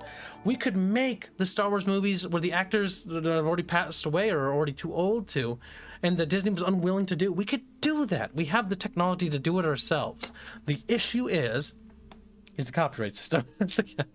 As a former copyright agent, one of the biggest problems with copyright, I think, is the fact that it never will expire. At some point, not everyone's going to be like Kibs. Not everyone's going to let the fans be a part of the creation process. Not everyone's going to be like that, you know? And at some point, I'm going to die. I'll be gone. And my setting that I have built will be inherited by future generations. But at some point, somebody, somewhere down the line, maybe right away, maybe not right away, will do exactly what they did to my setting, that they did to Star Wars, that they did to Lord of the Rings, that they did to every other setting that was made. And that I find to be tragic. Because there's no... I can protect my setting for as long as I draw breath. But as soon as I die, I'm gone. I can't protect it anymore. That's why you either have to find a worthy heir who can inherit that, who will respect that, honor it, and build upon it. Not just sit there with it and let it get stagnant, but continue to build that fandom, that community-built IP together. Maybe it's just idealism. But I don't know if it's possible. I decided to my Kibs sci-fi fanfiction. What are you talking about, Lapis? Kevin 4 was basically Death Star, go boom, medal ceremony, next day start preparations for evac. Empire shows up way faster than expected, massacres up. They massacre a ton of them before they even get out. Because right after the Death Star, the following day, the Empire strikes them so hard, the rebels were not ready for it. Like, reap. I'm sad that that didn't get a movie in its own, because that would have been cool. But with the AI technology, one day, there could be applications to do the impossible. That's where I think AI should be used. Not to subvert people making their own things, but to subvert things that were never made to begin with. Actually, not subvert things that were never made to begin with, because you can't really do that. To make things that were never made. That's the most cool thing, but it's not going to be. The issue is the government's going to crack down on it long before it even gets to that point. Don't worry, Kibs. Leave IP to me. I will definitely monetize it for you. You little greedy fuck. You're like, I'll burn you with a popsicle stick. Also, here's a progress on the city of Estios. One day we're gonna have like the city gonna be completely done, and we're gonna have like, little troops moving around it, like little flags, like. And so Emperor Puglioso was like, "Ree," and then he like waddled back here, like, whoop, whoop, whoop, whoop, whoop. It'll be great. I can like wiggle things around the map, and by me, I make other people do it for me. William Icebait $92 say, I can't tell you how many times I've been disillusioned with IPs and content creators. I was wanting to get into 40k because of Arch's lore vids, and then GW happened, and then I found Major Kill and found out he was a nutbag when it came to Arch 2. Sucks. Remember that everyone's a person. Even I'm a person, and I have a lot of flaws too. We all do. All content creators. And I say this, I'm not just saying this to you, but everyone in here. And hopefully try to remember to spread this too. Arch, myself, Major Kill, all these people, Sargon, anybody and everybody. We're all people. We're all fucking flawed. We all do terrible shit that you probably would disagree with. I mean, maybe. Actually, I don't really know. I can't really think of anything I've done terrible. Except for that one time at school. I stabbed a kid with a pencil. But to be fair, he backed me into a corner, okay? It was self-defense. He was like trying to kick me, so I was like, stop, I'm gonna do it. So I grabbed his leg and started stabbing him. You know, that taught him though. He learned a valuable lesson. That's maybe why they let me off the hook. Because I was cornered and I was defending myself. Because I probably should have gotten in a lot more trouble than I did. Pencil Kibs origins. Yes, I did use a pencil as a literal weapon. I've warned him several times. Bucketfish is perfect, I say. Thing is, if somebody's gonna threaten me, like, I'm going to defend myself, and if it ends up with them being more hurt than me, then that's so be it. Somebody tried to stab me in the pencil once in the hallway. I remember that. I know, right? Weird pencil stories. And I remember, like, he missed, he kept missing. I kept, like, pushing his arm away because he was just bad at it. And so I just grabbed his arm, took the pencils down, and snapped him in front of it. I'm like, you do it again, I'm gonna hurt you. And then he never did it again. I think he realized at that point that he was just an idiot and that he was probably gonna get his ass kicked. I don't consider myself particularly good at fighting. In fact, I think I'm probably pretty bad because I have like no experience. But like, I'm not gonna stand there and just get stabbed though. I'm gonna move. I'm also gonna hurt somebody if they keep going at me, if they force me to. Because of John Wick before the movie. No, it wasn't that cool. It was really pathetic. I don't think you guys are thinking, like, he was trying to stab me, but it was really bad. Like, it was one of those things where he came at me, so I saw him coming at me with a pencil out, and like you could clearly see it was like gripped in such a way that he was intending to stab me with it. There's a kid and I that we got into a fight with, and then later we became friends, by the way. Funnily enough. That's something everyone always tells me. Oh, I remember that. Will came up to me and said that once. Kibs, you know, I really fucking hated you. But after a while, you just sort of kind of grew on me, and I think you're pretty cool now. I'm like, thanks. It's always that way with pretty much everybody. A lot of people even in here. Like, I get so much hate from the Bargecast sometimes. Because people are like, I hate Kibs so much. And they just give me just enough time. I'll win them over, though. I know I will. I always do. I always win in the end. I'm playing the long game. I'll win you over. You just don't realize it. Then you'll be simping for Kibs before you know it. I like Kibs from the start. Well, you're kind of abnormal, Plague. Kibs is a joker? Oh my god. A what now? I'll stab chat with a pencil if they try to beat me. Yes, I will. I'll stab him with whatever I have in my hand. One guy jabbed my hand with a pencil and I almost choked him out. We shouldn't have done that. I remember my dad telling me a story when he was in the army where he was like they were fucking around in a cafeteria and they were eating, right? Because they were bored. And some guy reached over at one of his buddies' like plates to like grab some food off of it. And the guy grabbed a fork and just whammed his hand into the table with the fork and said, "Don't touch my food."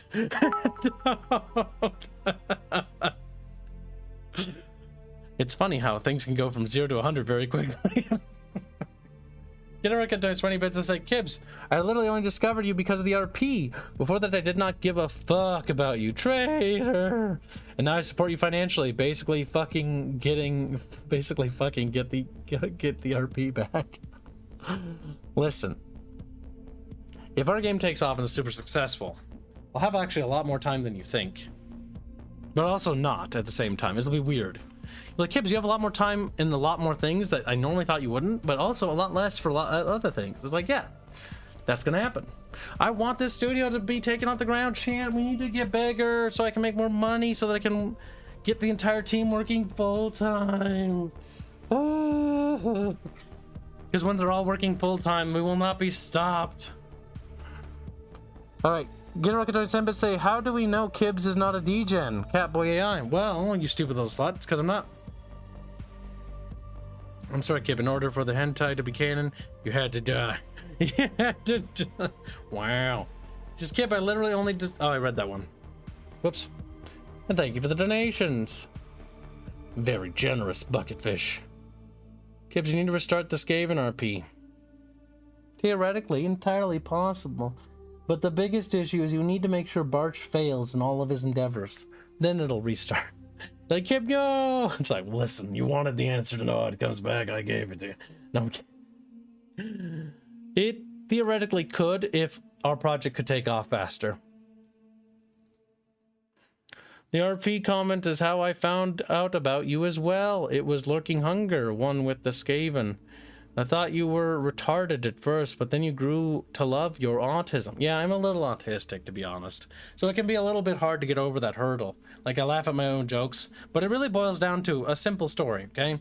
Like, when I was a little kid, my parents were divorced and they'd be fighting in court. They'd be like battling, doing all sorts of stupid stuff that I didn't care about because I was retarded and autistic. But I would be watching movies or playing video games. And in both places, on one, where my mom was, I lived on a farm in the middle of nowhere with no one around. A really cool farmstead that I missed that I could never see again because we don't own that land. But I remember it, and I wish I could to see it one last time. But I can close my eyes and see it vividly, so that's fine, I guess. And then there was another one where I lived with my dad, and we lived in this like old priest house, you know, and there's a graveyard in the backyard. But there wasn't a lot of kids around there either, and the kids that were there were pretty bad. They were pretty terrible people. Like they would just like, they're mean. So I didn't hang around them. But I didn't really hang around anybody besides school. And because of like court and whatnot, battle, because my parents were fighting over custody for me, I just kept transferring from school. So I had no friends that I would have for long until I met Tyler. Tyler was the first friend that I kept in contact with for a long time. And then there was that Zach guy, or Michael, I can't remember. Michael as well, eventually. And then there was another guy named Zach or Michael. There's like two of them. There's like two. But then I became long-term friends with them. But it wasn't until that all sorted out But the problem was is when I played video games, I'd often just sort of like pretend things. So I'd be like, okay, I'm just going to talk to myself because I'm kind of bored. Or I'm playing with like little plastic army men when I was like 6 and 5 in the sand. I would just sort of talk to myself because there was nothing else to do. That was kind of it. That's also why I went to work all the time with my dad, even when I was like a little kid and whatnot. I would always go to work with him. Why? I don't have anything else to do. Like, I'd bring my N64 or something in the car and like plug it into like this converter we had, and had a little screen, and I could just like play it in the truck while he did things. And that's all I did until like forever. And I would work with him and help him, and it was nice because I actually got lots of free stuff. Because old grandmas would just give me free things all the time, like, oh, it's a little kid, and they'd give me like a bag of cookies and shit and like some soda. I'd be like, hell yeah! It was literally going on adventures to get snacks, literally. I bet Buckamus is jealous. I got so many cookies, you wouldn't even believe. Bucky's like, what? I wish I had some chocolate chip cookies. The world hated him for to how your community looked down on you and thought, oh, look, it's a sad, pathetic, autistic child. Let's be nice to him. Yeah, I used to play my PS2 in the car. The PS2 TV thing that could attach to the PS2 sucked. The GameCube had the best one. It was like this big sort of square one. And then the Xbox had this really cool one, but it was too expensive. I couldn't afford that. Well, it's not that I couldn't afford it. MediaPlay didn't have it. My parent would give me, my dad would give me almost anything. I was so spoiled. I had like every video game I could ever want. So I have so many of them on the wall over there. Oh my god, I have so many. What? I have another idea for an enemy type for your game. What? A little bucketfish? Yeah. Comes out of the water. Do you have any enemy factions that do human experimentation? Maybe. If I say yes, they're gonna be like, which one? They're gonna start nailing it down. No, I'm not gonna. I don't give a shit. So that whatever that faction is, what you need to do is have them abduct random people off of the streets of a major city, and then do you have any metal or whatever that is conducive for magic in your setting? Yep. It's called Star Steel. Okay. Yeah. So what you need to do is have them infuse Star Steel in like runes and engravings on the bones of the people they abduct, and then heal them, and then marionette them like puppets. That'd be retarded though. Puppet is because they'd be made out of metal now. No, you etch them into the bones of the people that they abducted, and then you heal the wound. You etch the incantations. So now they're an assassin unit because you can't tell that they're being forced to move. Look at Buckamus. He's doing the big thinkies. Sounds like a Fed. That's what a Fed would say, wouldn't it? Feds using Fed psyop powers. Oh my god. And the other power to get is that they glow. It's like, no.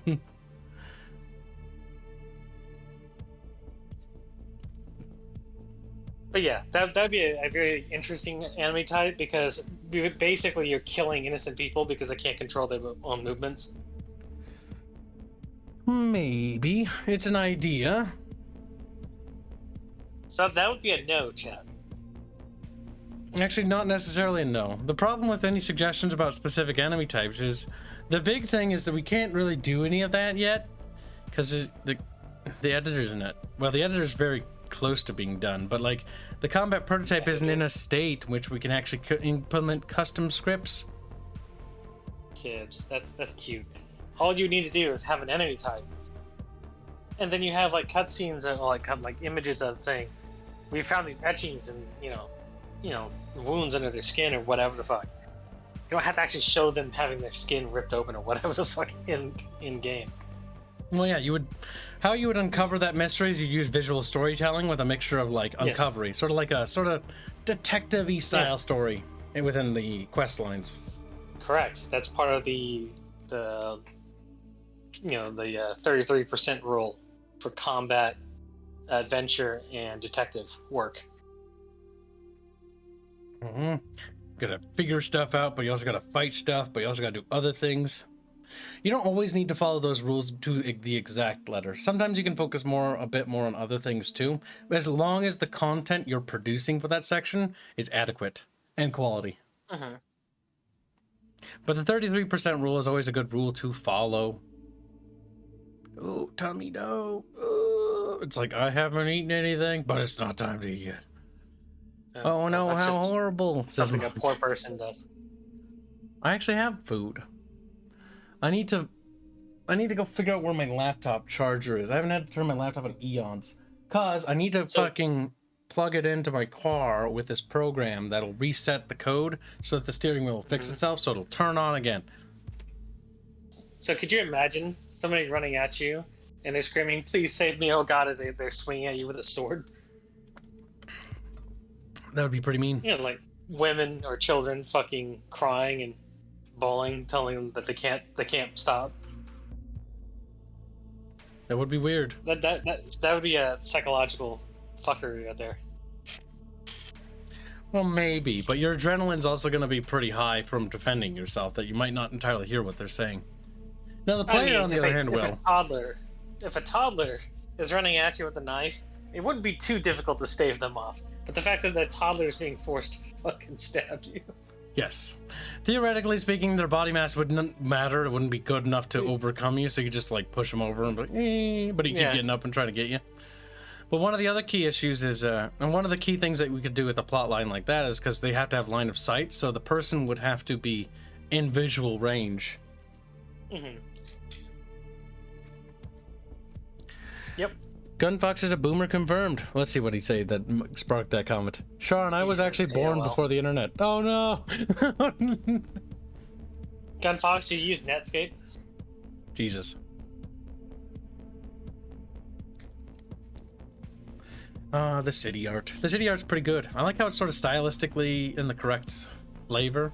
Like, it's definitely not accurate in the sense of perspective, but that's intentional. Because if it's accurate in perspective, it won't look right. Does that make sense? Concerned. I think it does. So there's a... If you walk into... or down Pennsylvania Avenue... Not Pennsylvania Park Avenue in New York City, the skyscrapers will look weird. They look like they're towering over you and leaning towards the street, as if they're going to fall, because of the visual phenomena of looking up directly at something that is very tall. And so oftentimes what they'll do is they'll build skyscrapers that'll lean slightly back or angle back to give it a vertical look to the people on the street. Also, chat, that temple we showed you earlier, it's over there, look. It's like, oh my god, the roof's blue on it though. Yeah, we changed the materials that were on the top. Wow. Changing the fucking materials. Yeah, they constructed it as something else. Because what was before wasn't adequate. Needed to be fixed. In the past, said Murdoch, you've said that video games have never been better, but I can't help but disagree with that, with said sentiment, especially after seeing many of his videos. What do you mean? My videos, in terms of games? You mean the ones where I'm literally made to play terrible games? Because that's not fair to all the good games that we play. That's not fair to Bar. That's not fair to Factorio or Earth Defense Force. That's just not fair. Did you ever figure out what the building was called that you're ripping off of? It's called the Parthenon or something. No, that would be the was it the fucking the Athenians? It's the Pantheon. Kibs. Pantheon, yeah. That one's cool. But I didn't like the interior of it. So I had it changed. That's to reduce the load on the fucking building. But it's an Astrian structure. It must be different. By the way, the giant flex isn't the fact that it lets light in. It's the fact that they removed the central point of compression force of the dome in such a way that removed all of the structural instability from it. Let's see. What did Murdoch say? Can you do a blind reaction to @Crowbart Far Cry 2 details versus Far Cry 5? As a video game developer, I would like to hear your thoughts on it and other video games from his playlist. Well, the issue with covering things like Far Cry 5, I don't know about the other games. Also, reaction videos, I don't know if that would be particularly interesting to listen to. Reaction content, I also feel like a parasite by doing stuff like that, because parasites do reaction content. Now, watch-alongs aren't reaction content. Quickly clarify. Just like, you son of a bitch! I'm just waiting for it. Because I don't feel like it's right for another content creator to just, like, watch someone else's video and just comment on it. I know a lot of people do, but it feels...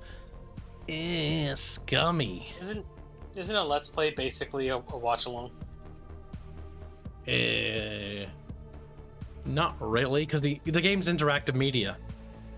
Okay, like, what am I doing when you're playing games? Yeah, but we're like interacting with each other and interacting with the game, and your interactions with me affect my interactions with the game world. Like, it actually does something there. Like, when I watch somebody's... If I were to watch Arch's content on this and stream it, like, it'd be me talking over that. There's not a lot of ways to interact with it anymore. There's a connection with that, you know, you gotta make... Also, hold on, Get a Real Cat 20 bits say, Kib, I literally just... Oh, I read that. This... is this the story of how you came to look like Dev?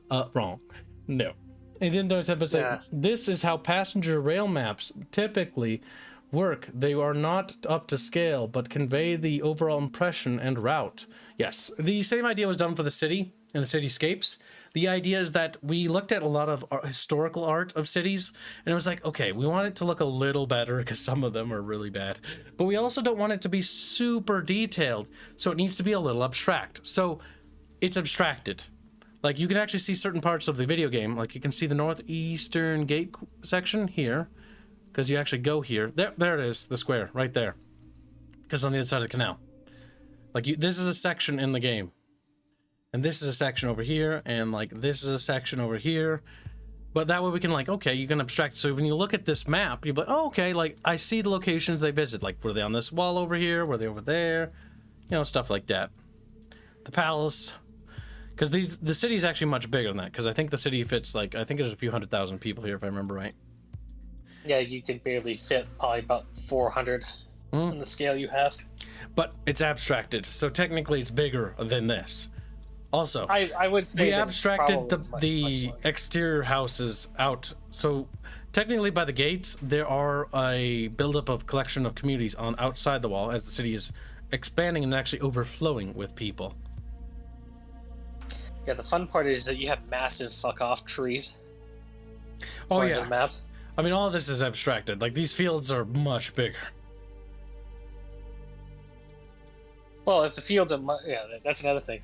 Fields are fucking gigantic, so the fact that some of your buildings are the same size as the fields are funny to me. Yep, that was a decision we decided to make when I was like, no. Like, we need to make it more stylized. The map's supposed to be abstracted. It should not be accurate because I want room for the imagination to fill in the rest. Yeah, by the way, most of your architecture looks like Venetian, like Italy. You've been paying attention to your architecture. You're a good little lad, aren't you? No. I just made it fuck up. There's a certain structure that should spark a certain revelation of where it was taken from. If you look not at the temple, but I'll just say somewhere along the river, there's a certain structure. It should... Okay. Fans of architecture should see and be like, oh my god, that's the thing! You're talking about the dock? No. The dockyard's pretty fucking standard. It's not like Carthage or anything special where it's got a double, like that circle thing inside, which is super cool. You're talking about the multiple bridges that go across the canal? I'm talking about something. Listen, I can't narrow it down. You have to find it. It's on the river. That'd be yes. Okay. Now, what is it? You know it. I know you know. You just have to find it. Uh-huh.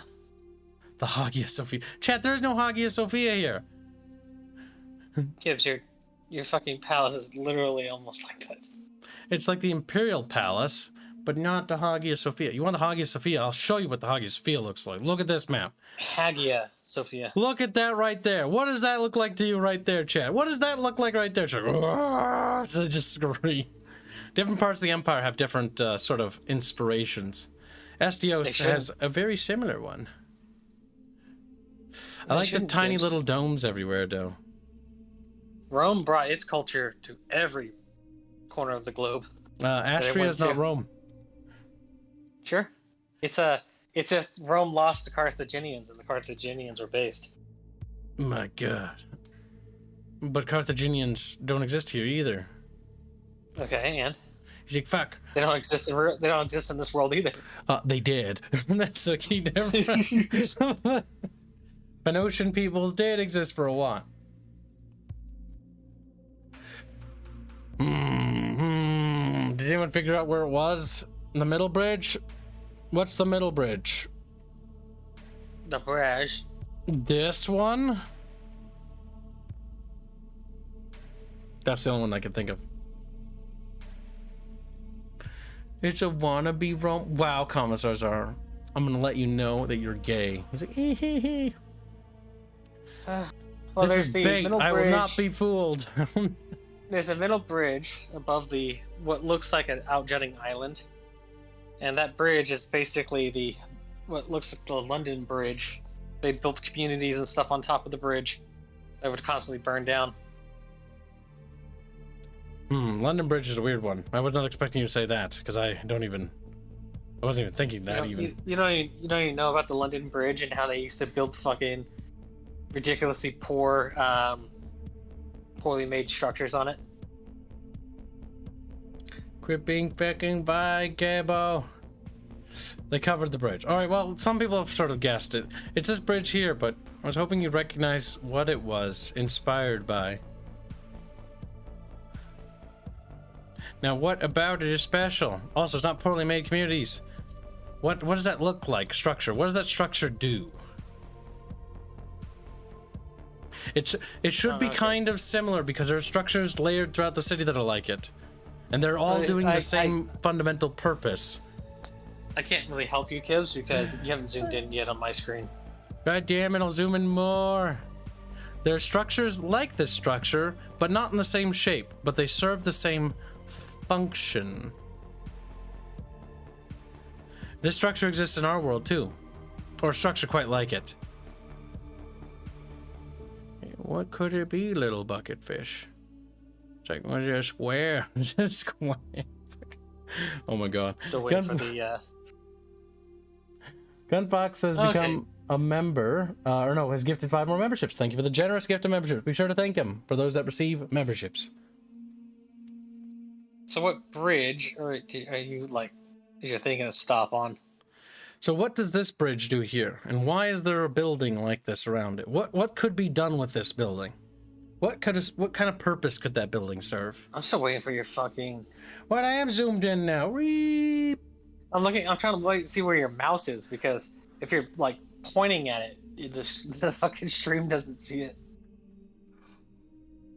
Privies. God damn it. I'm gonna throw rocks to that person in chat. Okay, okay, that one, okay. Yeah, I mean, that one kind of looks like it redirects fresh water, but... Yeah, but it could be many things. It could be, but I'm just seeing if chat thinks about it, because there is a building like this in our world too. Okay, enough torturing chat. Black Knight is the first person I noticed that got it. Market, yes. It is actually a trade district constructed on a bridge. There's one, I think, in a vomitorium. That was a thing back then. Vomitorium. What year? I don't know. I just the remember London Bridge did exactly that. Well, the structure exists somewhere in Italy, if I remember right. Still, okay.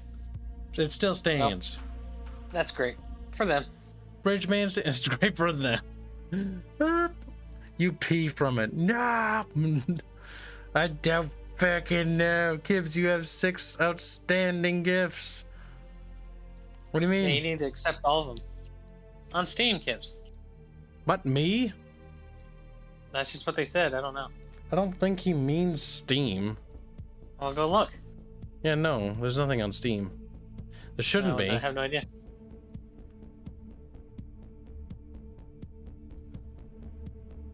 There's some news on games upcoming, I suppose.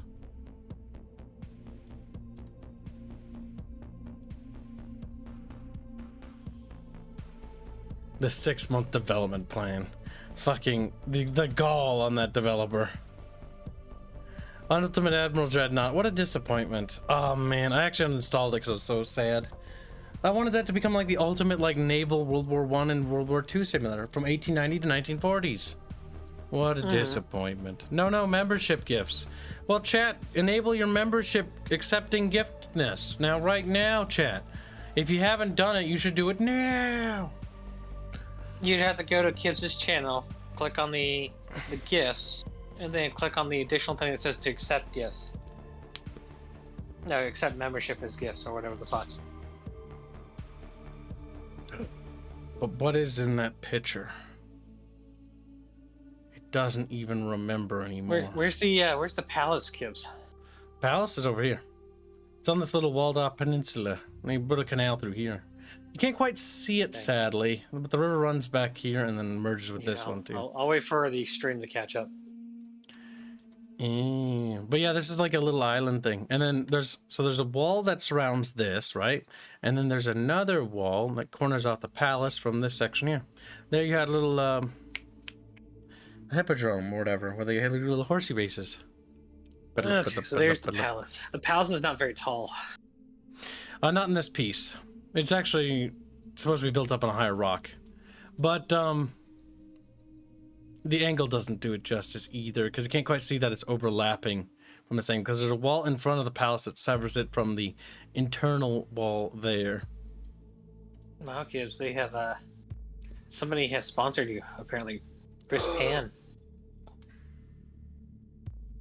My eyes, they don't see nothing. Chris Pan, thank you for the sponsorship. I think that's because the pop-up, because it's the gifted membership. Yep, that's it. Thanks, Gunfox. Good, yes, gifting. We're ungiftable. No, Plague, fix it. What? Why does your palace not have like palace gardens or stuff like that? It does. Where? Oh, I gotta go get the front side picture? Fuck. Kid, if you want us to believe it, you have like fucking princesses as your fucking main story character.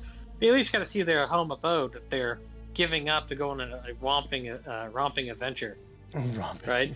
You think they want to? You're like, oh, you're making a lot of assumptions here. Well, no, that's if their palace was shit, they would be more inclined to leave.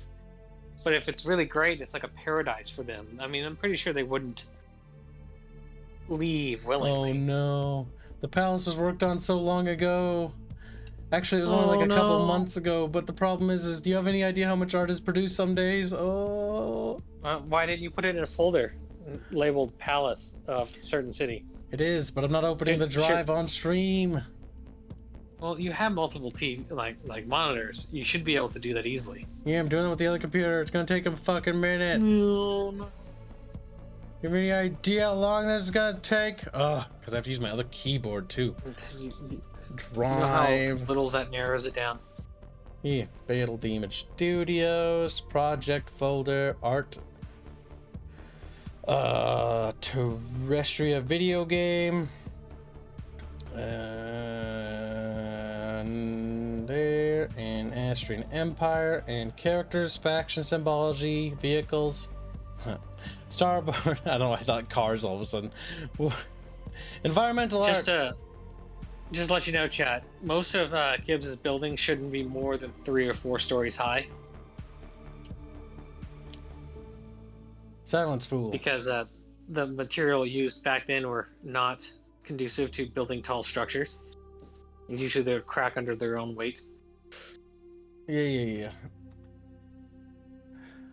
Blah, blah, blah, buckiness. Silence. I'm doing more important things than what you're doing. You're being useless, as usual. You're dancing on puppet strings right now, Kibs. You're the one grabbing the documents.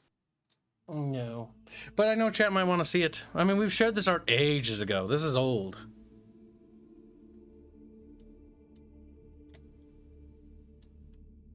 Ages. Look at that. Chat is figuring out how to get free gifts. They're like, wow, chat's learning. Like, we've learned the basics of economics. They're like, we can get free things. A, B, C, D, E, F, G. That's best. Well, Kibs 2 so for the issue is that these people are not Romans. So they don't have access to Roman concrete. Yes, Artemis is gaslighting. You can just ignore him, chat. But Kibs, but you said they're not Romans. Yeah. but you're boring me. You do this, and it's annoying. So I'll go get the picture from there. Cover my screen.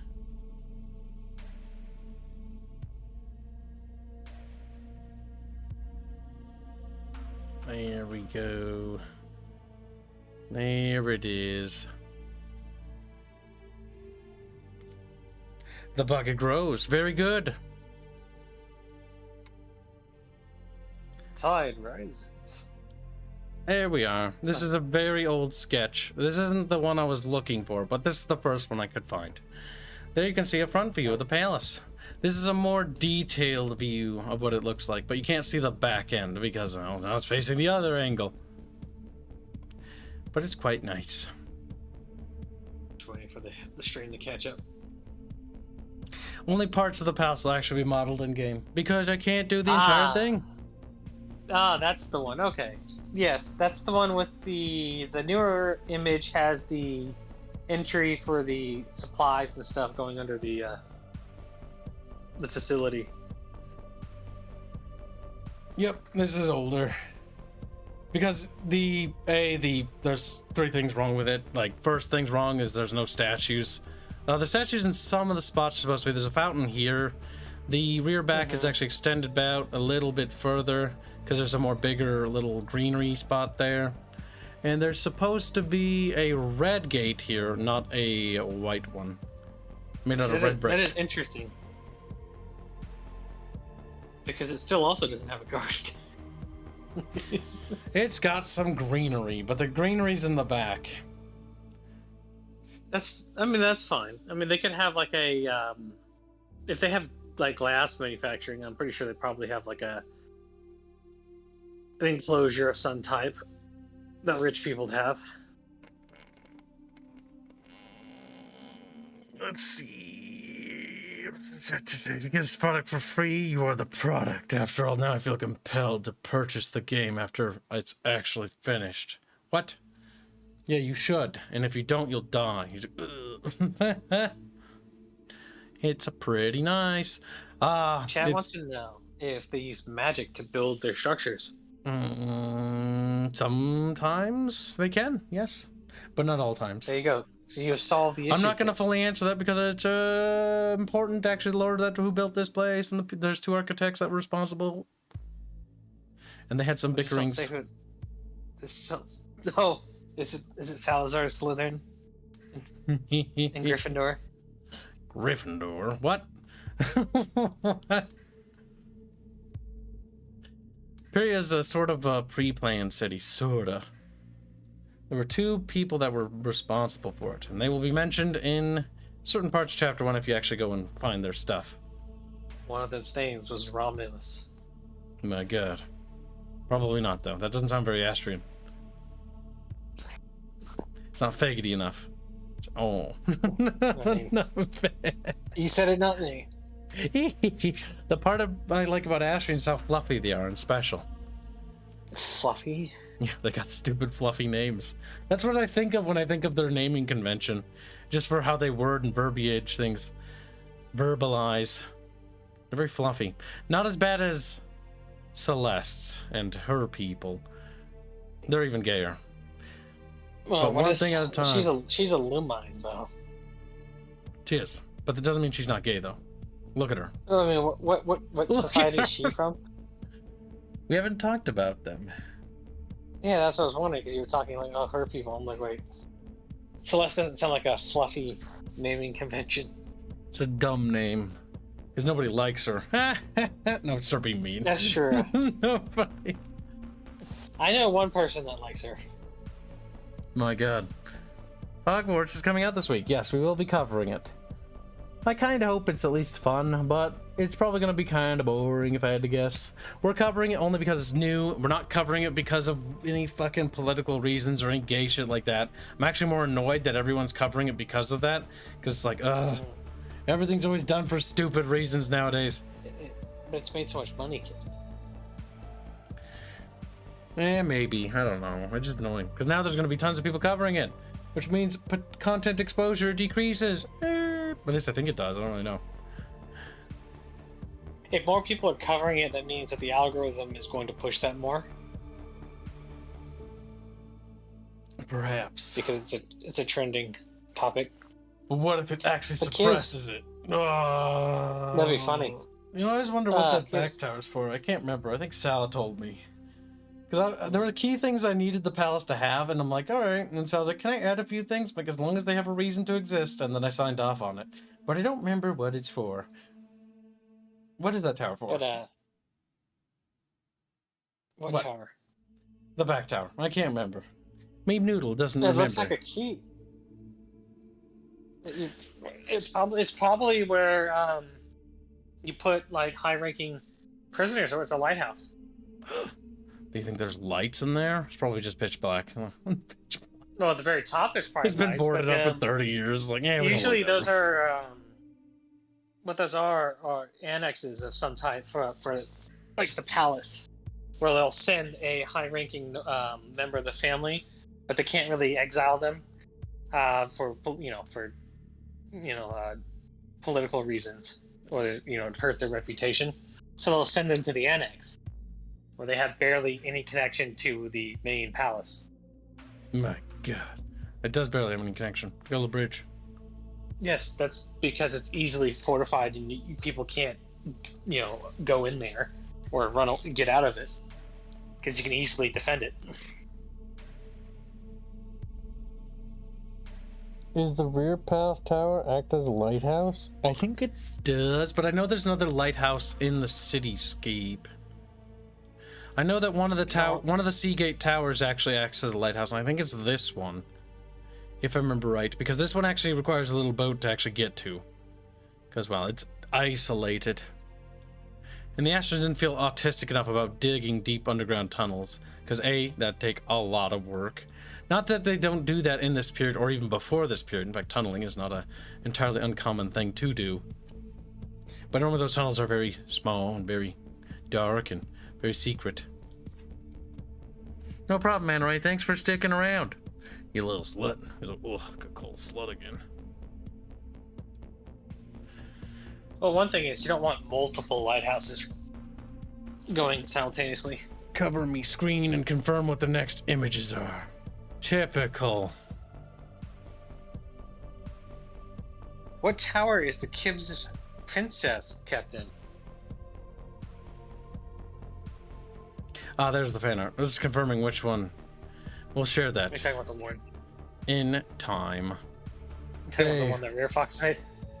Here's a sneak peek of some Chapter 1 storyboarding. This is early storyboarding. Again, probably more details than it really needs, but artists want to go the extra mile, they can. Storyboards I'm normally used to seeing are just like colored little stick figures. You should have all of your not fan art, your art book for your game. Just high definition like art, but the game's like 16-bit. The cutscenes use actually high definition art.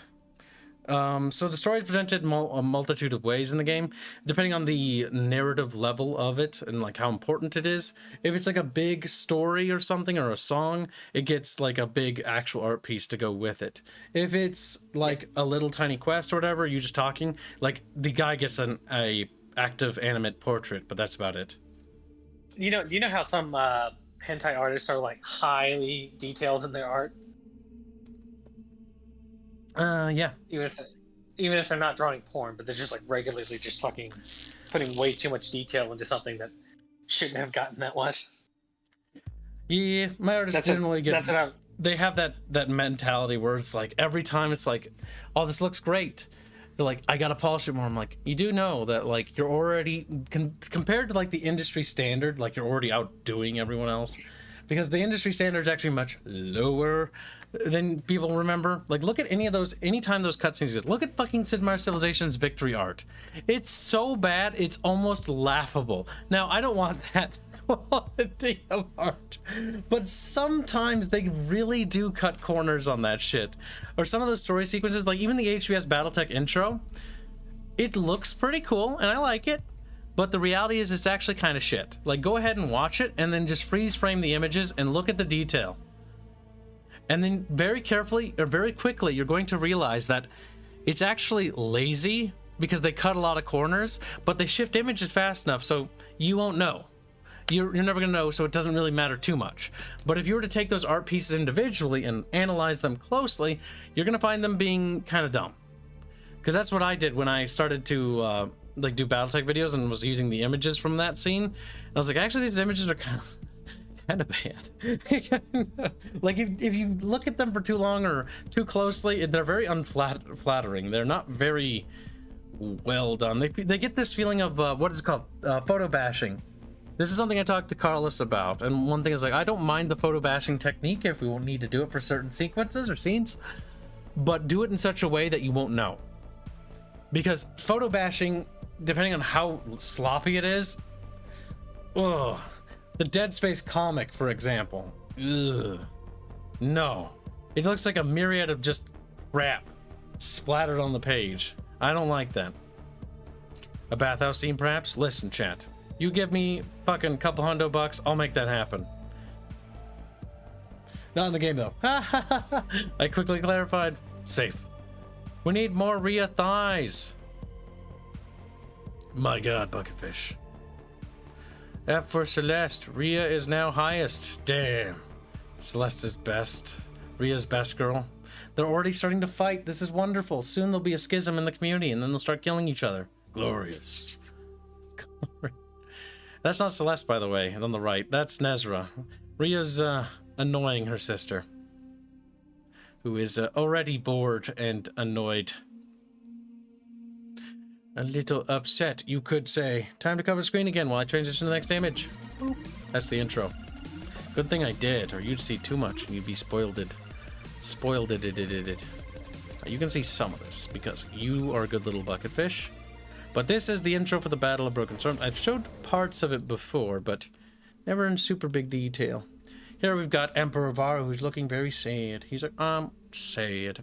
Mostly because of the war that happened before, and the fact that he's dying. There are good reasons to be sad. Then we've got the most precious image to Kib. The War of the Five Emperors. Little siblings cling to the crown. Like, reap. And it shatters. That's more symbolic, if anything, by the way. That's more symbolic. Sharon donates 20 Canucky bucks to say, Ramen bathhouse scene is needed. My god, chat, you're degenerate. But why, though? Because, though. And then this is a bonus piece of fan art, by the way.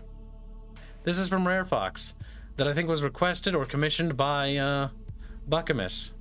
There's Celeste, there's little Aerith, and as you can see, Celeste is very good at making friends. That's very good.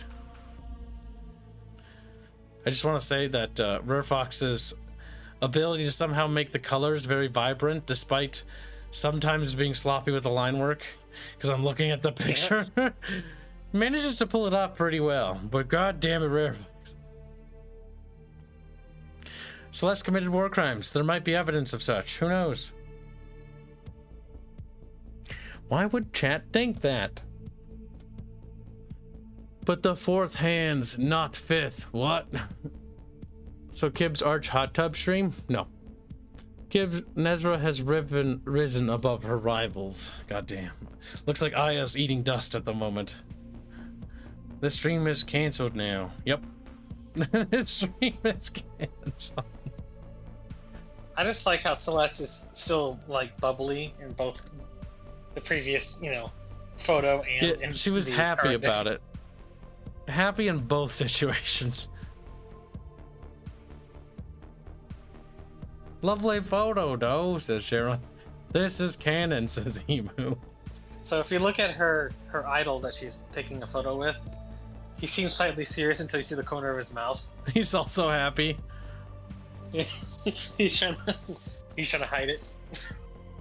He's trying to be serious and be strong, but he just can't hide his joy. Yeah. It's terrible. Because, he's got one hand making a heart and the other hand is somewhere else. I'm scrolling back up now. It's even worse. Well, you don't see where the other hand is. We can only assume it's behind his back. He used to do that, you know, to cover up his shakes. Yeah. But I have a feeling Albine thinks otherwise. Do you like the Marith, Kibs? Yeah, I do like the little touch. It's just sitting there. Like, it's there. It's on the image. You're like, is she a pony? Is it a Marith thing? I'm like, no. No, not really. He kind of is, though. You lied to me. There was a merit there. I was deceived. Liamus. Liamus. The fairy holding a gun. That's not a fairy. I don't know why it's holding a gun either. It's just a butterfly. So Celeste is drawn with this little butterfly that follows her around. And for whatever reason, people think it's a fairy. It's like, that's not a fairy. It's we have high-res art of it. It's literally a butterfly. Yeah. It illuminates in the dark. It glows. Is it a lumine? Oh my god, it's a fucking butterfly. It's a fucking butterfly. But kids, it's an lumine butterfly. I bet you it's her spirit animal, and you know, and her spirit animal carries a gun. A Luger. By the way, the handle on that Luger hurts me. Is that a Luger? I think it's an attempt at a Luger. I have a feeling he at least looked it up. I'd like to point out that he also had the little butterfly's little tail thing on its trigger.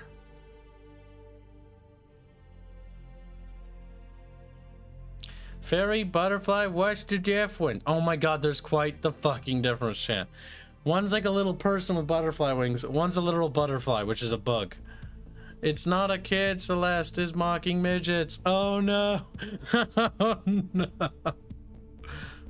That is a broom handle. That's how you're supposed to talk to them. It's a fairy now. Broom handle. Alright, so chat, for those that are new, because keep announcing it, the website is up. It's in the description. Be sure to visit it and download minis. If you have bugs, report it via the contact page. If you don't have bugs, or no, if you have suggestions, you can use the Discord section called Bug Report and Suggestions. One thing we will be implementing is the catalog suggestion. I just gotta open my wallet and pay fucking WordPress more because they don't let you edit that without paying them more. It's like, I want to make it so that people can, you know, their accounts can have all the stuff they own and purchase. Like, well, it can, but they can't like customize it. It has to use the base code, which is awful. So if you click on, for example, if I click on Commando Celeste and click like put it to cart and buy it like 6 times, I'll have 6 Commando Celestes in my account. And it just keeps doing that. Oh, it's terrible. Mm-hmm. Oh, does chat even know what that is a rendition of? The fan art? Oh, it's a meme. It's a meme from... Actually, chat, do you know? It's a meme. It's an anime meme where there's an anime girl and she's like standing and she's like looks deadpan at the camera in the old picture, and there's a bunch of hanging people behind her saying that she committed suggesting she committed war crimes. And in front of her, she's like kneeling down in front of kids and being very motherly. Matt Blankenbacher donates a generous $50. Say, hi, Kibs. Sonic, hashtag PC fund. Well, fortunately, we made the PC fund. Next fund we're going to start up in the future will be the June fund, which will be the fund to basically build up cash for the, what do you call it? What is it called, Artemis? Book cover.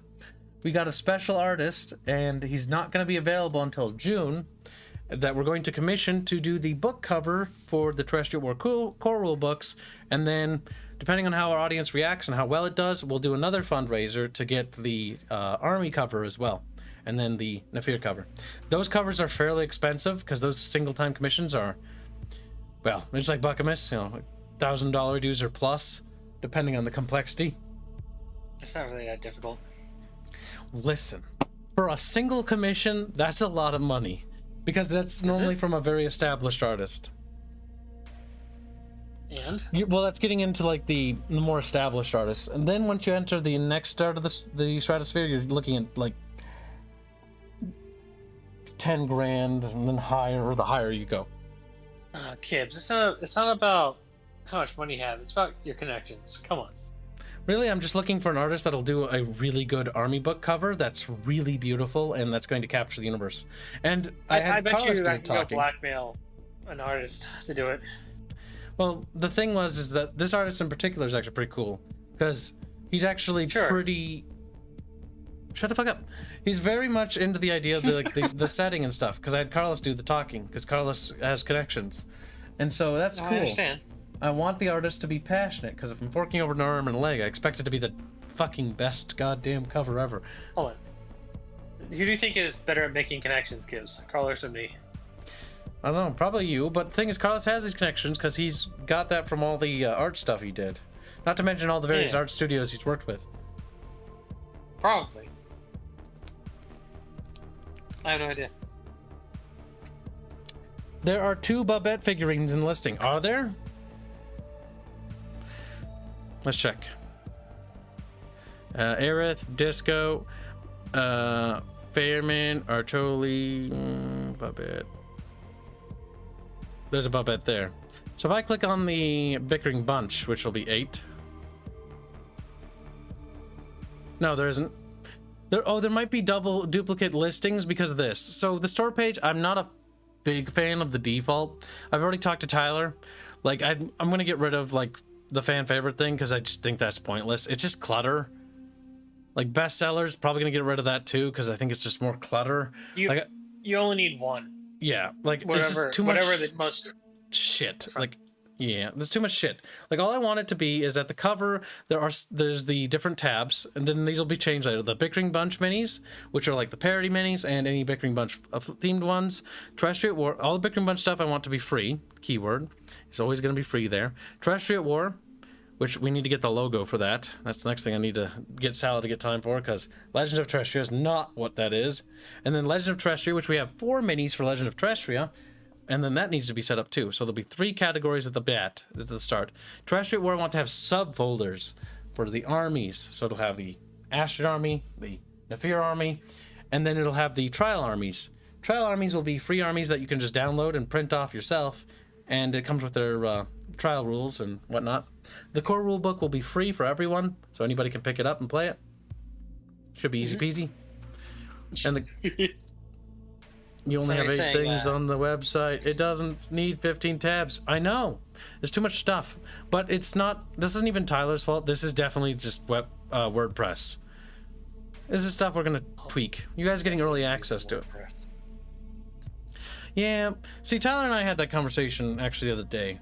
We were like, oh, what should we use? I was like, well, WordPress. I talked to the representative, and they said they could do quite a bit, and it was very flexible. I was like, oh, that's great. Like, I want it to be flexible. I want to customize it and have like a dedicated forum, and like I want an encyclopedia in it at some point as well. So it's gonna have forum, encyclopedia, and a lot more stuff to it.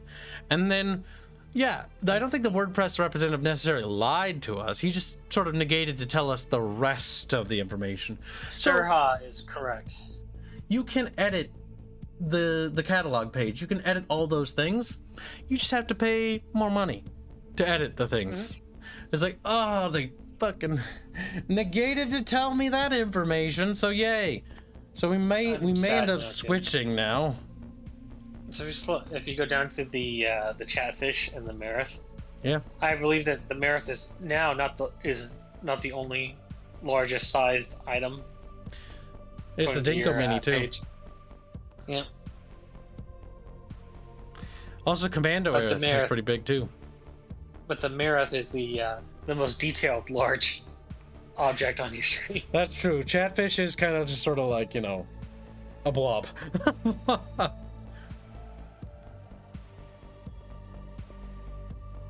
I think Marith is still larger than Chatfish. Physically, yes, as well as in the picture. It's taller. The Chatfish is very tubular, right? Kind of like a blob.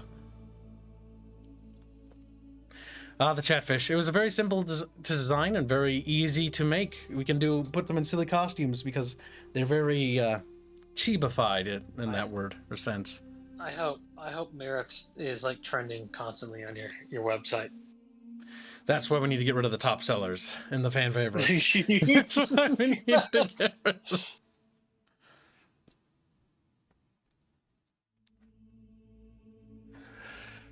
Chatfish is blobfish. Blobfish. It just says blobfish again. It is inspired by the blobfish, but it's actually inspired by, more so by the lumpfish, actually. You can Google a lumpfish. Lumpfish are also very fat and stumpy looking, but they're normally blue. Chatfish is yellow, because artists decided that yellow, like goldfish, was better. Yellow. So they're all free? Yes, the ones that are available right now are free. The next big update to the website will include the Legends of Terrestria tab, which will include 4 paid minis. That'll be Rhea, Aya, Nezra, and Celeste in their sort of canon outfits. There will be more outfits for them later. Baphios did say that he's totally okay with doing lewd variants. So yeah, that makes you happy, chat. If there's enough demand, bonus materials will be made later. But the core focus now is on the core armies, because I want the Nefir army done, and I want the Astrian army done. Bonus minis are going to take a wait. Unless Baphios is really, really hell-bent on being a meme, like this one. Like this one was definitely him, being a meme. It's Commando Aerith, coming out of a box. It's a parody mini. With a rocket-propelled helicopter chatfish. I don't even know what to say about that. Other than it's kind of retarded. Where is that rope coming from, I want to point out. That's my question to you, chat. Just like, oh my god. It just sort of comes out of him. Okay, so what makes you think that's rope?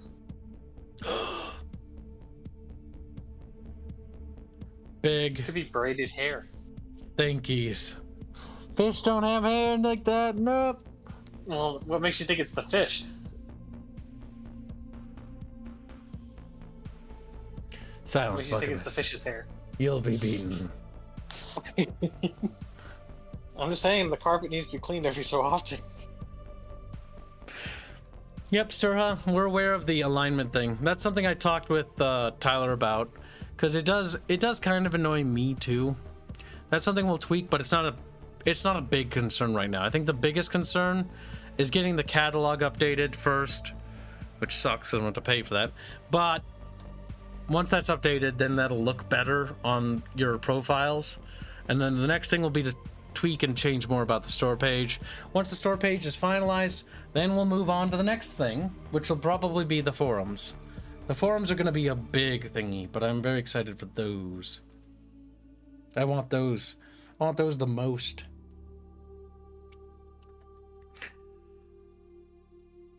Fish. Your chat's catching on. You don't want to know. Look at them. I know they are. They're... Wow, Slutimus. Yeah, he is like that. He does that. That's why we just sort of move past it. No, you try. Also, what is up for tonight? Big thinkies. Arch will not be available today. He is busy. Tonight we will be streaming some game stuff, but I don't really know. Like originally I was gonna do the we're gonna do Dominions or whatever, but interruptions came for that. So, and there wasn't enough time to do what I wanted to do because my car broke. So it's just sort of monkey wrench into everything. And now I need to schedule a day to fix it. Ride to Hell. I already beat that. Okay, well then there's always Nico Para. Nico Para's next, but we should probably wait till Friday so I can pre-schedule it a day or two in advance. That way people can, you know, get prepared for it. It's good to pre-schedule those kinds of streams. Yeah. I don't want to do it like only 15 minutes or 30 minutes, you know. But that will be next Friday. You could do a community event. Could. There's also demos that are starting to pop out on Steam too. I noticed that as well. You always do running with rifles again. Running with rifles is always a fun one, but there's also that weird thing that I saw. Yeah. Oh my god. Do you ever refund that fucking... Let's just cover that up. I submitted a request for it, but Steam takes a while to get back. We'll see soon. I didn't get my money back from Forspoken. Very sad. No. That'll be in my library for the rest of my fucking life now. Good. You deserve it. What was that called? It was coming out soon. Oh, there you go, kids. You still have to finish up the Gunfox Hearts of Iron 4 campaign. Yes. I also need certain people to actually be showing up for that. Worthless cunts, little hands, and little fucking firefuck. There we go. Yep. We'll try that. That looks weird. Maybe Arch will show up after his interview. No, he will not show up tonight. He's got some life stuff he needs to do. And then tomorrow he might show up. He might be very tired. So he might not show up tomorrow. I'm not entirely sure. You know, just be patient with the blondie for Sundays and Mondays, chat. A lot of work stuff.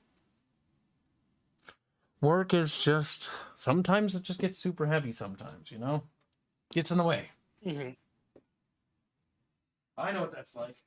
That's why I told Barch not to push himself.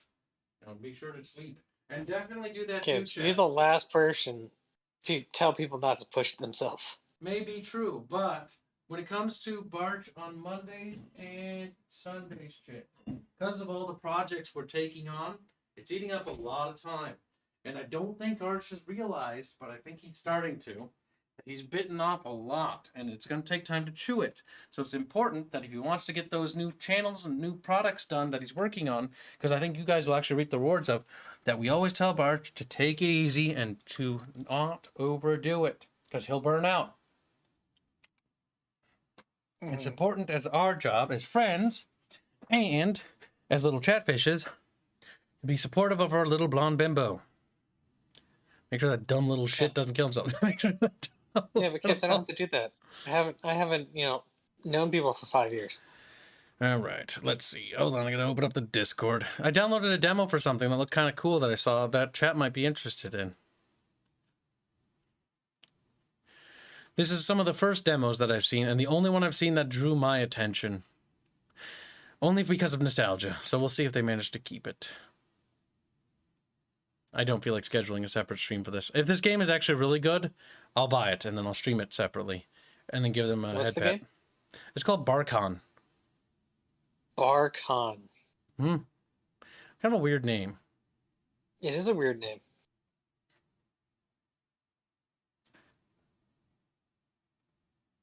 Now, Discord. None of the porn channels are open.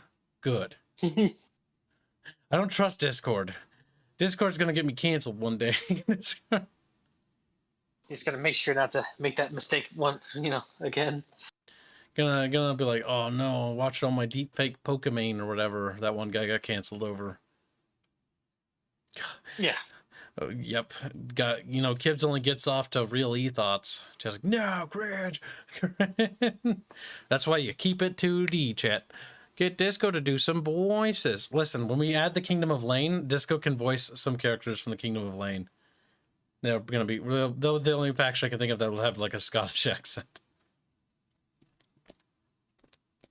Oh, it's me, Dinko, and me kitty. Retarded.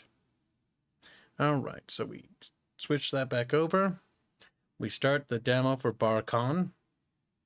That's a weird name, I'm not gonna lie. It's made in the Glyph engine. We now close the game so I can stream it to Discord for Buckymas. Now this is a real-time strategy game. This real-time strategy game I looked up is inspired by Dune 2000 specifically, which is an old Westwood RTS. And it actually looks kind of good from what I'm seeing already. They reminds me a lot of what's it called? What?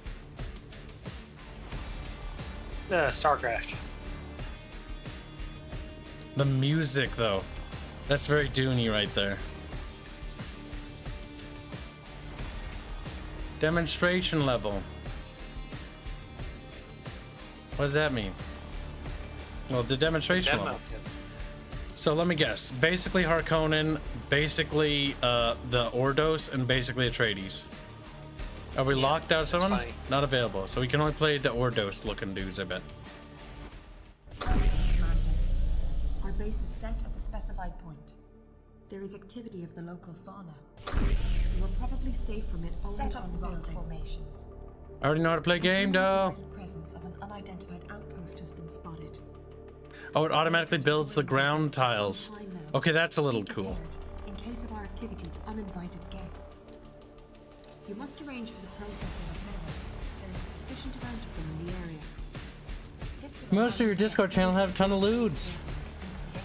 There's only a couple. That's all at the bottom, you big baby. in this area by any means. How do you rotate buildings? I don't know. But I'll just build it, By the whatever. way, chat, you don't have to go down there. Yeah, you don't. You can be like me and avoid it the entire time. Well, I haven't gone down there, like, except for the slums, because that's where I steal memes from to put on Discord. Kibs, there's the gay and Fudo channel in the Don't slums. among funds. Oh my god, he's so tiny.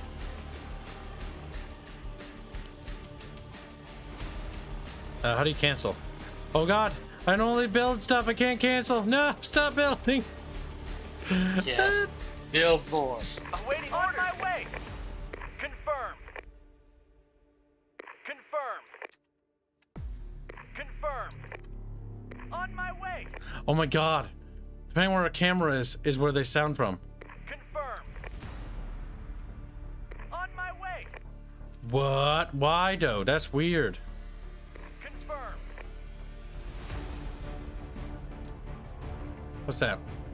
Ruins. Awaiting on my way. Aye aye. Confirmed. It kind of feels like Dune, but I don't know what that's doing. What are you doing? Are you okay? I think it broke. Go there! Stab it! Loading content. What does that mean? Yes, on my way. Our Awaiting harvester orders. isn't On my harvesting. way. Well, that's a problem. On my way. Yes. Confirmed. It's got a very Dune-like feeling, but some of the UI stuff feels a little weird. The music's a bit on the generic side. I like that what they did with the guitar, though, where it had that Dune 2000s feel to it. They need to go back to that. Oh wait, what? There's like fucking spice or whatever over there. Spice. Well, it's spice. Like, it's a Dune game. And it's not gonna trick the kid. What do they call it? Like seasonings? Like, was it fucking Creole down there they sprinkled? Ooh, Creole. Tasty. There seems to be a pathing issue. Seems to be a skill issue. Well, we know there's spice down here. Little Harvester Man is a little confused and has forgotten that he needed to go down here to get me money. But I think he might be full of spice. If that orange bar represents full. So he is full. Well, that's the building. No, dump your little load in there, you little shit. What? He's a Are you fucking telling people harvester. to dump their load? Yeah. In there. Harvester standing idle. Now go do that. Oh my god, please tell me I don't have to hold your little hand. I would tired boss. Awaiting order. Confirmed. Oh, you can't cancel units by right-clicking on it. That is not good, I'll say that much. Aye aye. Yes. We can turn the power off to the building. That should stop it from building, I guess. It keeps building, just slower. I don't know how to make it stop. Like, I've queued infantry, but it's like I don't want infantry. Not enough energy? Can I cancel buildings? Oh god, I literally can't cancel nothing. If I start building it, it's gonna build it forever. That's have something done that this guy to your might skills. want to address. Because I like the idea of this. Like, this is pretty cool for an indie project. Like, let's make Dune, but let's make it modern. Dune 2000, like, okay. But yeah, QOL needs work. Like, you can't cancel units once they're queued. That's not good. I don't know what that 3000 out of 0 means. I hope there's no unit caps, because unit caps are always my least favorite thing about strategy games. Let me burn my computer. I don't care. But also add in the options for you to have a unit cap. Oh no, it's having a pathing issue with getting to that building. It might be a direct result of the barracks. Let's try to sell the barracks to see if that fixes the issue. All the buildings are functioning. That was very strange.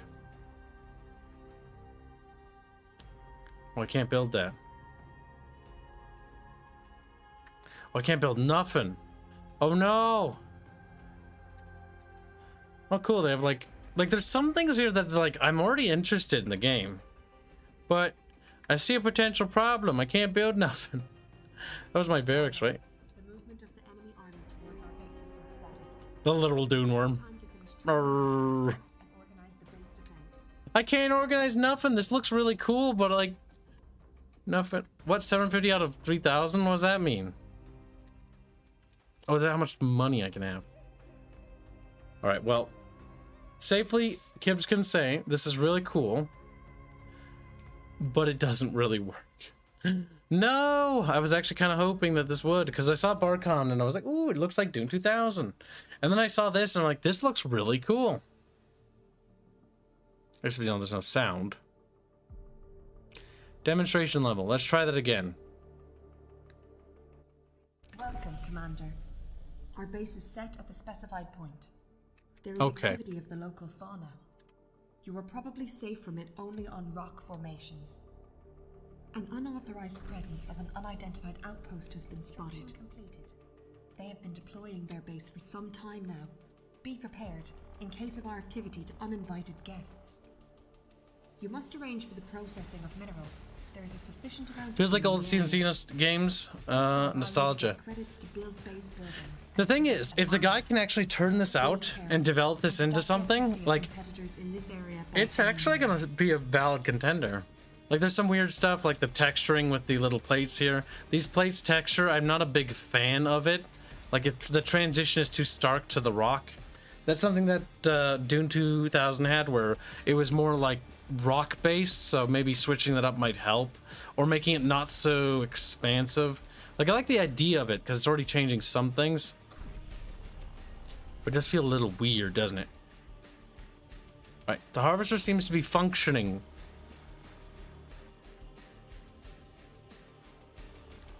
Red means we have a lot of power? No. Means if we build any more, we'll be consuming into the negative.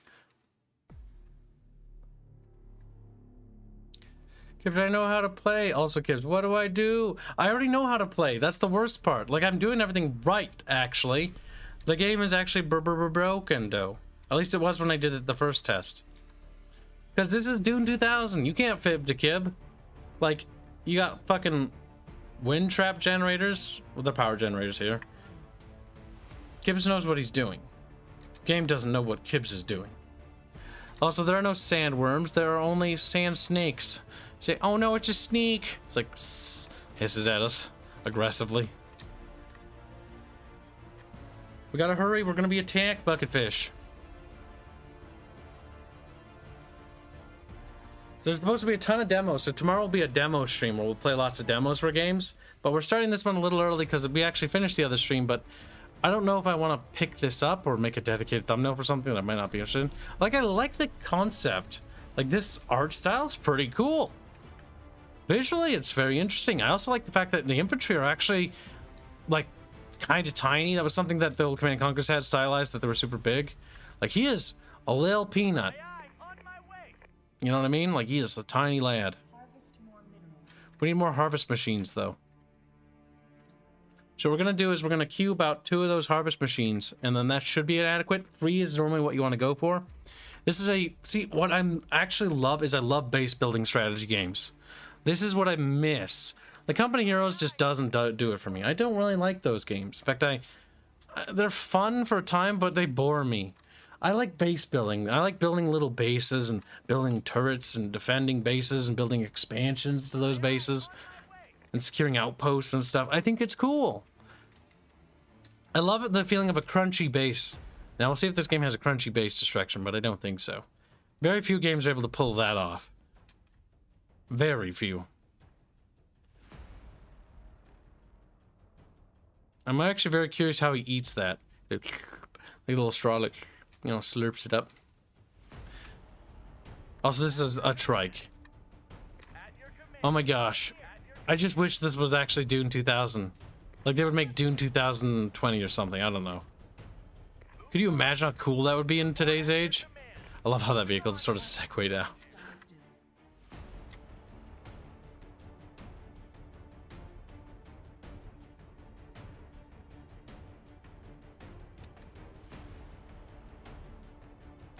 Toxic gas spraying turret, heavy turret. It's got a mixture of what feels like Dune 2000 and Emperor Battle for Dune and things. Emperor Battle for Dune was this slightly lame spiritual success or sequel, not spiritual successor to Dune 2000. I have to work. I need to go out tomorrow morning. And testifying at a court. Oh, it's hard to hear. A DUI ran into the back of my trailer. Damn.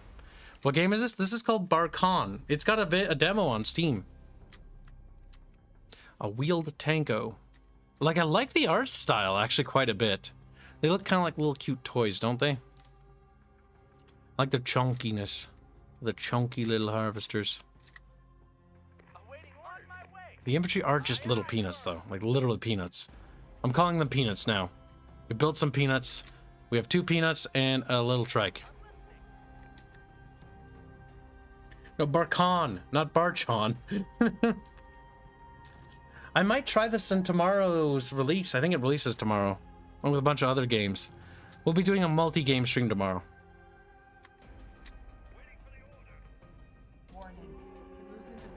Run, little bad guys! Like, eep! Just eats one.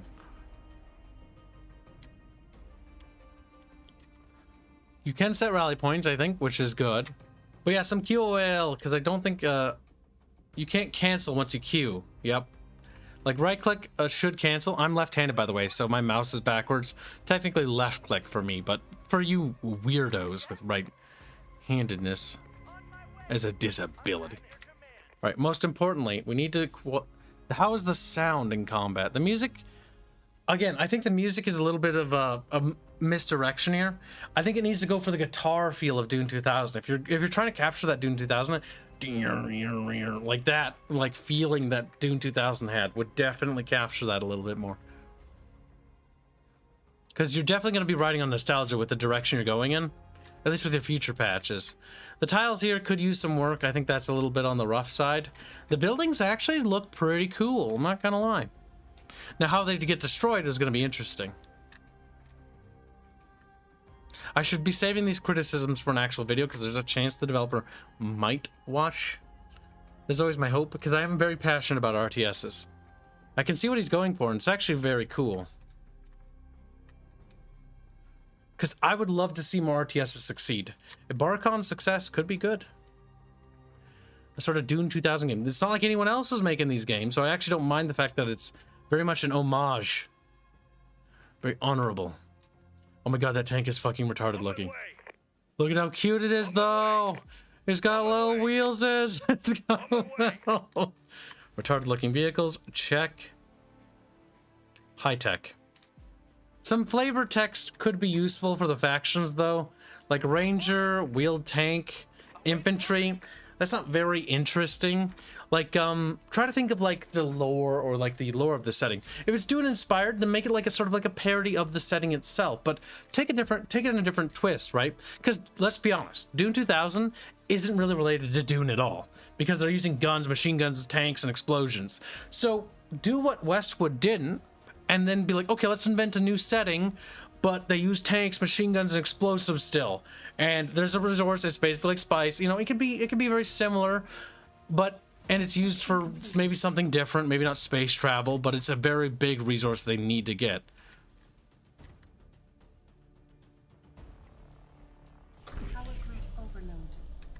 Oh no, there's no pure in our base. Also, I was expecting like an attack or something. Now, if you set a time limit to your demo, that's a really stupid thing to do. Snake layers? Oh god, like you could just call them a worm or something, like a rock worm, or I don't know. Snake sounds silly.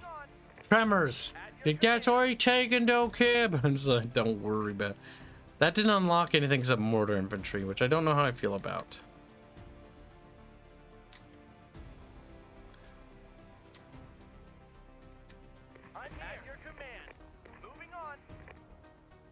Okay, control doesn't force attack, but can you force attack? Building complete. I don't know how to force attack. On my way. You should probably also, I don't know, but I think, in my opinion, you should always follow conventional control schemes. Because if you're imitating a game, you might as well make it very approachable. It's not like there's Dune 2000 being made still. Like, there's the open source stuff, but that's about it. Is power ever going to come back?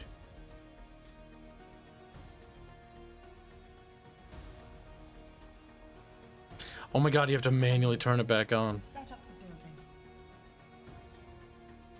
The power supply to the buildings has been restored. All of them are functioning again. Okay. Airbase. Tanky. I want more tankies. Tankies are cute and fat. See, what you need to do is also be able to set like a rally point button. So I can access the rally points from this control window. So what you should do is I think have an infantry tab and a vehicle tab. And then when you select the tab or whatever, you can like move a rally point or something.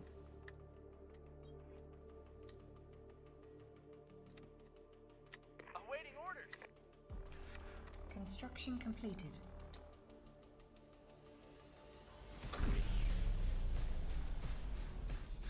AD turret, heavy turret. I mean, the stuff looks cool.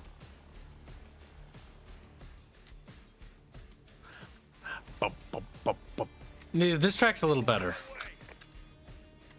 when it does that. That like me, because that's more Dune-like. Aye, aye. On my way. Awaiting orders. Yes. Confirmed. Also, technically, Dune. Oh no, worm, snake, sand snake. Does the fighter just hover? It does. That's kind of weird.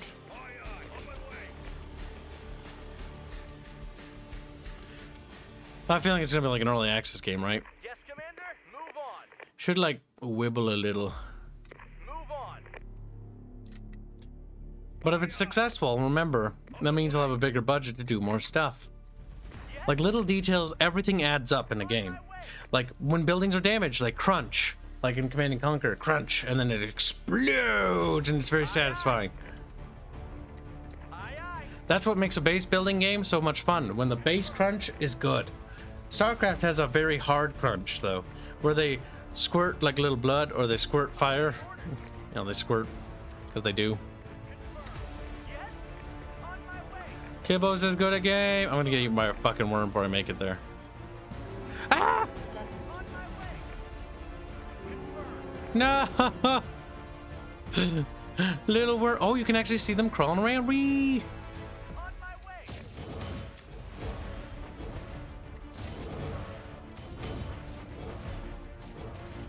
Run, little battle buddies! Oh my god, the worms are...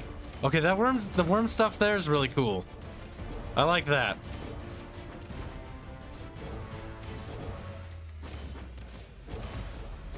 And the combat animations don't look bad, like the firing effects. I think the rifle work could probably use a little bit more work, like a little faster for the animation. Like they look a little too slow. The missiles, so-so. On my way. Under attack. Confirmed. Oh my god, they're ornithopters. The desert attacks. Damages to air targets. Harvester under Yes. attack. On my way. Base under attack. Oh my god, what is that? And it's fucking chunky. Doesn't seem to have damage states though. Oh, they're here. The desert attacks. Save the harvester. The enemy attacks our forces. Have guests. Awaiting orders. I didn't see how destructible it was. Pew pew pew. Construction completed. Defend the base. I like the art style though. Come on. Yeah, it's splody. I like it. Defend the base. Harvester under attack. It's got that oomphy. I think the sound could use a little bit more though. But the oomphy explosion is good. Under fire. They have a not obelisk? I think so. I think I'm gonna lose this though. Because I'm gonna run out of money. I was wondering where that attack was and it never came when I sent my forces out there, so whoopsie poopsie. Is the ADS actually gonna work? No. Or maybe it was, I don't know. Can you run people over? No. They turn green though. Hey. Okay, they get cool little custom animations. I like that. On my way. Confirm. I mean, I'm interested. No, I can't cancel once I'm queued. Oh, that's so tragic.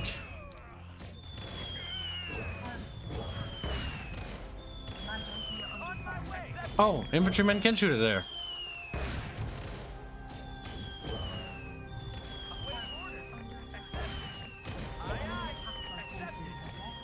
It's kind of cool. What do you think, chat? I think it has potential as far as indie RTS goes. There's some work to do here. Oh, do they have burn animations? Fairbear would want to know.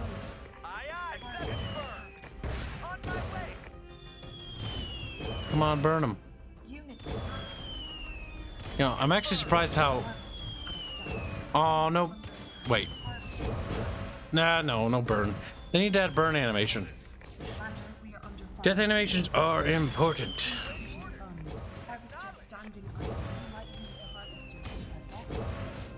The visual side is always one of my interests because it's what nails a CNC game.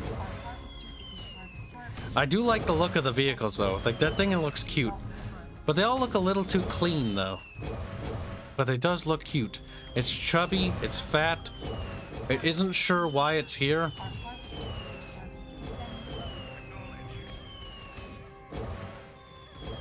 Is it me or is that not dying? I think things are a little too on the spongy side, maybe. Or maybe the flame tank is meant to be. Poof! The enemy destroys our structures.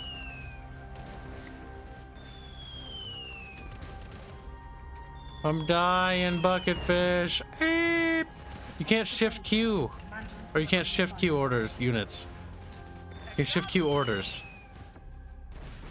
Yes, you can. Well, the AI is pretty good. It actually beat me. And the tanks look pretty cool. The enemy tanks look really cooler than mine, though. Wait, did they wiggle a little? Oh my god, the lid wiggles. Yeah. If you're gonna have them vibrate and stuff, maybe make, like the engine rumbles and they jumble a little. We died. Well, I mean, I'm actually interested. Oh, we gotta figure out how to window. Because Kibbo sucked. We lost. Welcome, Commander. Our base is set at the specified point. Okay, it pre-builds that for free for us. You are probably safe from it only on rock formations. An unauthorized presence of an unidentified outpost has been spotted. They have been deploying their base for some time now. Be prepared in case of our activity to uninvited guests. Building complete. Again, he's definitely onto something here. He, she, whoever the developer is, I don't really know. But it's pretty good. Be careful and stop I hate the whistle sound. in this area by any means.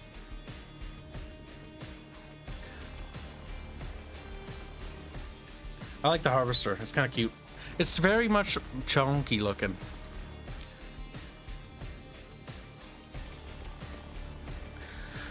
Alright, so we need to build more buildings. First thing we're going to want is a factory, because the factory we need to produce more harvesters. About 3 or 4 harvesters I feel like is probably more adequate. And then we should basically defend, sit on our haunches, not attack, repel the first wave, then launch a counterattack. Probably. But I think the AI is actually got a lot more stuff. Steam Next Fest demo. Okay, so this might be an earlier version. Okay, good. Because I definitely feel like this needs a little bit more, well, not a little bit, quite a bit more work, but it's on to something here, and that's the most important part, chat. It is actually onto something. Kibs, if your tank is wiggling from the engine being on, that's a poorly built tank. If your tank's hatch is wobbling when the cannon fires, that's not a very good hatch. So if you're gonna go with that artist style, you might as well go balls to the wall. Make one of the factions have rickety tanks that vibrate like. It's stylism. It doesn't have to be perfect. In fact, that's what gives it character and soul. Okay, so now we need to turn the power back on. So we go boop, boop. Power supply has been restored. All the buildings are functioning again. Insufficient funds.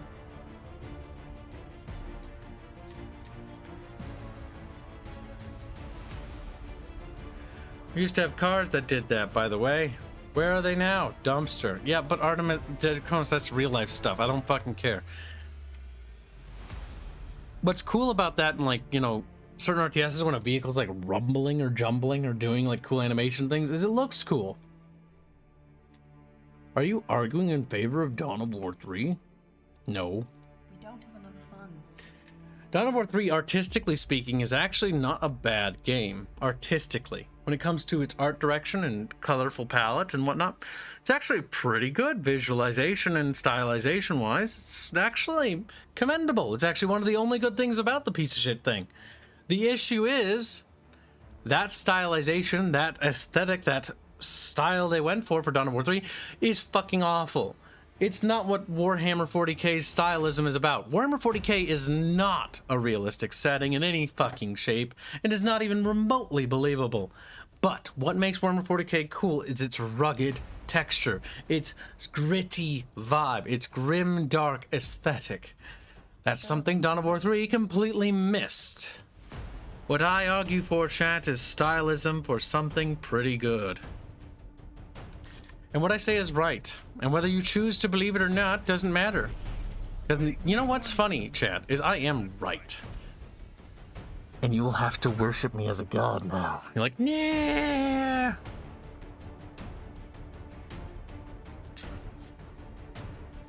How does it feel, Draconis, to be wrong? Harvester at a standstill. Actually, I didn't dig to China because I didn't defend Dawn of War 3. I defended stylism and art. I'm looking at things objectively, not subjectively. Not letting my emotions cloud my judgment. And that's the most important thing you should do too, chat. Because what was good about Dawn of War 3? If you say nothing, you're an idiot. If you say it was a perfect game, you're also an idiot. Because there are things that were right about it, there were things that were wrong. Dawn of War 3 was a terrible game. And why was it terrible? Let's understand that. What made Dawn of War 3 bad? Funds. Exactly. Precisely. Name them. And I already know the answer to these questions, but I'm going to make chat answer this. So chat, you have to answer it. What made Dawn of War 3 bad? What was bad about it? There are tons of totally acceptable answers.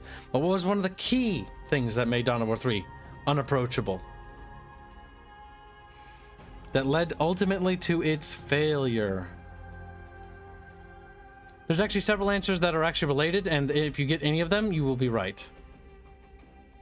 I'm gonna let other people answer though, because it's not fair and expected. You got one of the right ones. No, everything is not subjective. That is wrong, Draconis. There is such a thing as objectively wrong. Dawn of War 3 is objectively terrible. It's not subjective. All right, well, the unexpected nailed it. And MOBA, it's part of a greater issue. The issue is there's nothing wrong inherently with the MOBA genre. I personally detest it, but it's not my genre. What is Dawn of War 3, chat? Dawn of War 3 is a franchise. What does this game represent? This game is a spiritual successor to a game that came before. And when you're making a spiritual successor to that game, or you're making a successor to a already established game, what must that game do? It must respect what came before, chat. It must be a worthy heir, a worthy successor to that product. What did Dawn of War 3 do that didn't make it successful? It broke that chain to success, arguably, and that's why Dawn of War 2 debatably is not a very good sequel, because that one's always been a hot button issue for various people. Some people are like, Dawn of War 2 is great. Other people that like Dawn of War 1 like, nope. And the thing is, what you always notice that's consistent is people might like both, but they like both for different reasons, and often there's a already schism there, because Dawn of War 2 was not a good sequel to Dawn of War 1. Dawn of War 3 compounded the issue, and the developers do not understand that, because historically developers have already established that A, they do not listen to the fandom. They didn't listen to the fandom in Dawn of War 1, that's why we got Dawn of War 2, that's why there was a schism that developed there. Why did the schism widen when 3 came out? Because the disconnect between the developer and the community had grown that big. Bucketfish, you know this. You're smarter. I expect better from you.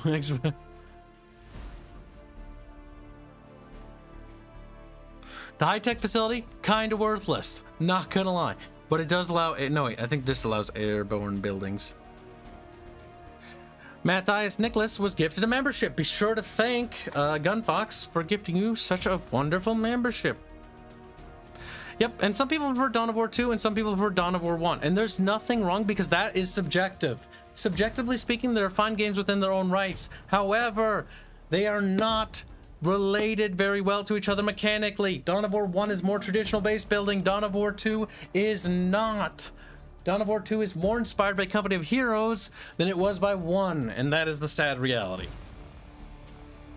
I also don't like Dawn of War 2. I also don't like Company of Heroes that much. That's not entirely true. I like those games, but I don't like them nearly on the same level as I like Dawn of War 1. I like Dawn of War 1 a lot more, because that is the style of RTS I like. I like base building. I want to be able to build bases and stuff. Wait. No, nothing came in. That's just a weird pop-up. Just because the shitty game has nice art style does not make the rest of the game not shitty, Draconis. Yes, entirely correct, Ragnarok.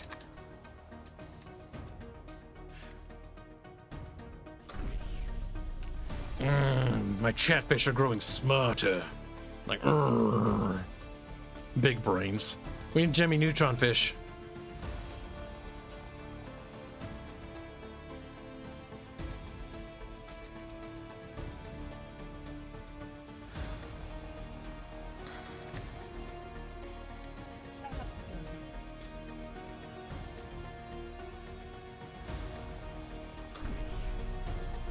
Oh, no walls in this game. That's a little disappointing. We need more power, probably.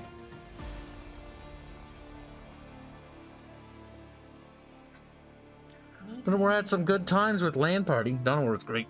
Chat beat your cuts for retardation. Yes.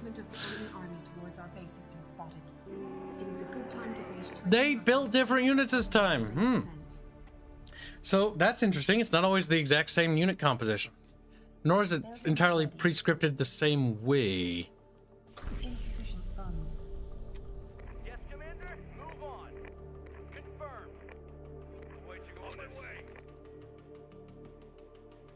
One thing the developer, if the developer ever watches, probably not, because this is not even about this game, but I'm gonna probably mention the next one. Chat, remind me. Shift should shift when you shift build. It should shift build 5 at a time. If you hold control and click it, it should build 10 at a time.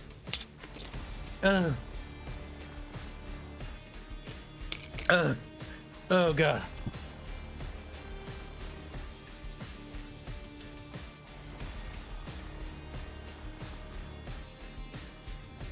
Toxic gas for spraying at infantry? Like, I love that.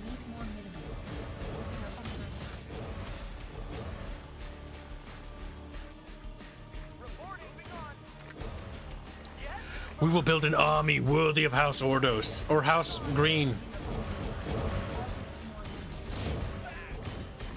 Oh, I wish I could see the health bars of everything. Wait, maybe we can. No, we can't.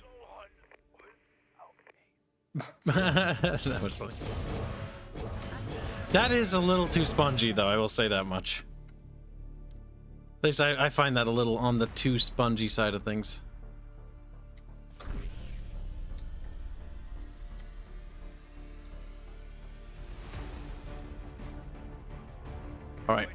Does that mean they're gonna come from there now or no?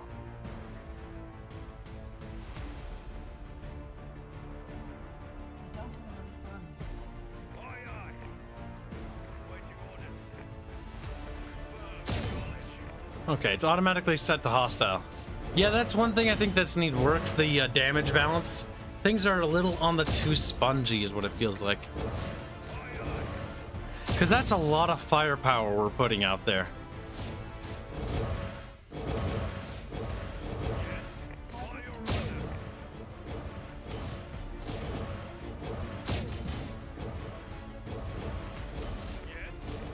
Harvest more minerals. Building complete. My God. I'm listening. On my way. I'm listening on my way. Wow, I'm so excited. Ah. Bucketfish, we're a little base. That's right. Dash right. white. Dash white. Fucking tard. Harvest more minerals. More minerals. Oh my God, what are you doing? You idiot, there's more minerals over here. Sweet. Yes, Commander. That's right. Dash white. Dash white. Oh my God, I just fucking.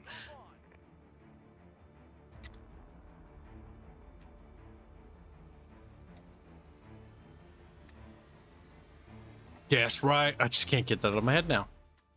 Waiting for the order. Move on. That's right. Dash right. Select all units, select all ground units. Okay, there's some cute ideas there. Dash right. Oh, fucking Christ. Insufficient funds.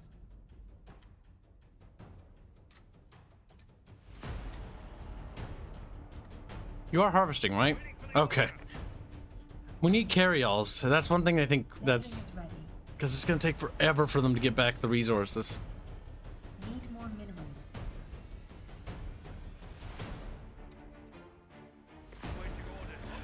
We've got quite the army build-up here.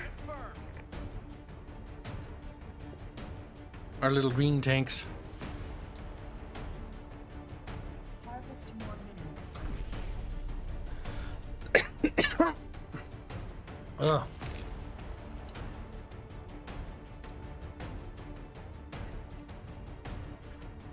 I don't like the timer though on the demo. I think that's stupid. Just make it this one mission and then just let you do whatever you want. The fact that it says you have to bonus objectives. Oh, thank God. I was like, I just like taking my time in base RTS. I don't really like time sensitive missions. Good. Never make a time sensitive mission in RTS. I just can't cringe. Unless it's like some sort of wave defense. More minerals. Building is ready. Waiting for the order. Move on. Dash right. Fucking Christ. Dash right, Jay. He just doesn't stop. Unit under attack.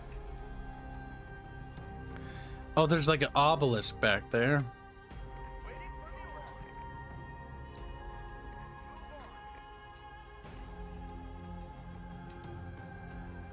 That's quite the big base over there. More infantry.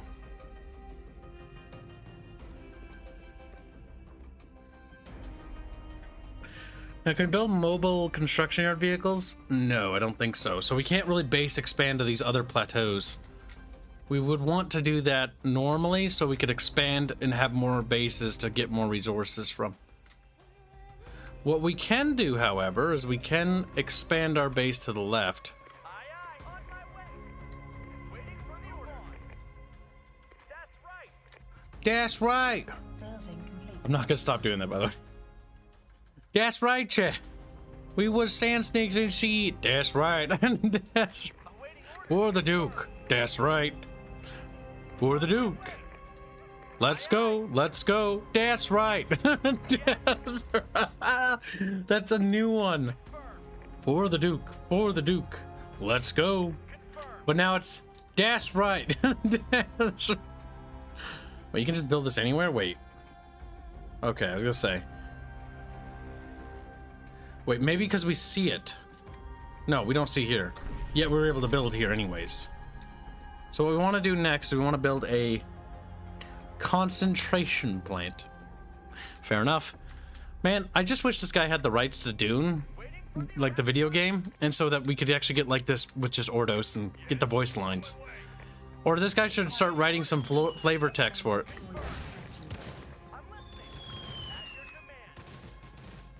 Ordering is ready. We might use the harvester. Protect the base. What's the repair button? Oh, there's no repair button on the toolbar. You have to manually do it.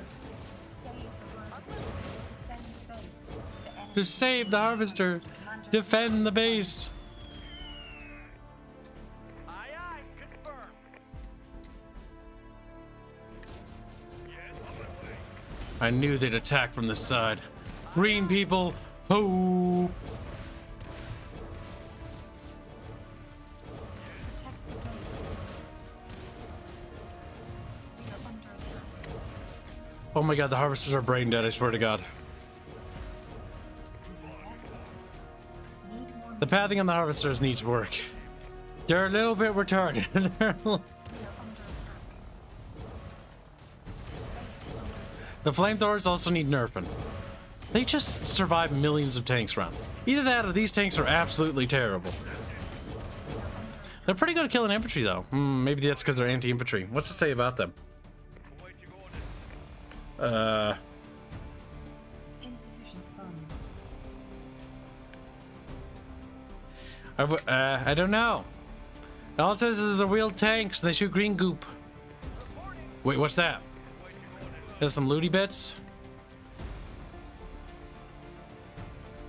Waiting for the order. That's right. That's right. Just like stop. Just, that's right. Can you do anything of that? Okay, but that was actually like a looty box. Good. On my way.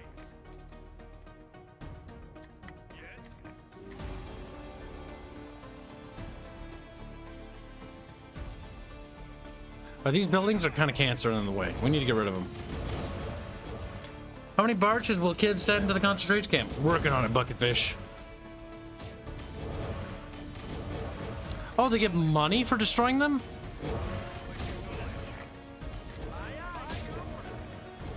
Oh, don't mind if I do.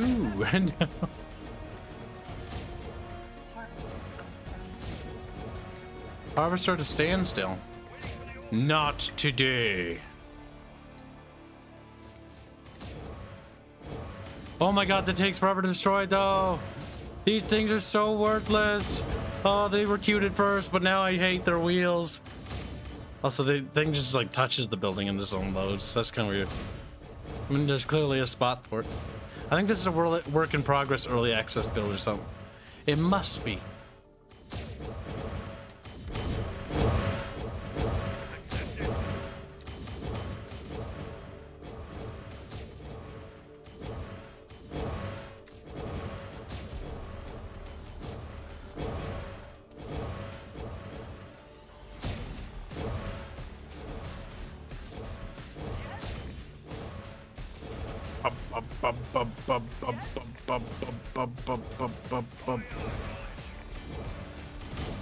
Yes. Starcrafting intensifies. Some of those voice lines sound familiar. Just a little bit. I think they're trying to replicate the Command & Conquer sort of Dune 2000 feel, which is good.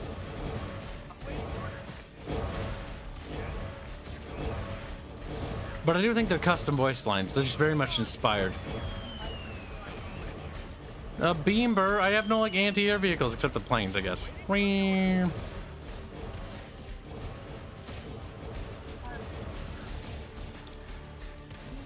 I mean, it does hurt them, but it takes a good while to do jack diddle. We might lose the harvester. Not all Holy shit. we might lose the harvester. We lost the harvester. I mean, the AI is not shy on building shit, I'll say that much. Enemy attacks our forces. Save the harvester. Worm eat 'em. Unit attack on my way.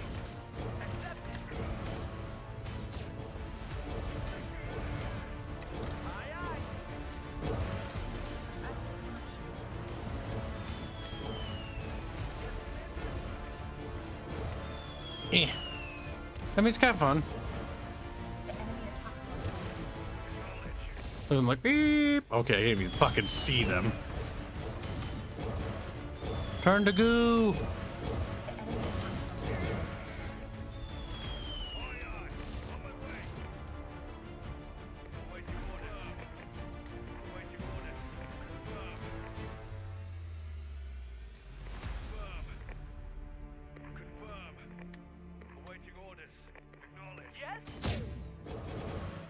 Destroying random buildings because I can, not because I want to.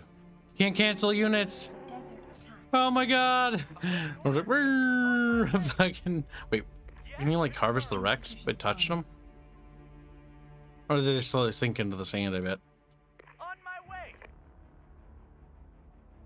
Nope. Confirmed. Waiting for the order. The desert took the victory. Waiting order. Waiting order. Acknowledge.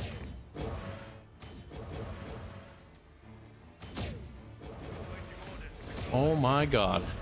Wormies, no! I'm listening. Get back on the land! Wormies are mad. They're grubby.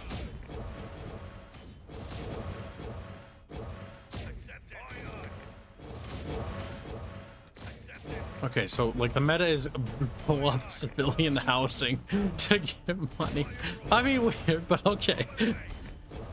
That is very weird. Is there a patrol pattern, endless back and forth? There doesn't seem to be any commands for that, sadly. There is go to the point, and I think he's I think this is definitely early access. Which, if that's the case, I'm actually much more hopeful, because that means that he's like, yeah, I'm gonna add more stuff, and then we can all be happy pappy.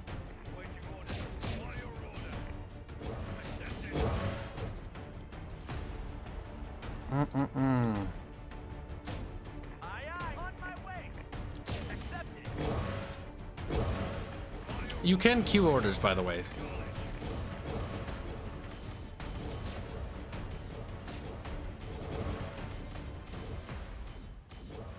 Awaiting orders. On my way. By your order.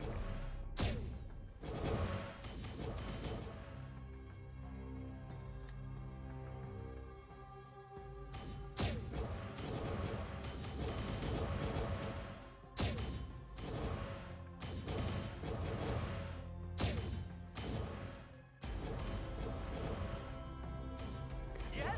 On my way. We need to destroy more houses.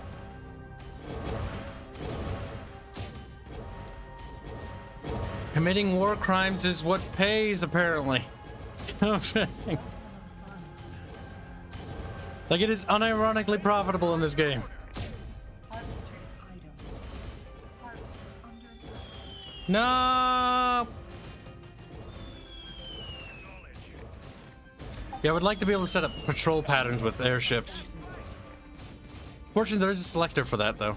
If I double click to select all units of the same type, yes, he did get that good. Waiting for the order. Move on. We got tons of fighter wings. Do I lose my barracks? No. What? Oh no, it's over there. That is a lot of infantry. Insufficient funds. Unit under attack.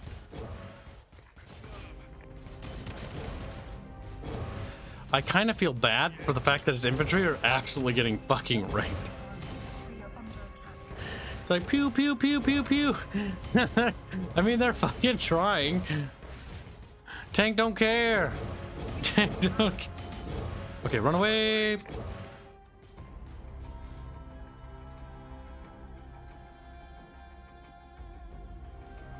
enemy attacks our forces. Harvester at a standstill. I'll move the harvesters to mostly harvest over here. Harvest more minerals. The worm scream is very autistic. Need more minerals. We need to continue to stack our bros higher. Aye, aye. Yes, by your order. Accepted.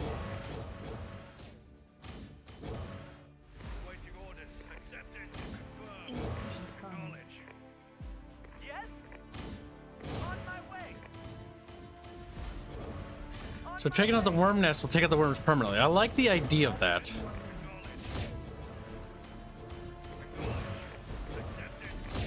Need more minerals.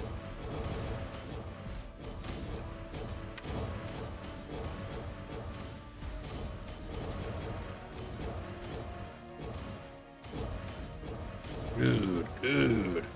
This is Barcon. It's a demo's available for you to try right now if you want.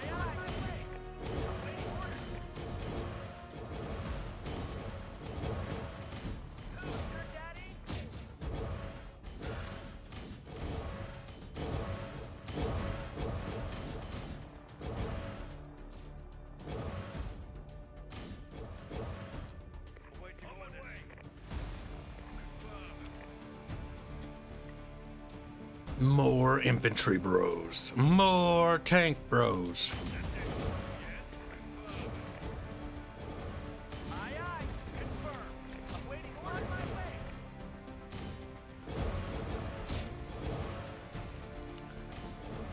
So we take out the worms on the left and use the worms on the right as a shield. By your order.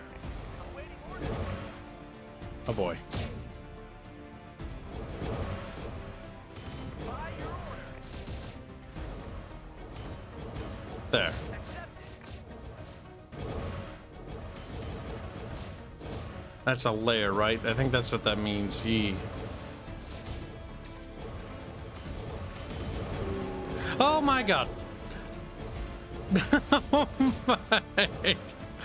Airships might be better at doing this, honestly. Let the tanks reverse. Awaiting order. Affirmative. By your order. Yes, acknowledged. On my way. Awaiting orders. More money means more stuff. Aye, aye. Confirmed. Yes, on my way. Don't have internet for here, says Lapis. Oh, barch on. No barks so far. Oh, Barcon. Yeah, Barkhan. Ignore chat. They're being fucking retarded. Not that you're, you know, not used to that or anything by now. Yeah, kind of just sort of retarded, really. They're sort of retarded. The enemy attacks our forces. They dare? They do.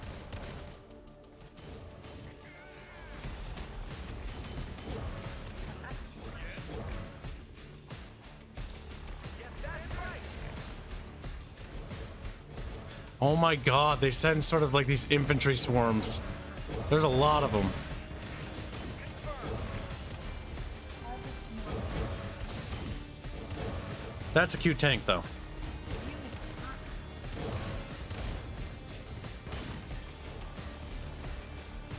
Insufficient funds. Unit attacked.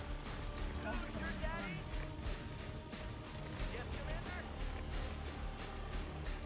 Up Did we take it out? Yeah, we did. Unit under attack. That's right. Any other worm nest things?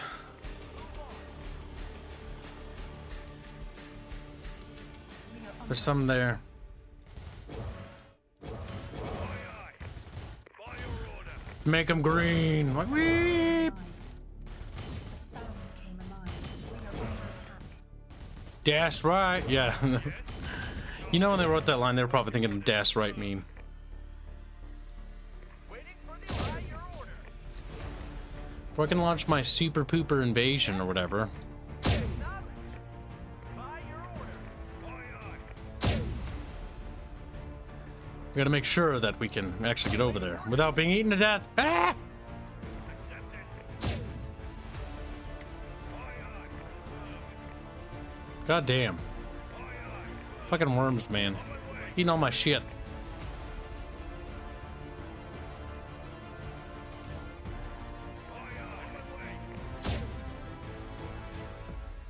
Insufficient funds. Alright, so we've taken out 3 of the 10 snake layers.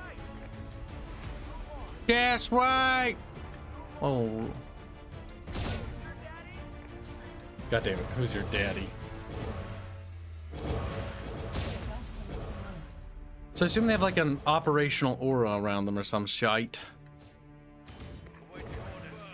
Harvest more minerals. Accepted.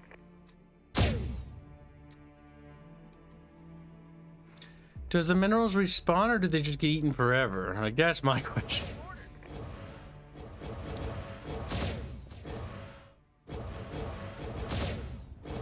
Need more minerals. Poof.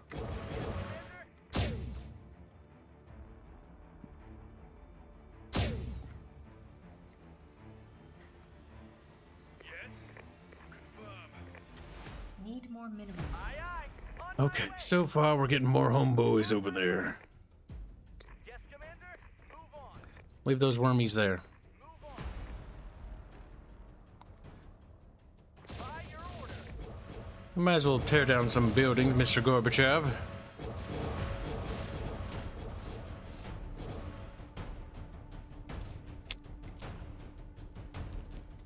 Insufficient funds. Yeah, Barch just needs to take it easy for a little bit. Don't worry, he'll be back. Little blonde bean boo. The blonde bambo, as we call him. The boombo. The bimbalim bimbalimbo. Alright, so harvesters are just immune to worm attacks. I appreciate that. Because I'm pretty sure they'd all be dead by now.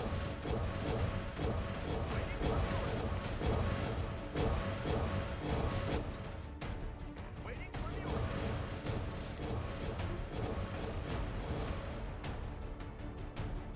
Awaiting orders. On my way. Oh, there's a worm hive thingy over there too. No. Now, I have questions for how they built the city on that fucking shit.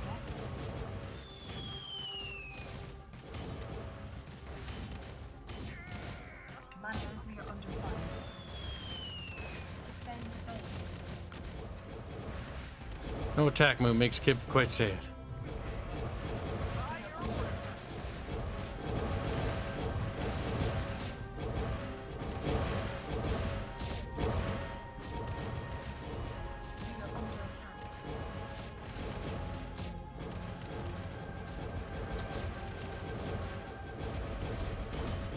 Alright, I am The enemy attacks our forces. concerned about this offensive. I have my doubts. No, not until that's dealt with.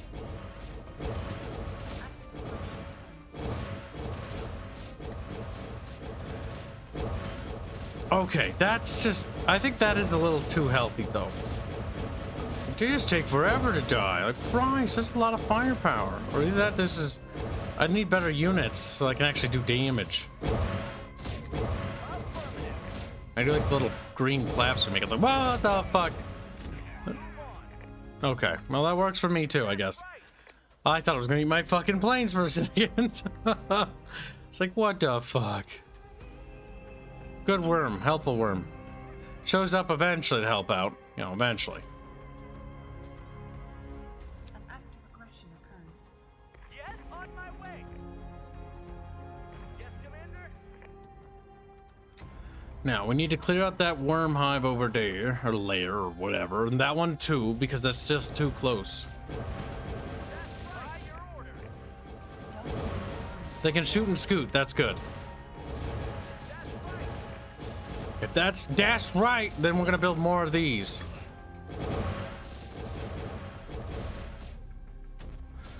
Boom, boom. Yeah, shoot and scoot, I love that. That's good. These are actually becoming my favorite unit of this faction. That's right. That's right. That's right! We are under attack. Harvest more minerals. The infantry are actually very good at shooting them down. That's right. As long as they're moving, we're fine though. That's right. Commander, we are under fire. Move on. That's right. Affirmative. Move on.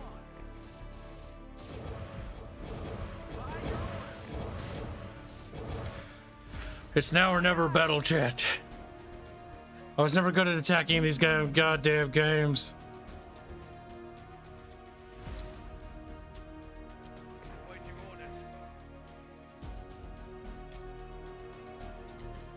Wormies, no! We're trying to help you. Wormy's like, I don't believe Kib. Oh, the game can actually move to the settlements and the tanks can't. That's kind of interesting. The enemy attacks our forces.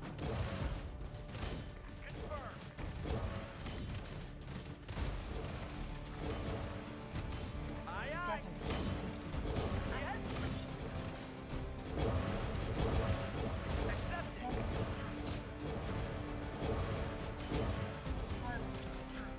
the enemy attacks our forces. Need more minerals.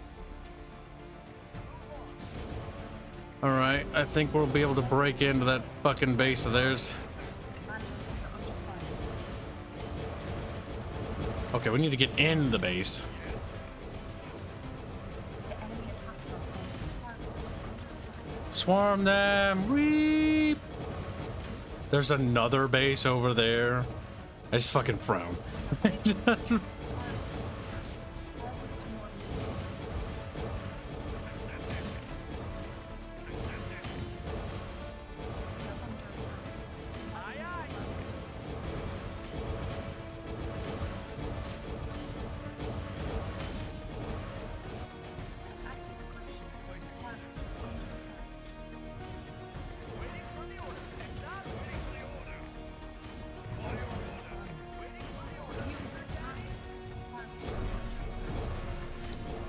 I hate the baddies.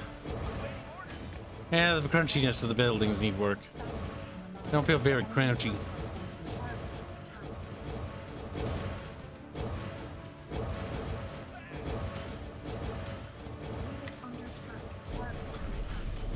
Need more minerals. We are under attack. This base is ridiculous. I want to point that out. We might lose harvesting. Commander, we are under fire. Harvesting more minerals.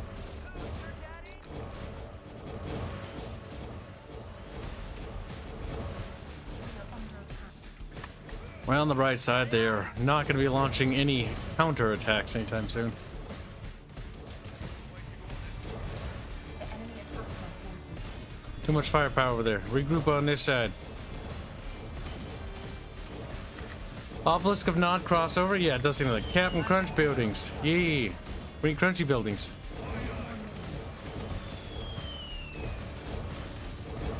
This is their power farm. If we take that out, that might be it for them. Oh, cool. Their harvesters look like the original harvesters. I like those a little bit more. I like the red people. Red people are cooler. And normally how this game goes. The enemy attacks our forces. Oh, they're building new buildings because they're assholes. We don't have enough funds. Waiting for the order. Move on. Affirmative. We hit them with everything we got, little bucket fish. Everything.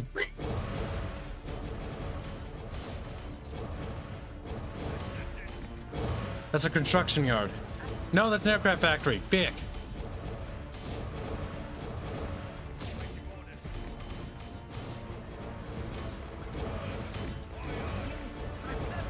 Oh, god damn it. Don't drive forward. Try.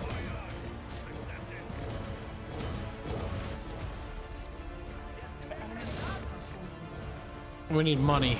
And the best way to farm additional funds is to blow up buildings. It's very weird, but it is true. Surely they aren't cheating, are they? Like, how are they getting the money to build this?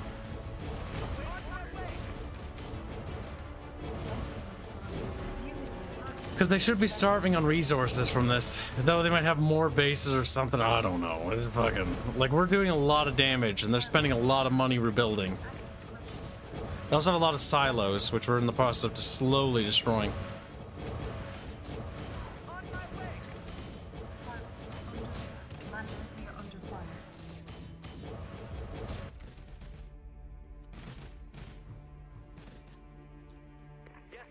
Harvester under attack.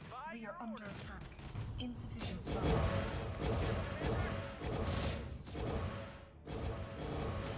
Insufficient funds. Harvester under attack. We are under attack. The silence came alive. Howie. Save the harvester. Insufficient funds. Howie, stop shooting. All right, there we go. We might lose the harvester. Harvesters. Unit under attack. Don't have enough funds. They're gonna drop off money first. Waiting for the order. Harvester attack. Insufficient funds. Unit under attack.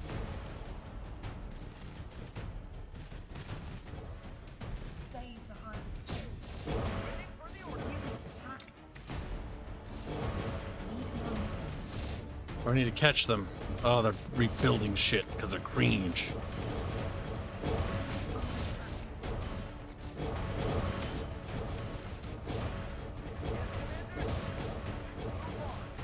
Their rich daddies are paying for it. I like how the tanks can shoot through walls. Yeah, that's gonna... Oh no! The laser turrets can shoot Kib too. The enemy attacks our forces. It's just I can't cancel anything I pre-script to build or preset to build. It's quite cursed. Like I'm just forced to endure. Unit attacked.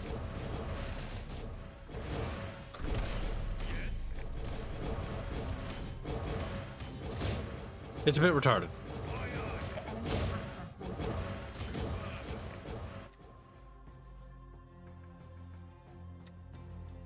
Waiting for the order. Right. Dash white. Under attack. They do have wall hacks. I'm having a hard time breaking through. In fact, I'm getting stumped on the fucking... Like the sponginess of everything is just too much. I want to push forward, but they have way too many free spawn turrets here.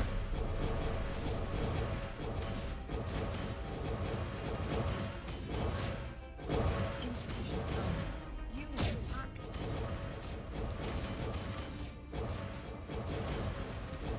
Those turrets are ridiculous. We're just going to push. Unit under attack. Don't have enough funds. That's the construction yard, I think. We're almost there. Fire.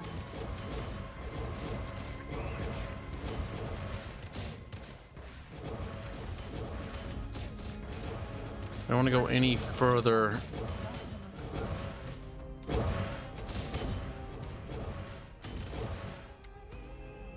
It's a Hail Mary, chat. Commander, we are under fire. Aye, aye. Insufficient funds. For your order. Commander,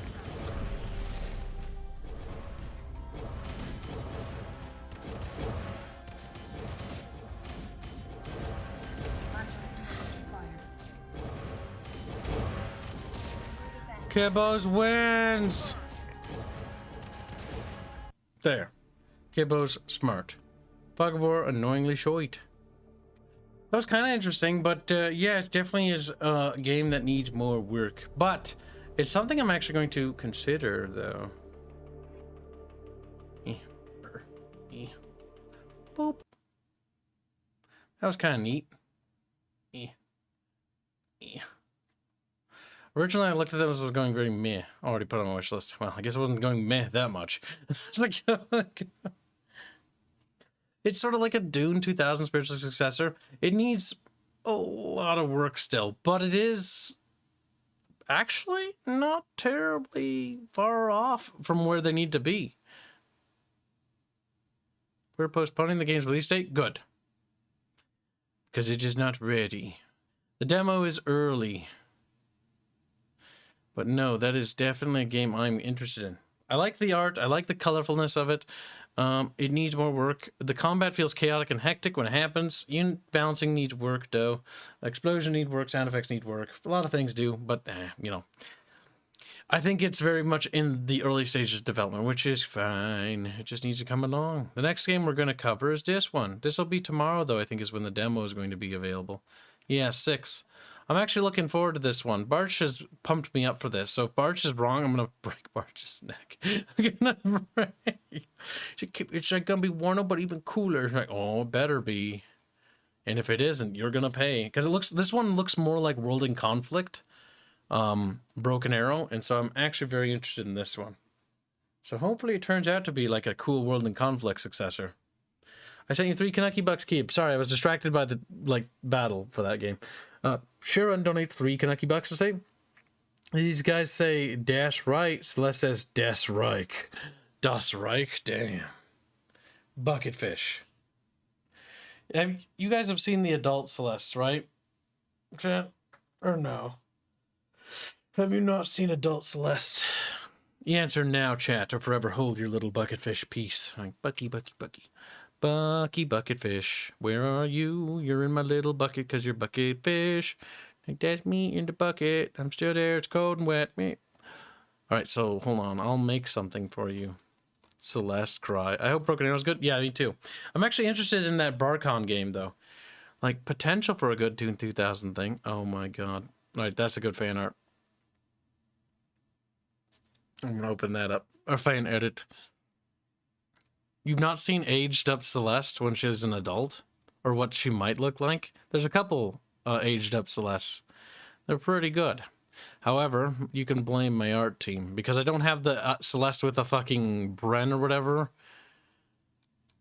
I know Lazy Soda, or is it Salty Pretzel, has that as a profile picture on Steam. Which I think is super cool. I know Sala thought that was cool. Sala gets super, like, teary-eyed almost anytime people make their icons some of the art that he's drawn or the art of the IP. You can see how, you know, the best way, by the way, this is a secret between you and me, champ. If you're ever feeling like changing your icons on Discord or on Steam or whatever, and you want to make it noticeable, best to do it on Discord. And then comment in the Chamber of Squeakrits, and then have a dev or one of the icons or whatever. Because that will make them just a happy little artist. All right, hold on, chat. Where did I put it? It was in finished work. Why? Because Sala literally put the Celeste he drew, the adult Celeste, in canonized, and started laughing. Like, ha, ha, ha, sour. He's like, ha, ha, nipples. She's like, where? I'm going to put that there. I'm going to close that. Celeste hot. God damn it. Sally, you degenerate. You never cease to impress with your degeneracy levels. I just have to censor it myself, though, because nips aren't okay for Twitch or YouTube. I know, hiding the nips is a shame, chat. A shame. It's okay. I'll make it colored the nip color. That way you can't tell.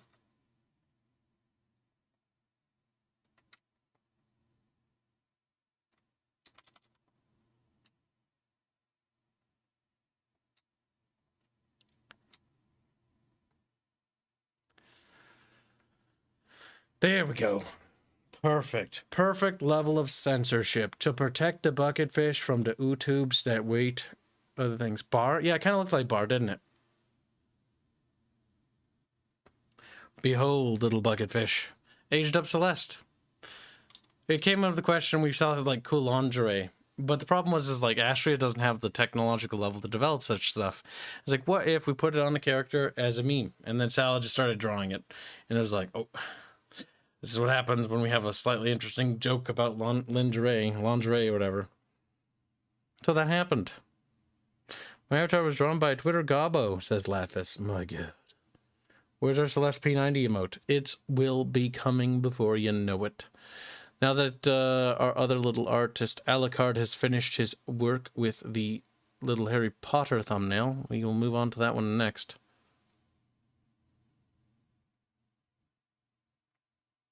But yes, I believe this is in the Legends of Terrestria fan art if you just scroll up a little past the cringe. The bucketfish are pleased. Now, chat, this is why you have to protect Celeste. Otherwise, she's not going to make it to adult form. Then what? She'll just be dead Celeste skeleton. Chat's like, my God. For future generations, chat. What you do is a most noble cause, a most noble squeacrifice. Squeakerifice. Squeakerifice. Where did I put that? Where did I put that little bucket fish? I put it somewhere. The worst part is I could probably talk about my IP for literally ever. Grammatron donates $2 to say, I just joined the stream. What the hell? Well, we played a game because we did about a 4-hour little Q&A stream. I answered a lot of chat questions, made Bucketfish a little happy. And then I was telling chat that once in the developer server, we saw this cool lingerie outfit. Actually, I found it, by the way. I was like, wow, that'd be really cool. And I showed it to Sal and said, wow, that is really cool. And so Sal just starts drawing. I won't put it on Celeste. And so he did. 6 million cookies or adult Celeste? Big thinkies. Listen, you'll have to make 6 million more cookies with Celeste. She's like, oh my god, that's a lot of cookies. My god. Ron Grimmitron, he is trying to make us not hate Celeste. You will learn, chat, to appreciate the finer things in life.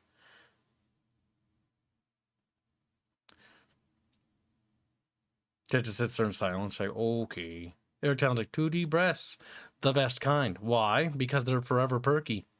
Sadly, real breasts in time, as with all good things, must come to an end.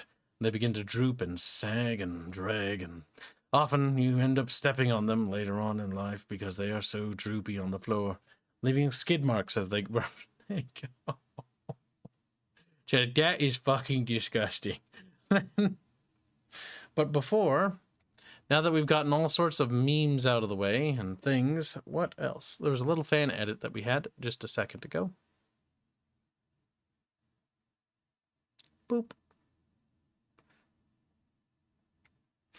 We've gone through, I think, pretty much everything today. But today was an exciting little day. It was the announcement of the website. Lord of Opossum donates $30 and is incredibly late to the stream as always to say, here's money. Thank you for your generous donation. The Bucketfish are forever going to be generating revenue, as they do, wiggling in the bucket, writhing, flapping around in the water. I knew Kibs were thirsty, but... oh, come on. It was literally just Kibs making a mild suggestion as a joke to fucking Sala. Then Sala did it, and I was like, you know what? You know, I'm not going to stop Sala from making a fan art, because that's literally shooting myself in the foot, you know? But I also told Sala he's doing it on his spare time if he makes it. Like, I'm like, it would be cool, Sala, but, like, I'm going to say it's your spare time. He's like, don't worry, Kib, I got you.